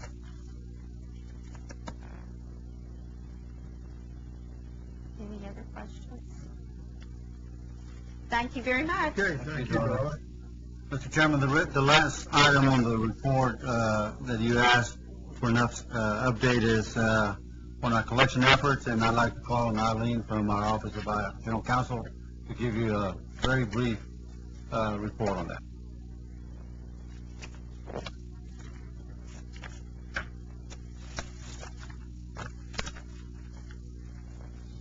Last time I mentioned we had issued we have a trial project with the Office of Attorney General. We've given them 50 names and asked them to enhance their collection efforts. Of the 50, we gave that to them in April. Of the 50 names we've given them, and we made sure that they had incomes, about 29 have been worked. The Attorney General has entered into repayment plans with 7 of them, and 1 was paid in full, and 5 garnishments are pending. So of the 50, they've worked on about 29 so far. And they will continue to work on that over the next several months as staffing becomes available. So they've collected, the Attorney General on our behalf has collected about $15,000 in the 2 months since they've worked on it. Additionally, we've collected about $5,000 from our efforts. We have a computer data matching project. What we do is for doctors, dentists, chiropractors, we get a list of their names, we cross-check them against who has judgments, we send them letters. We say call us and make a payment arrangement, or we'll ask the dental board, medical board, chiropractic board to suspend your license. Those 4, and then podiatrist is the final one. Those 4 agencies do have the authority to suspend license for default. Of course, there's due process and notice and the opportunity to remedy that.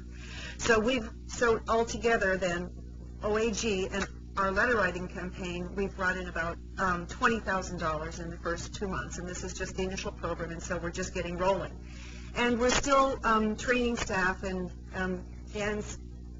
Dan has added some people who emphasize in collections, so we think the ball will keep rolling more quickly. In addition to that, we have undertaken a project with the Department of Public Safety. They've issued about 300,000 handgun licenses. And there's a statute that says you're eligible for a handgun license if it has not been finally determined that you owe a debt to the controller or a taxing authority or the state. Okay, and the next item says, or if you owe a debt to the Texas Guarantee Student Loan Corporation. But we clearly fall under the first one. And so our team has met with the DPS just last Friday, and we've done our data definitions, and we're going to exchange our data. We're going to give them a list of all of our judgment debtors. We're not worried about confidentiality because, hey, once you've got a judgment, that's a public record. So DPS is going to match. They're not going to tell us what happened, but they will write a letter to the handgun licensee. This is what they'll say. You have 30 days to pay in full. If you don't pay in 30 days, your handgun license is revoked. Not suspended, revoked. Then you better pay it in full, and then 2 years after you're done paying it in full, then you can reapply. So DPS believes that their authority will bring in additional collections for us. And so we're working on just getting an agreement going with DPS. And then the final thing is, I just want to let you know, although 4 agencies have the authority to suspend license, do you want to go to the next slide? Next slide after that. There are a whole bunch of other licenses that we're working on doing data matching as well. Now, and we'll send them letters as it becomes available. We will send them letters and say, okay, let's pay up. And so maybe in the future we will ask for consideration as to whether or not other licensing agencies should also have the authority to suspend. Also, if you're a lawyer, we just did the cross-check on lawyers. There's about 81,000 lawyers, and about 49,000 lawyers owe money to us, totaling just under $300,000. So it's an average of about $5,000. 49,000. 49 lawyers. Did I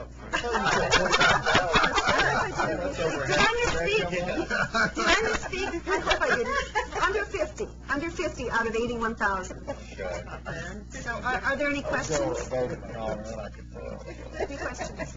I don't have a question, but I have a comment. Sir. You're doing a heck of a job. I'm glad I don't have any problems. Well, I want to say thank you kindly, but when Bush said to the government, well, thank you. Yes. The DPS is not using our letterhead. No, they will use their own letterhead, and they will not refer to any individual, just to contact the city council. I think Bill said she played hardball, huh?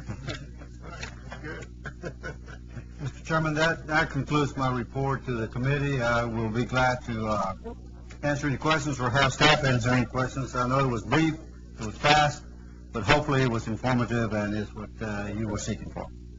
Okay, let me make a comment here. I got us out of sync when I got KPMG up here real quick, and we didn't do the minutes.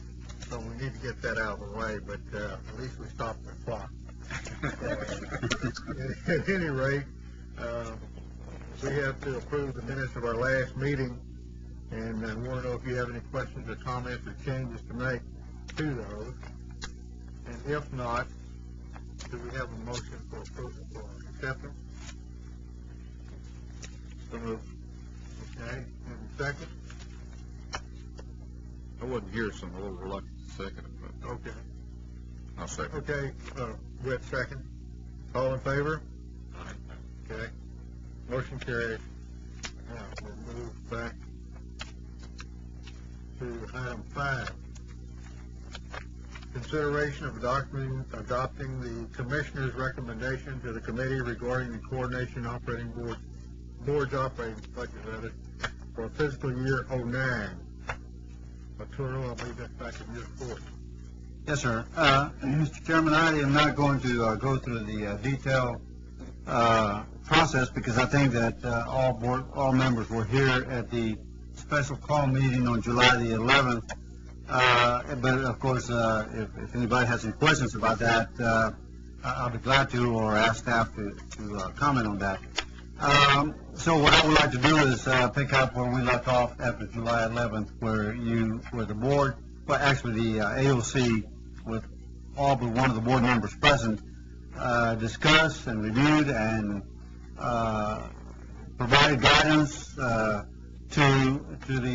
staff on the operating budget. I believe that there were very little on the operating budget.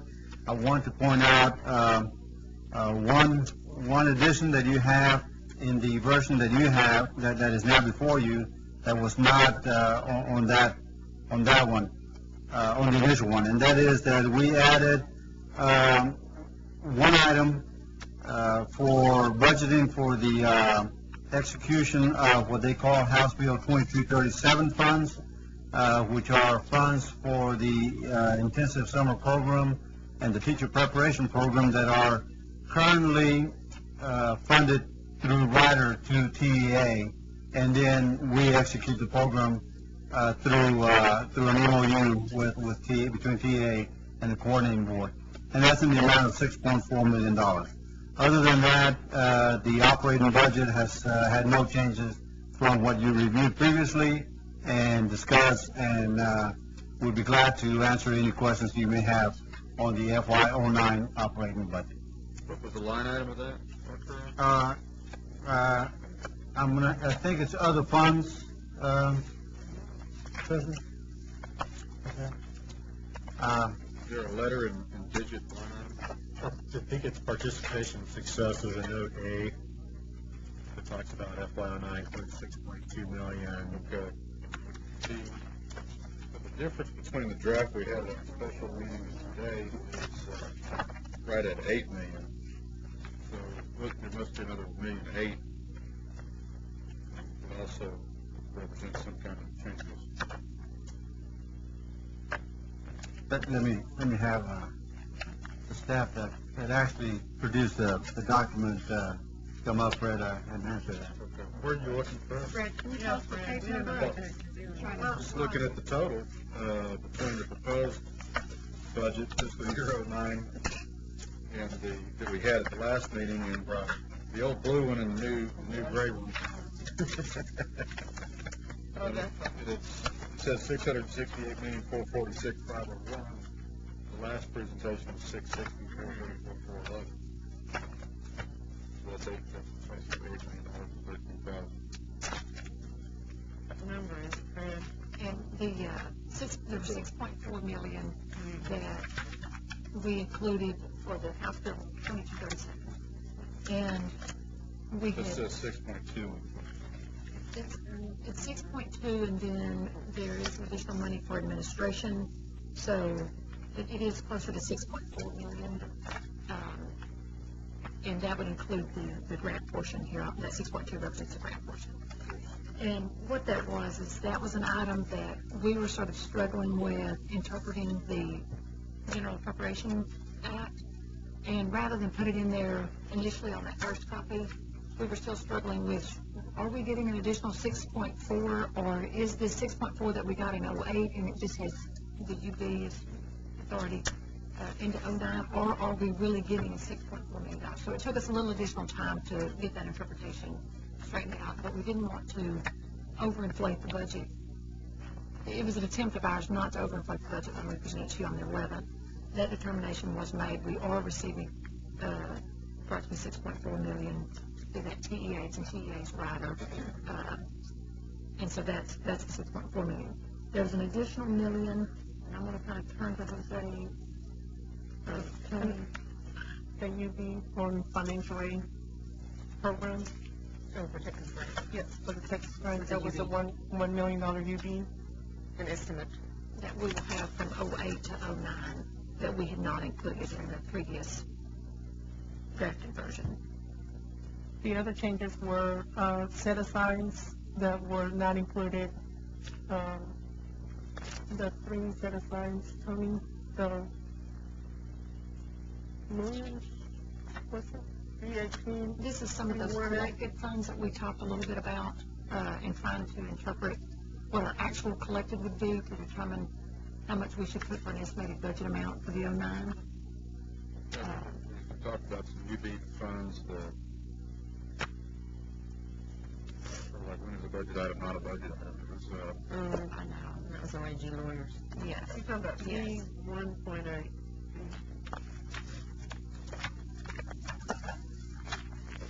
I wanted to know the balance. I understand the 6.4, so that was went from 1.6. So $1 million of that is budgeted carry forward. Right, of the Texas grants that we had not included that we're anticipating. That's correct. 600,000 we set aside.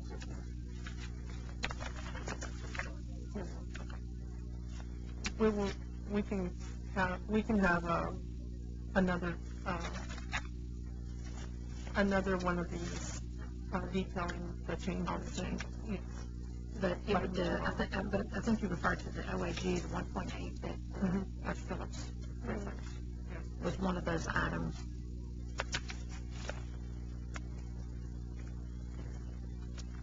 Okay.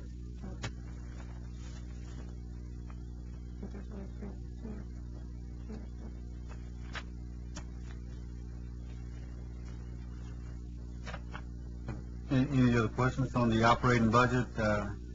Those are all that's the only changes that we have from the draft that you reviewed and discussed on July the 11th. No other questions? Okay, I guess then we're in order. If we ask for a motion to approve this agenda item 4A, I have a motion. I'm sorry.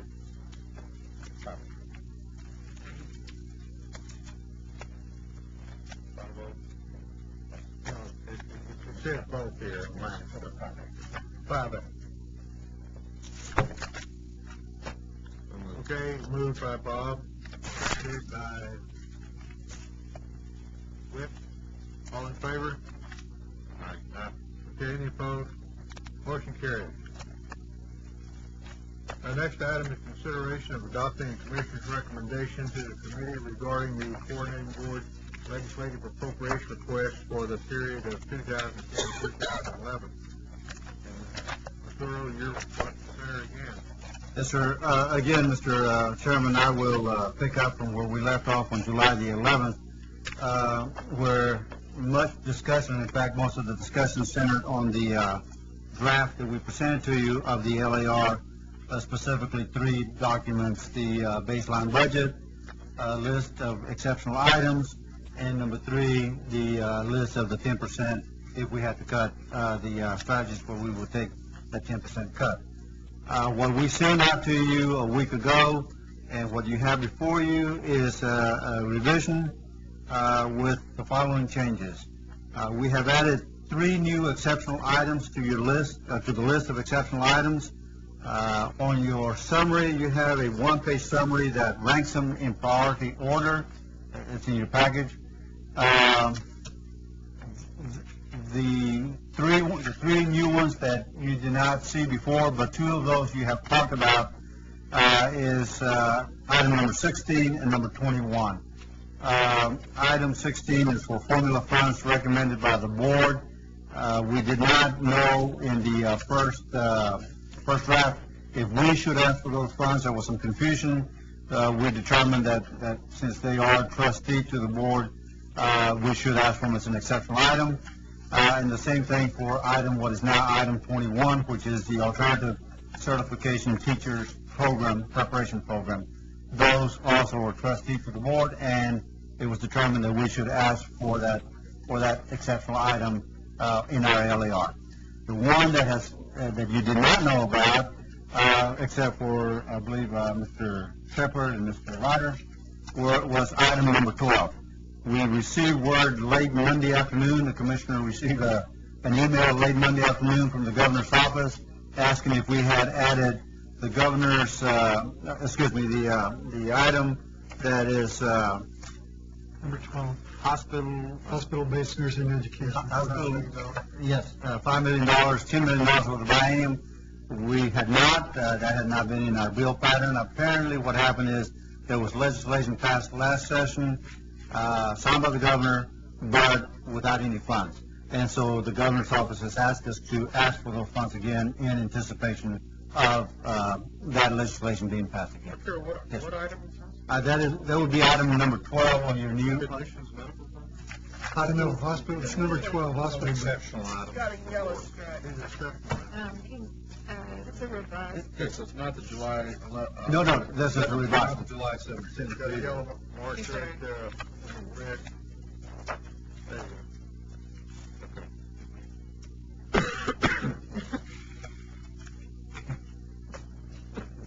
I think it looks the same. We just quit killing trees if we could kind of get this down to science. So The strategy description and so forth. Green July 23rd is different than the blue July 23rd. The blue July 23rd is the latest. We had already gone to print before we got word. You can throw away the green one, or we'll recycle it for you. The difference is the hospital-based program. So that is the item that we added since Monday afternoon to both the listing of exceptional items and to where we laid out all the strategies and the request with the justification. And that is in your new revised green book.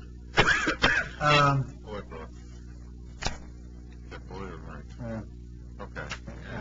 Where's the green book, boy? If that's the right, Blue book. That's the right blue. Yeah. All right. This is the bill. The other changes that we made to the LAR draft was again based on the board's discussion and guidance. If you recall, you could not take a vote at the July 11 meeting, but you indicated that you wanted us to ask for Texas grants in exceptional item in amount to sufficient to fund 67% of the eligible students. You asked us to request TEOG for community college students in amount sufficient to fund 33% of eligible students. And you also indicated that we should change the priority from, at that draft, in that draft we had Texas grant number 1, and you indicated that we should change that to TEOG being number 1 and Texas grant number 2. The other exceptional item that you gave us guidance on was on the item where we are requesting increased funds for our lease. We had 2 scenarios for you.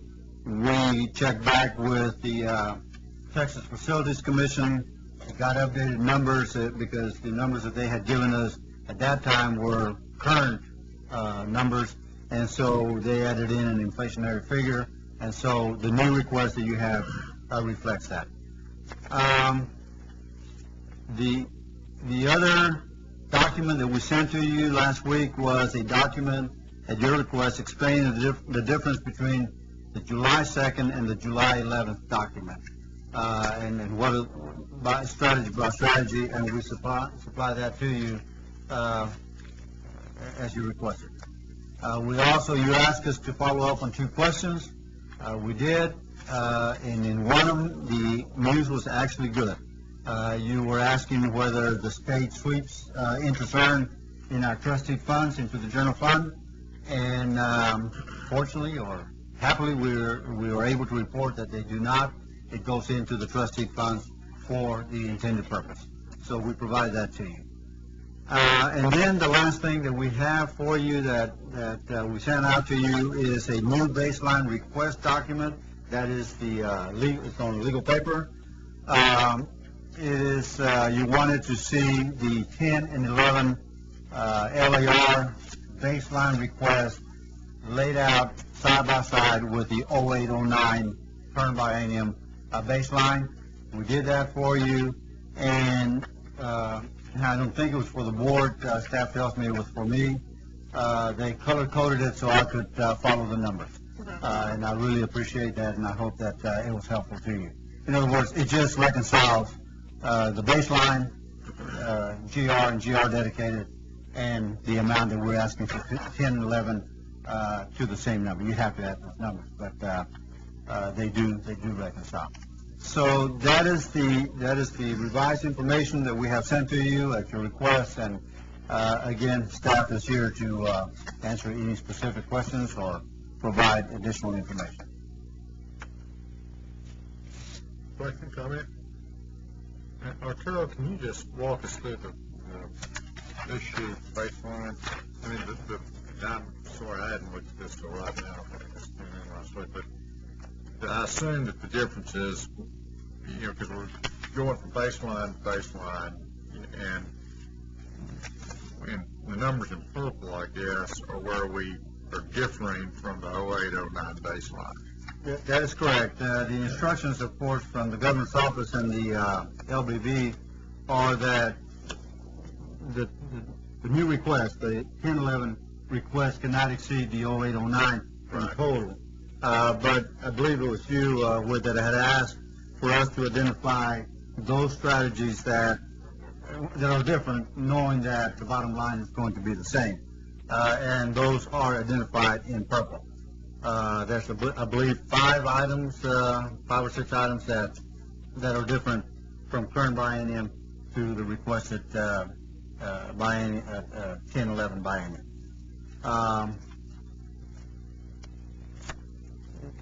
Was that your question? I guess my question is, there any particular reason why those differ? And we might have talked about this again, but like technology workforce development, we had $2 million in our baseline for 08-09, and we have 0 in there for 010 or 11.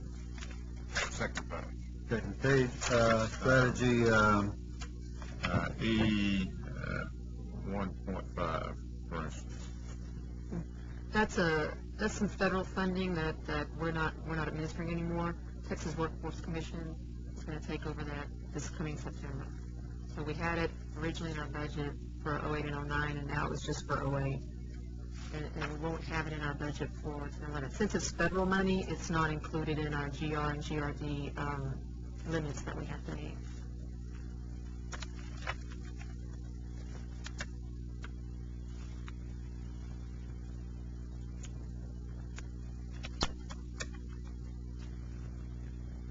How about F1.2, career technical education?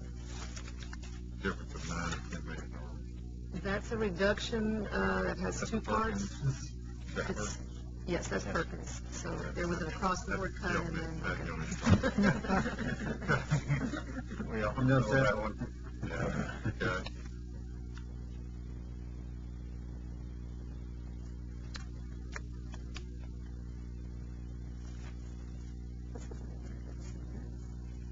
I have a dumb question, but y'all indulge me. Is tobacco earnings go on forever, or what? Do they have a timeline? the interest on... Endowments. They are? Permanent. Okay. And this represents interest earnings. Yes, great.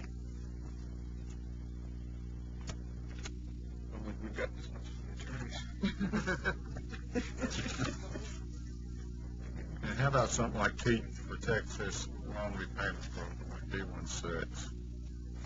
I'm just kind of curious as to why we've got some of these differences. And that one's different because we're not transferring, but we're using some GR money that's going to be freed up from a couple of the set-aside, the programs that we have set-asides for. We're going to start using just the set-asides, and that's going to free up some GR that had been appropriated for those, and we thought it was appropriate to move it into a program that really needed it.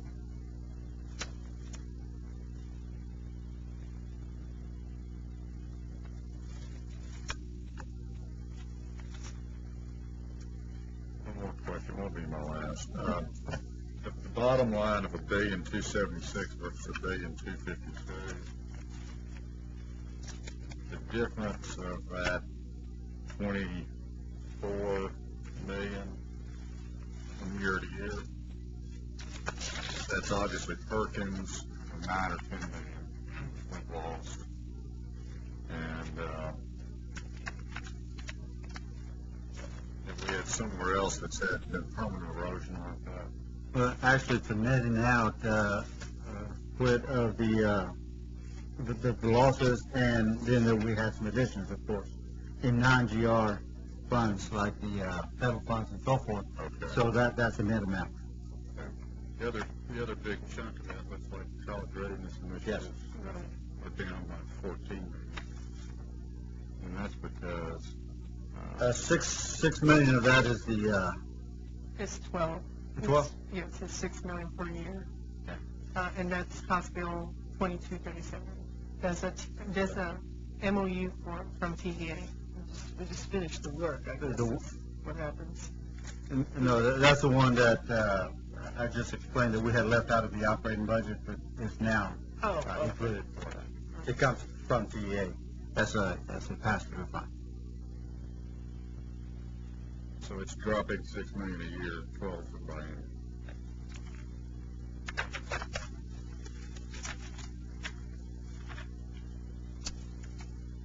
And then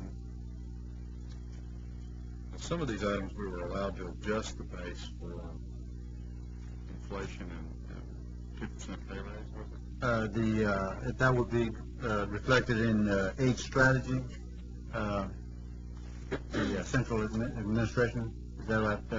Yes, sir. For the in our operating budget, where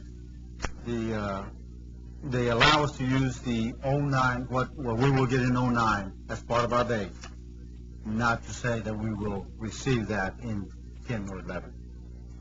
We're hoping that it will, but it can't soon. But they did. That was part of the instructions. Yes. Is there any reason that H follows A and precedes B? This is to keep it in line or in the same format as the operating budget, which is all the operating funds and then the trustee funds together, right? So eventually we'll get around to relettering. That's the way it appears in the. I thought you were just no agriculture. putting it in priority. It was a test. No, it's not priority either. Arturo, remind me one more time, looking up the college readiness. You know, I knew we were getting, under HB1, we got basically about $12 million a year. Okay, under HB1. Yes. So, just remind me the other $14 million here.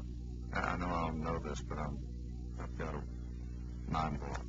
What's the difference between the 36 and 22 million? But, I mean, all our HB1 money was about $24 million, if I remember right. So what beefed up the college readiness initiatives, and is that money that is rolling over to the TEA to be administered next year? Yes. From TEA. That's the $14 House million. Bill 2237. The House Bill 2237. What was that? I can't remember. It's the summer intensive programs and Teacher preparation teacher prep academy. academies. So that'll roll over to TEA. No, from TEA to us. In 08 and 09. It's in their bill pattern. It's in their bill pattern. So that's why it's included in the 08-09 baseline, but not in the 10-11. Oh, okay. Does that mean that we're not going to continue that pattern? Well, I mean, the funds are appropriated for the current biennium, and so... So we'll see whether they're appropriate for TEA, and then they might come That's back correct. again. They're including them in their base. I got you. I know y'all told us that before, but I In forgot. our 10 and 11 base. Okay. They'll be doing that. On the exceptional items, and Brian, this is something that came up in an extended conversation about financial aid. About 2.5, 3 hours talking about the feasibility study. And we asked, we were trying to remember at the level that we've recommended for Texas Grant and TEOG. One of the questions we asked this morning of Lois was, at the level we've recommended, the 67% on Texas Grant, how many of the income quintiles would that pick up? And I think she said that would pick up the bottom three. And right now, we're just funding the bottom two right now. So that would take us up To about $65,000 family income, average annual family income. Slightly higher than the quintile. Right. And do we know what that is for TLG? I can't remember. I don't know how we. Well, that would be strictly need-based, and because the funding level is still so low, it would be probably the first quintile.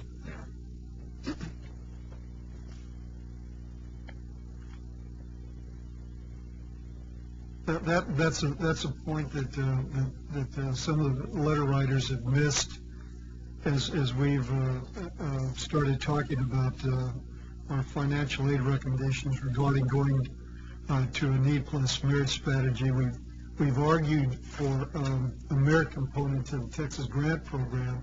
At the same time, we're asking for a very dramatic expansion of the TOG program, which has no merit criteria. So when people say we would fund fewer poor students, it's absolutely inaccurate. We would fund many more. Assuming we get. Yes, yes, Right. of course. It's all contingent on. I think that's where a lot of the conversation stemmed this morning. Yeah. And some of the updates. Matter of fact, Lori should kind of give an overview of our conversation today, because that was a major concern, was how we're going to impact those poor students in those quintiles. Are we going to be taking money away from those students? And so. And the answer is absolutely not. No. Only if they go to community colleges, right? Because TEOG is only for community colleges. The 67% funding level for Texas grant would enable us to fund more poor students in the two lowest quintiles, plus some students in the third quintile. I think it needs further explanation. I think that's. I think that's right, and I know that this morning that you determined that we should look at this matter further, and I was going to make that recommendation anyway.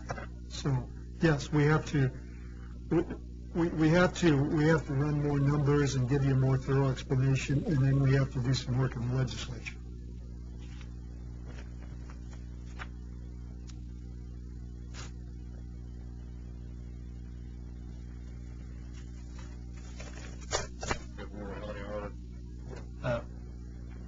Questions? Do we have more exhibits? No, that's it. I just, no more revisions. I think I've covered all of them with you. I think we mentioned this before, that, of course, our recommendation is that we answer, our hope is that we answer all your questions, and our recommendation is that the committee votes it out today with a recommendation that the board adopts it tomorrow or approves it tomorrow, because it is due to LBB on July the 30th, next week. So. The 10% annual base reduction options have not changed since. Have not. That's right.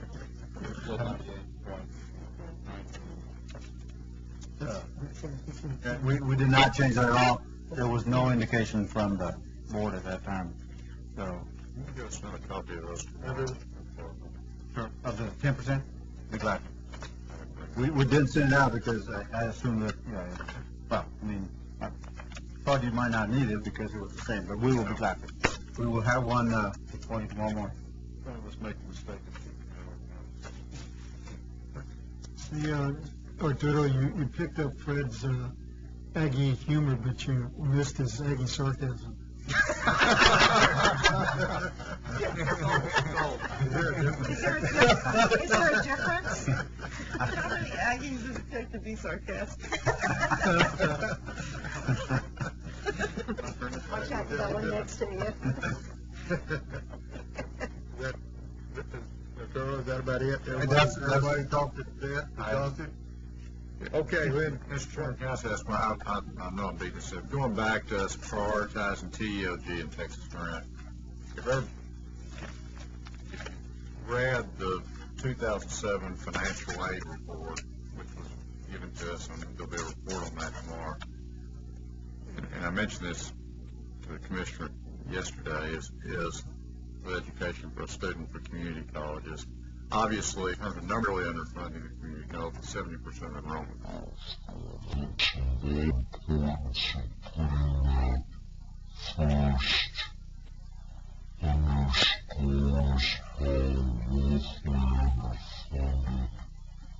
Financial aid for community colleges is big. I think the practical reality is that the legislature will look at the programs, will look at all the financial aid programs together, and they will determine what they can fund as a package. But I'm comfortable either way. But if you're asking for my opinion about this, I would rank TEOG slightly ahead. I agree with Lynn's point last week. Thank you. Are we done now? Okay, good. Well, let me back up a second. We're on agenda item B, and it's time for us to take a vote and to refresh your memory where we started with consideration of adopting the Commissioner's recommendation to the committee regarding the Coordinating Board's legislative appropriations request for 2010-2011. That's what we just finished discussing. So now we need a motion to approve. Moved by Fred. A second by Bob. All in favor? Aye. Any opposed? Motion carries. Now we move down to agenda item C. The third item under agency operations is consideration of adopting the Commissioner's recommendation to the committee regarding the Carl D. Perkins Career and Technical Education Improvement Act funds, the college and consortia for basic grant, tech prep, and leadership activities for program year 08 and 09. A supplementary page has been provided to you with one change. I don't have that one page. There you go. We put it on the table. It's probably somewhere in all this. Oh, great, thanks.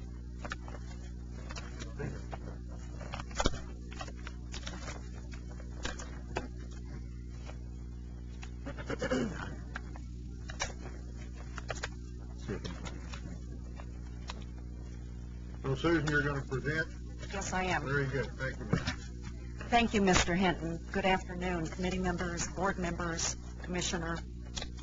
This agenda item provides you with some brief background information about Carl D. Perkins Career and Technical Education Improvement Act funds and how those funds are used to support career and technical programs that lead to high-skill, high-wage, or high-demand careers. As part of the responsibility delegated to the coordinating board by the State Board of Education, the board annually allocates Perkins funds to the state's public two-year colleges. The information before you today describes the categories and the maximum allocated for each category of post-secondary Perkins funds for the 2008-2009 program year. Approximately $36.5 million will be allocated as described. As noted in the supplemental materials for this agenda item, the allocation for the Dallas County Community College District's leadership project, as well as the total allocation for state leadership, have been revised. Coordinating board staff recommends approval of the allocations. Questions?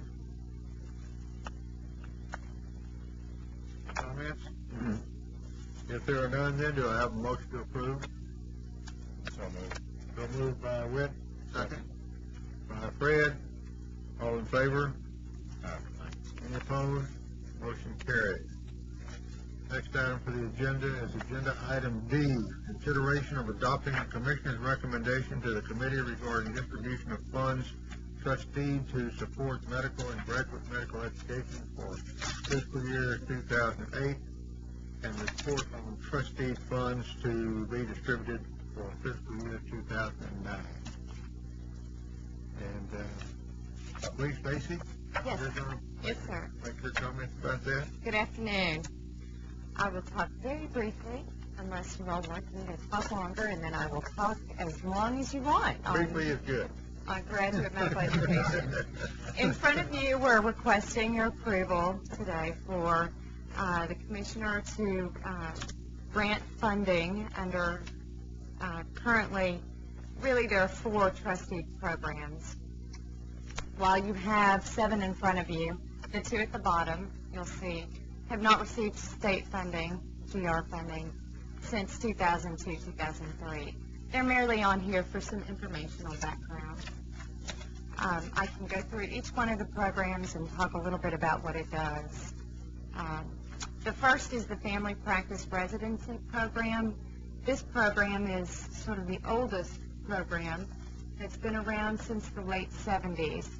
The funding is allocated to the coordinating board, and we make grants out to 26 family practice residency programs located all over the state, from Harlingen to Texarkana to El Paso to Amarillo, and to Tyler and Corpus Christi as well, so all over the state. The funding is provided to support the operation of the residency program and help encourage those residents to locate their practices in rural and underserved communities. Currently, there are about 650 residents in this program. The retention rate on those residents is about 80%. So if they go through this program, they remain in Texas to practice. We think that's a good use of state funds. The next program is the Primary Care Residency Program. It was created in the late 90s as a way to encourage the increase in graduate medical education. Unfortunately, the program has not been fully supported over the years. Currently, there are about 26 programs, and we support 165 residents under this program. Those residents are family medicine not supported under the other program, of which there are 3 programs, and then pediatrics, internal medicine, and obstetric gynecology programs. The program funding for that is in statute, so we provide $15,000 per resident to those different residency programs supported under that specific program. The next is a graduate medical education program, and that actually is now at $600,000. The reasoning is that the bulk of this money was transferred into our formula funding for graduate medical education last biennium. The remaining amount actually supports independent residency programs, again, those smaller residency programs unaffiliated with a medical school. So we have a couple in Dallas and in Houston and all around the state as well, just a handful though. And that program is funding residents at about $900. Specifically, that program supports the costs incurred for faculty. So that's faculty support rather than resident support. On down, the statewide preceptorship program supports a summer outreach effort to get medical students to think about and attract them to primary care specialties of medicine. Typically, students participate during their between the first and second year of their medical school experience, and they go away from their county where their medical school is located, away from that county, into a community-based experience. Oftentimes, students see their first birth or see their first death in this experience, and hopefully they're attracted to primary care given the experience they have in that summer. The 5th program is the Joint Admissions Medical Program, called JAMP. This program is actually housed over at the Texas Medical and Dental Application Service, which is housed in the UT System office. And it supports undergraduate education, bachelor's degrees, as well as medical degrees. And we'll see with this program, it's actually the outreach effort to attract economically disadvantaged students into medicine. It guarantees their medical school will be paid for, and it guarantees their admission into medical school upon successful completion of the program. Currently, there are about 337 students at some point along the pipeline, including currently in the sophomore year of their medical school experience. That concludes my report. I'll be happy to address any questions about any of the programs. No questions, and we'll need a motion to approve. Bob, move. Second. Rick? No, I thought Fred said. You got a third. I got a third. You talked too loud. Okay, all in favor? Aye. Any opposed? Motion carries. Next item on the agenda. Thank you, Sue.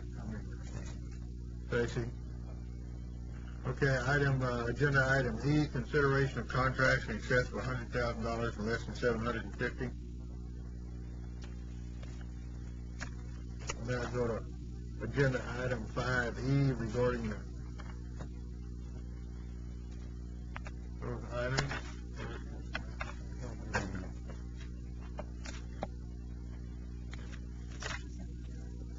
Okay, I'm sorry, go ahead, Judy. Try to make sure I stay on. Thank you, Mr. Chairman, Commissioner, Dr. Alonso, and board members, committee members. The item before you, the approval of the Math, Science, and Technology Teacher Preparation Academy contract, is part of House Bill 2237, passed by the 80th Texas Legislature, which provides a coordinating board with authority to establish the Math, Science, and Technology Teacher Preparation Academies. The academies are designed to improve the instructional skills of teachers and to train pre-service teachers in these programmatic areas. In October of 2007, the board authorized the approval for the issuance of an RFP, and I come before you today with a request to approve 2 RFPs. A total of 5 were received. They were internally and externally reviewed, and the 2 institutions that are being recommended are the University of Texas at El Paso and Texas State University.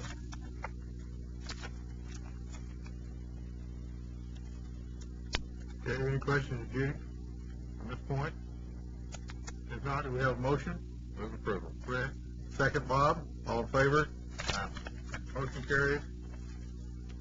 Next item is number 2. Judy, you're still on? The second item that is being brought before you has to do with Rider 19, which is part of the General Appropriations Act of the 80th Texas Legislature. Back with the 74th Texas Legislature, which goes back to 1995, the Centers for Teacher Education program was established. And this constitutes or is made up of the 5 historically black private colleges in Texas. These institutions collectively represent Houston-Tillotson, Jarvis Christian, Paul Quinn College, Texas College, Wiley College. And this is part of that rider. This is a continuation of the funding during this biennium. The centers focus on the recruitment, the retraining, and of course the training of specifically of minority teachers.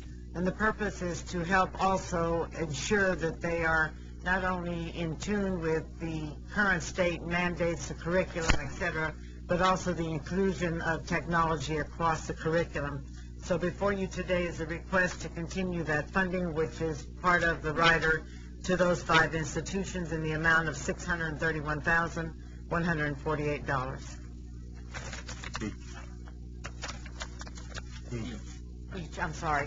Each institution will receive that amount. That will cover from September the 1st to August the 31st of this next academic year. Any questions, comments? I have a motion to approve. Except, I do have one question. Do we know how many teachers or education students are being recruited and graduated at each? We do as part of their final report that is submitted in August. They give a full tally, and they have a benchmark that they each over the years have been trying to increase to.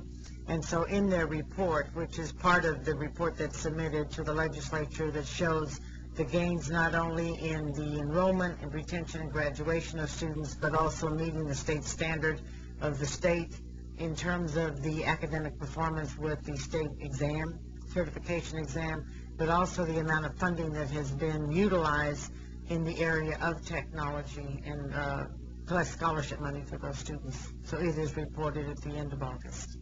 I don't have the actual numbers right now, but I would have some numbers that I can provide you at the next board meeting. Yeah, it'd be good to have performance metrics for programs that are ongoing. Yeah, and they have increased their numbers over the years. They haven't gotten smaller.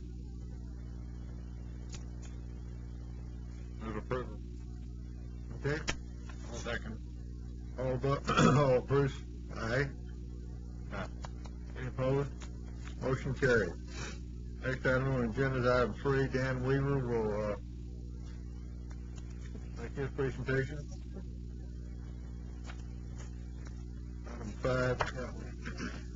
Presentation sounds great. This is a renewal of a contract that we entered into last year for security services. It was a original 6-year agreement. This is the first renewal of that 6-year agreement for security services.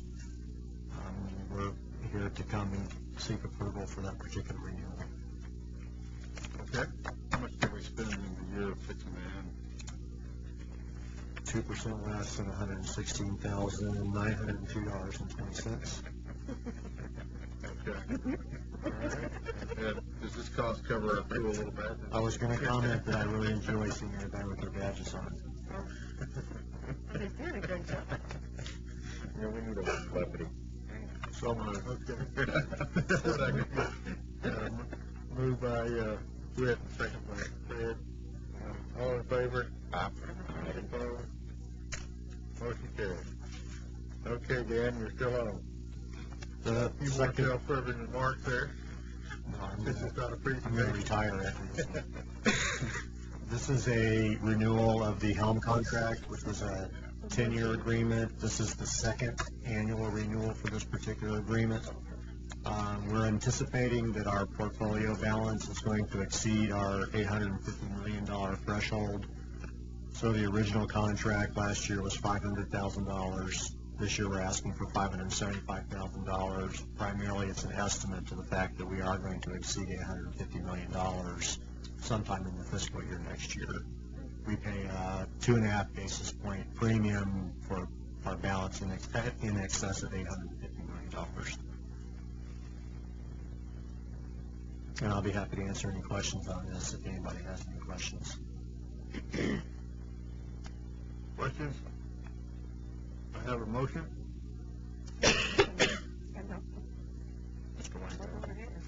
Okay, Bob? Yeah. Second? Second. Whit? All in favor? Aye. Any opposed? Motion carried. Dan, you're still on. So I believe the next item, which is number 5, would be Vanessa. Yeah, I'm sorry. Vanessa. Dr. Vanessa. Thank you. You heard about this item before you earlier this afternoon as an informational item to the Joint AER PNS Committee. It's a request for approval to execute a memorandum of understanding for the Texas Learning Objects Repository ramp-up. It'll be $150,000 a year, estimated over the next 3 years if funding is available. It's with the University of Texas system, and they are matching the funds that the coordinating board is going to be putting up. It will be a way for us to strengthen the work that the University of North Texas has done in research and development of the repository. They don't want to maintain it. It will be a way for the University of Texas medical schools and health science institutes to be able to create a health-related learning objects repository. So it's a win-win, we believe, for both of us. Any questions, Vanessa? Vanessa, I didn't ask before, but in addition to the quality control question you addressed earlier, the first-year ramp-up, where the design of this thing so that it's user-friendly, very searchable? Very much so. First year? It's actually the University of North Texas Texas Center for Digital Knowledge has done the research and development of this. They have no desire to do the feeding and the keeping and the maintaining of it. It is entirely user-friendly. They're using open source software and have done a very good job of making sure that it will be able to be very user-friendly and everything will be searchable. So even as this thing grows, the speed of access? Yes, we anticipate that there will be no problems at all with that. Move approval. Okay, seconded by Bob. All in favor? Any opposed? Motion carries. Next item on the agenda is F, consideration of request for qualifications, request for proposals, or similar request for purchase of services as follows. And number one is request for proposal regarding a local vertical alignment pilot project, college readiness initiative.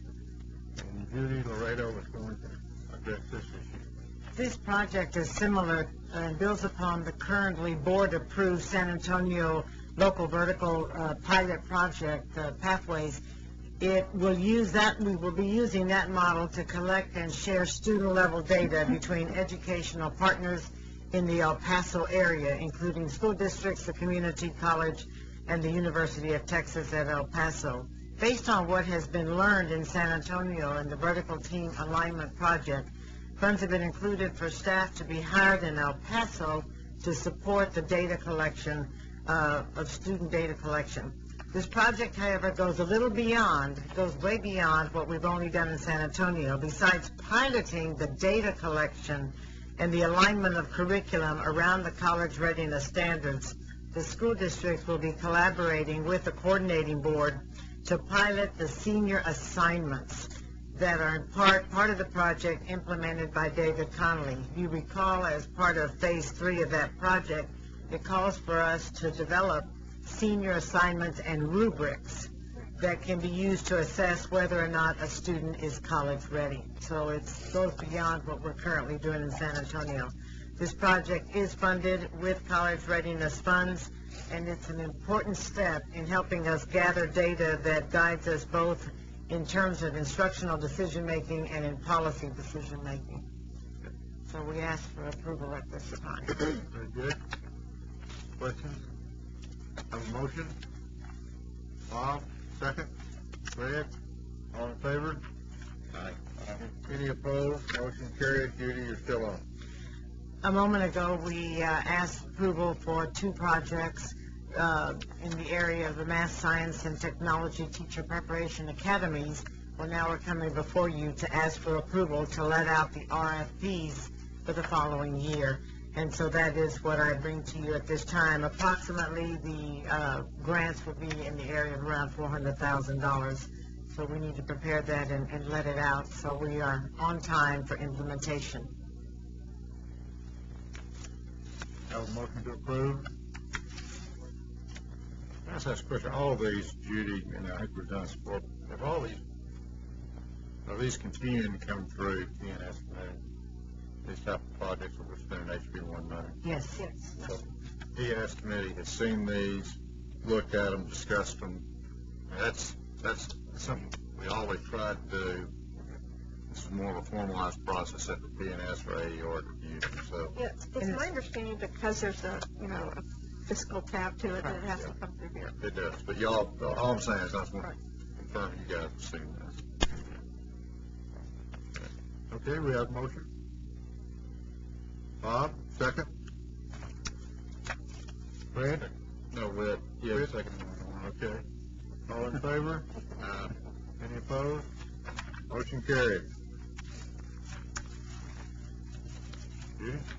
As part of House Bill 2237, there's 2 parts to it, one being the Math and Science Technology Teacher Academies, and the other one is what is before you right now, which is the intensive summer programs.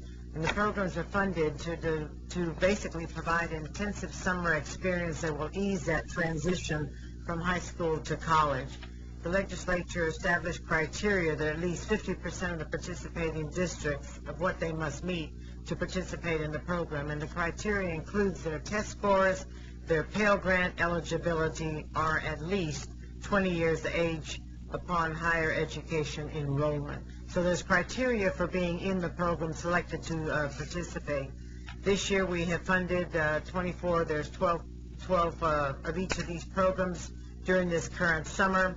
And we believe that by providing funds to institutions of higher ed for 2 and rather than 1 year, it would be a benefit in terms of helping these students move forward. The legislative mandate program addresses Objective 7 of the P16 strategic plan, which I don't have in front of me, so I can't verbatim say it to you. So we ask for approval for funding for continued funding again next year and letting out the proposals. We will also have data at the end of the summer for the current programs that we have in place. Last year, of course, as we did them, it's soft data, but it certainly shows promise in terms of the mobility of students to be college ready to enter that first credit-bearing course. What were these summer programs this year? I knew you would ask me that, and I don't have them off the top of my head. We do have a map, though, that I can provide you tomorrow that will show you where they're strategically placed across the state. Another question. But we do have that. I can give that to you. These programs are university-specific, aren't they? It's university IHEs. So, if you're Both of them. Yes, community college, it's both of them, and technical. Yes, How specific is it in House Bill 2237 that it has to be in the summer? I'm just curious if those kinds of identification of those students from their 10th or 11th grade testing would show them where we could maybe do developmental ed and in the high schools themselves rather than wait till the summer. I think that's one of the efforts, though, that can't, not in this one, though. Let's see, Eddie may be able to address that better than I can. I know that is an initiative, though, that we are looking at. Okay. In putting programs at the junior year, earliest sophomore year, where you're finding that students are not college ready, to implement initiatives that would allow them to begin to do something with them to help them move them forward so that by the time they completed their senior year, then they wouldn't find themselves having to go into a remedial course. And also as part of a pre and post testing to see where they are. Oh, yes. So that is part of the program. We could eliminate the developmental ed aspect and get them college ready earlier. Well, as part of the summer programs, they've got to do that Right. pre and post testing. And there are two kinds of summer programs. The ones that were funded out of House Bill 1 are high school and high school summer bridge.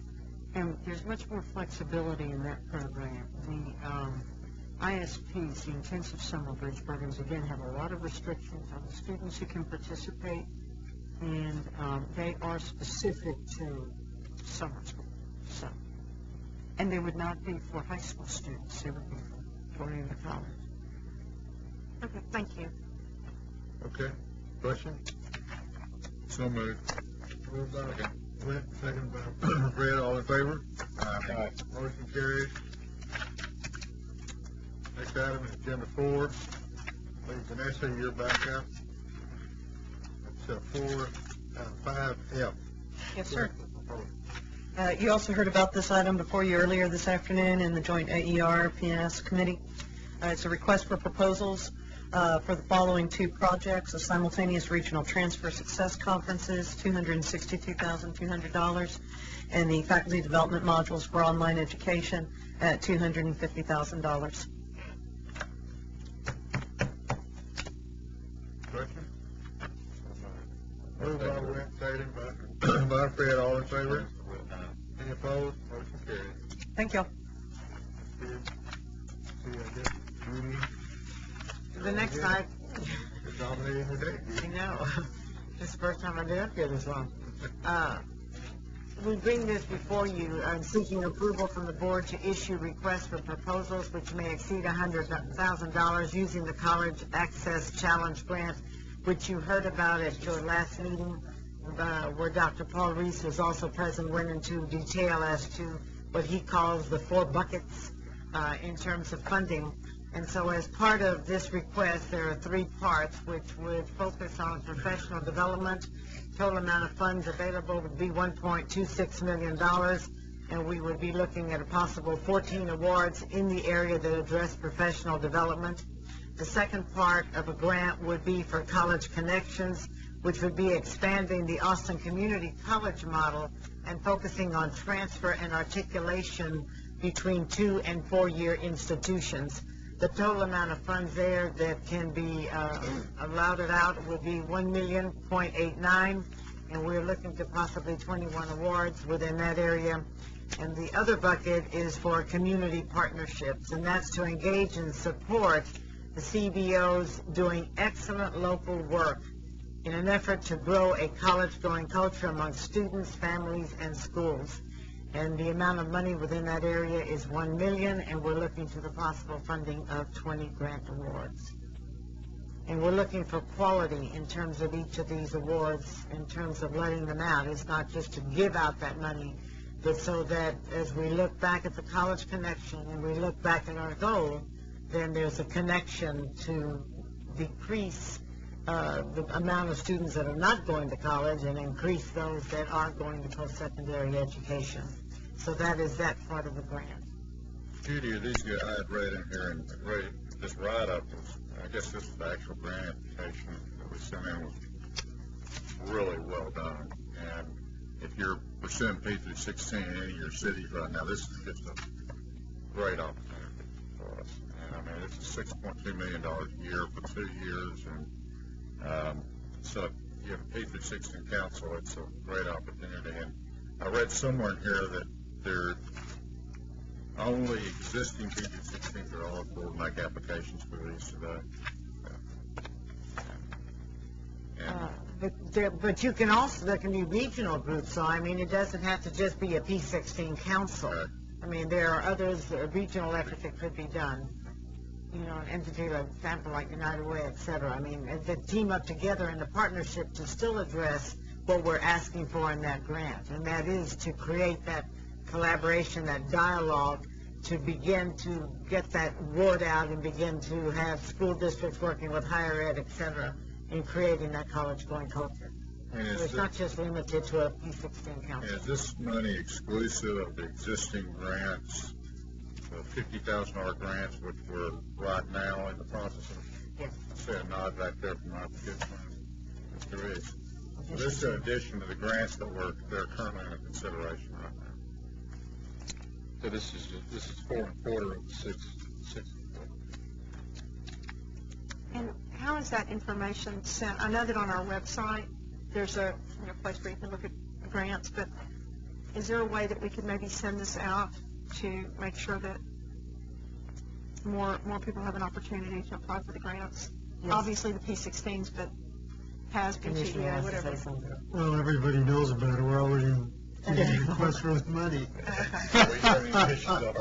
figured $6.2 million. Yeah. Let's just say we were at a P16 council meeting, and we heard it nationally about the college access money coming out. So, yes, people, I think, have already been calling the commissioner. I'll have to certainly say that with the commissioner's guidance and his vision when this grant first came out, the team that worked countless of hours, and I mean, they did this very fast. This was not done with 6 months of lead time ahead of them.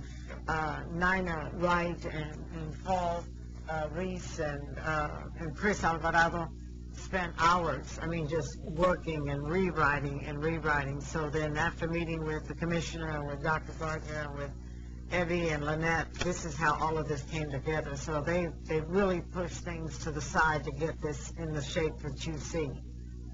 That's great work. And remind me, Commissioner, how many states get the? Every state. Every state? Yes. But it wasn't automatic that we would get the money. It could have gone just as easily to TEA. So we're grateful to the governor's office for deeming us the allocating agency.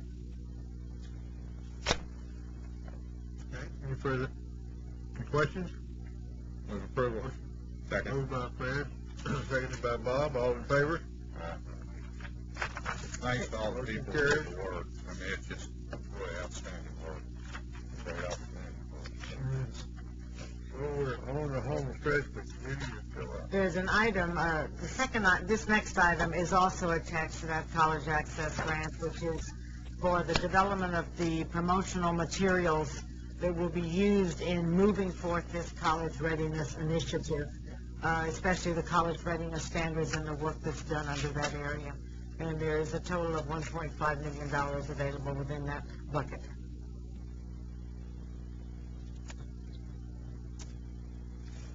That's Eddie's bucket. So for this $1.5 million, $1 million comes from the college access grants, and $500,000 is coming from the HB1 loan. Move further. Second. Okay, second. With, all in favor? Aye. Any opposed? Motion carried. Okay, Judy, still at it. This is the high school summer intensive bridge program. This summer, we really had fewer applicants this year than last year. And the reason being is that it takes a lot of work to plan for something that you really only have 9-10 months to do, and then it's over. And the impact of what this grant could have in extending it for a 2-year period so they can really do their intense work, especially what you addressed, Ms. Bricker, at the high school level. We come before you to be allowed to put out this proposal again and to seek requests or proposals for a 2-year project that would address the remediation and assistance of students who are not college ready to get them college ready. And Eddie can provide some more information that you might. Ms. Berker, you asked a question about the intensive summer bridge versus the high school summer bridge. Right. And one of the things you'll see when I mentioned before that there's more flexibility in the House Bill 1 program. In this one, we are going to expand the bridge programs to look at Saturdays and after-school programs and extensions of the summer bridge throughout the school year to see what kind of a difference that makes in terms of student performance and getting ready for college prior to graduation. Thank you. Yeah, one of the things that some of the successful charter schools do, of course, is that they extend the school day and they have half a day on Saturday. So it's not an instead of. It's like maybe what works for some might not work for another. Correct, and that's what our evaluations seem to be reflecting. So. That's it. Okay. Question? You were also asking about the summer programs. Here's the map that shows you who they are laid out. Thanks for that. I hate to do this, but I had a question on number 6. How much is this, the RFP for proposals, promotional materials and college ready center? How much involvement does TEA have in that do that? Is that can be done in cooperation in conjunction with TEA? They will probably be readers of our application, but basically this is funding that comes from us and is one of us. But they're working with us on the P16 councils and everything, so they're certainly aware of it. But this is a fair amount of money. This is a promotional effort with college readiness standards, but it seems to me it's an opportunity to blend that into what we're trying to do with overall marketing. That's true. And that is College for All Texans. And as we move forward to craft this, and it certainly would have input from the Commissioner's office and Dr. Gardner's office, so that the marketing of it, we're covering the full message that we do need to get out.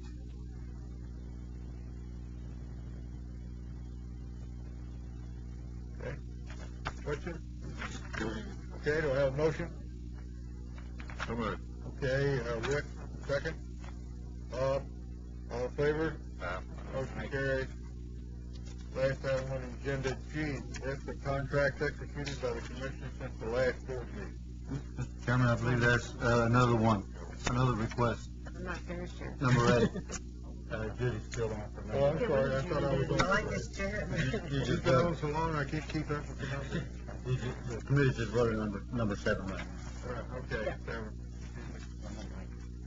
This is requests for proposals for fiscal year 2009 and fiscal year 2010 for the Texas Governor Schools, and this may sound a little confusing, but during the past 2 fiscal years, funds for the Texas Governor School, total amount is $750,000 per annum, came from TEA, even though the administration responsibility is that of the coordinating board.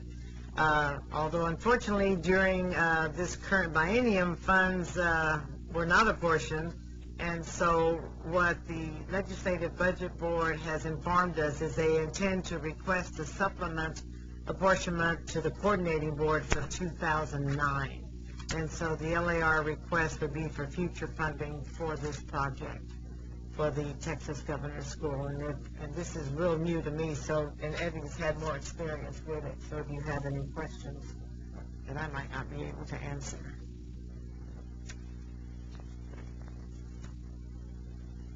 Okay, so we're seeking an RFP for the coming fiscal year. Is the ball was pitched between 08 and 09? We're going to be using funds within the agency for this year, and we're going to be getting them back during the first part of the LVB will be making the supplemental appropriation to us for that. And what this is for the RFP. The RFP will assume funding in fiscal year 2010, but not the second year of the biennium? No, not the second year of the current biennium, which is what this request proposal is. Yeah, this is not an LAR. This is for next year's. This is to get permission to do the RFP for 2009. Well, it says in fiscal year 2010. That would be contingent, it's supposed to read contingent on funding from the legislature. Yeah, it says that down in the next one. It's contingent on funding from the legislature beyond 2009. All you're trying to do is get a 2-year RFP out there, but you're saying in 2010 to be contingent upon funds being available. Right. You're saying you're going to award it contingent upon that coming back. I guess my question is, why not summer of 2011 as well? Contingent upon funding. I'm sure the schools would appreciate it. Are we going to, if we're going to seek funding for 2 years in the biennium, I mean, Let's go for the next one. if it's a contingency clause in the RFP in the event of the contract, we think it's a good idea. Well, if y'all would consider that, and if it can be considered, then at least it's there, it's already in minutes. It can be proposed in the motion. Well, is there an issue with that? Well, there's several other ones just like that. You go back to the high school bridge programs like that. But Alan just now You were going to bring That's a good point, and the only question I would have is, do you want to reassess how that institution does with the program after 2 years? And I wish it was it wasn't a split biennium. I think that's what I hear you saying, but I think historically we've been doing these, we're only doing the second year, but we're doing on 1-year RFPs. And the idea was to evaluate the institution that was putting the program together to see how effective it was going to be. So my question to staff is, do we still want to be able to look at these folks every 2 years to see the kind of job they're doing with either the Given that, maybe the other thing would be to make it a 1-year deal, so that we can get on it by any equivalency. You know, we do an evaluation every year, so it can be in the RFP that I keep looking over. And that's what Bill has advised. That we can put in based on evaluation results. That's a great. Of the, continued funding based on. Right. That's a That great makes idea. sense. Yeah, put the metrics into the Staff would appreciate it. As well as the availability of funding. Correct. But I don't know if we don't go back and do that. I know Joe's would kill me, but item 7. But I mean, really, it's the high school, it's the governor's schools, it's the bridge program, summer bridge programs. Were those the only 2 I read where we had crossovers of bienniums? How about the intensive summer programs? The summer programs. It didn't cross over, did it? The Math Science Academy. Correct.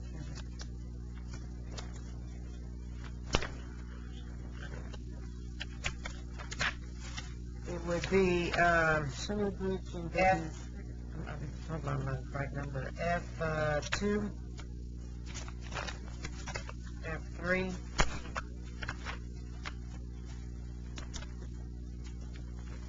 F7, and F8.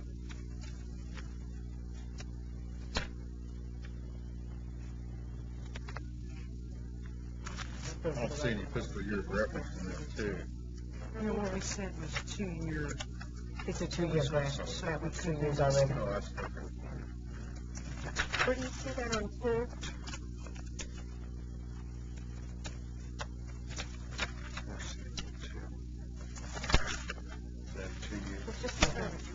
Extending the grant period to 2 years.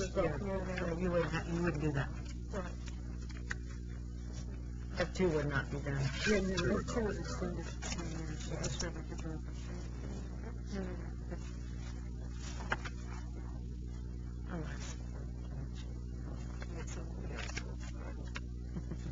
But 3 would do, because that's summer programs in 09 and 2010, correct?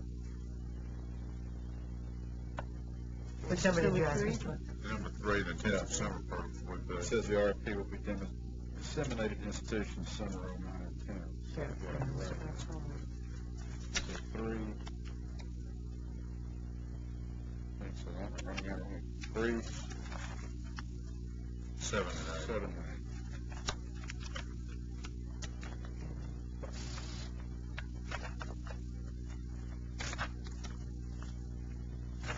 8.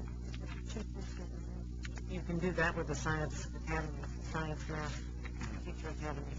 That's number 2. That's number 2. Is that number 2 years? Yeah, right number.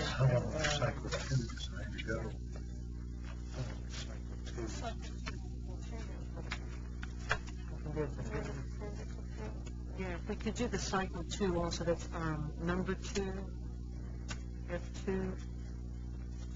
That's where it says it's being extended for 2 years. So, Bill, if I understood your recommendation, each of these 4 programs, including the ones we haven't moved yet, number 8, we would build language into the contract document that would be part of the scope of the RFP that would allow us to cut it off after 1 year or extend it through the second year of the biennium, depending on the performance evaluation. And funding availability. That is correct. And then it would get us back on time. And that would get us back on plan. I think it's good right there.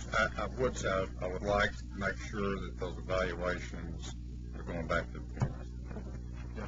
So we are looking at, I know the staff is, but like, We could make that a yearly because requirement to report otherwise, that to you. Joe, you won't see this for another 3 years. So, and I think that's a key consideration is that we've looked at this and we've said, that's why we're coming to this committee, we're looking at these larger contracts. And so, this committee's got to feel comfortable that they're not going to see these 4. It would then become a recommendation by staff to the P&S committee whether to either renew or not renew in the coming year. The contract. They would be able to do that for the next 3 fiscal years before it comes back to agency for a new RFP.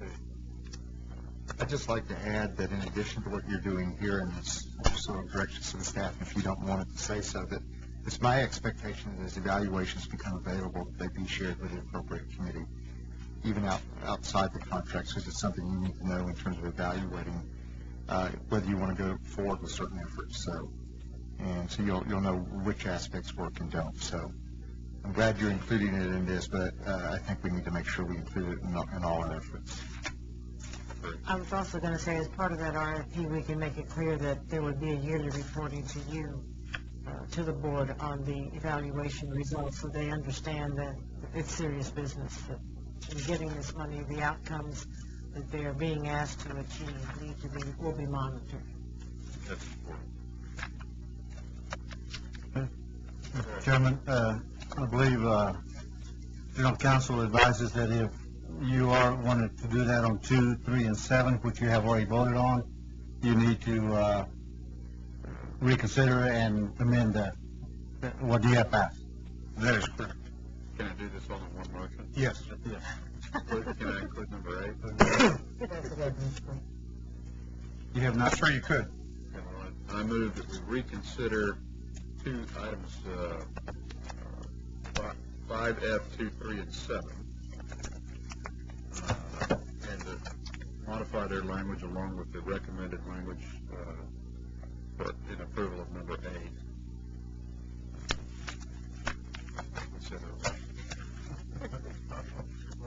clearly have a motion to do something. To extend to a 3-year period, subject to funding availability and subject to annual evaluations being satisfactory. Well said, Fred. Fred, does that mean Evaluation report back. Does that mean it'll be forever on a 3-year, or are you trying to get it back to a fiscal year consistency? I mean, a biennium consistency? That'll be our problem in the summer. That We might not be Biennial going back for 3 consistency. years. Only be a problem for some. Yeah, some of us will be. Biennial consistency. Well, now, do we or don't we have a motion here? Okay, we do? Yes, sir. So, who's second? We need a second. I'll second. Okay, second by Witt. All in favor? Aye. Any opposed? Motion carries. Thank you very much. Thank you very much, Bill. Now we're on the items of the contract, right? Yes. That is agenda item G, which is the report of contracts executed by the commissioner since the last board meeting. If you will recall, we bring this to you every quarter. It includes those contracts that were approved by the committee and those that were approved under delegated authority. Our database is just easier to manage by putting everything on here. So we report those to you, and we'll be glad to answer any questions. You do not need any action on this, Mr. Chairman, just reporting item. Very good. We're getting down to the wire here. Does anybody have any final comments before we move to close? Because if you don't, I want to describe an epiphany I had this morning. So I have a final comment. No, it occurred to me when we were talking about the license tag deal that we had tabled that motion all the way back in when I guess it was January. And it occurred to me as I got to thinking about this whole process this morning that we have items from time to time, it seems to me, that we don't come to conclusion. And they kind of drift off into Never Land, and we don't seem to get back to them. That's my impression. What I'm thinking about is, should we have some format, and I really want your thoughts on this, in which any unfinished business carries over to the next meeting and goes to the top of the line. So that we're constantly flushing out of the system all those items that we have left dangling, if you would. Now, I don't know where that makes any sense to you or not, but I know I just got to thinking that's the way I keep books at the house. I write down all the things I'm supposed to do that day, and I check them all off. And the ones that don't get checked off, I put at the top of the line. That's where I start the next morning. Some sort of a rolling program where we constantly keep up with all unfinished business. And I don't know, I haven't talked with anybody about it. And it's something to think about. And I'd like you to think about it and see if there's any mechanism. That way I think we have a chance of not letting some things slip between the chairs. That's it. Okay? So, get another assignment. Okay? We can talk about that in more detail later. Okay, so we're down to the wire now, so do I have a motion to adjourn? So moved. So moved. Second by Fred. All in favor? Aye. Thank you very much. It's been a long day.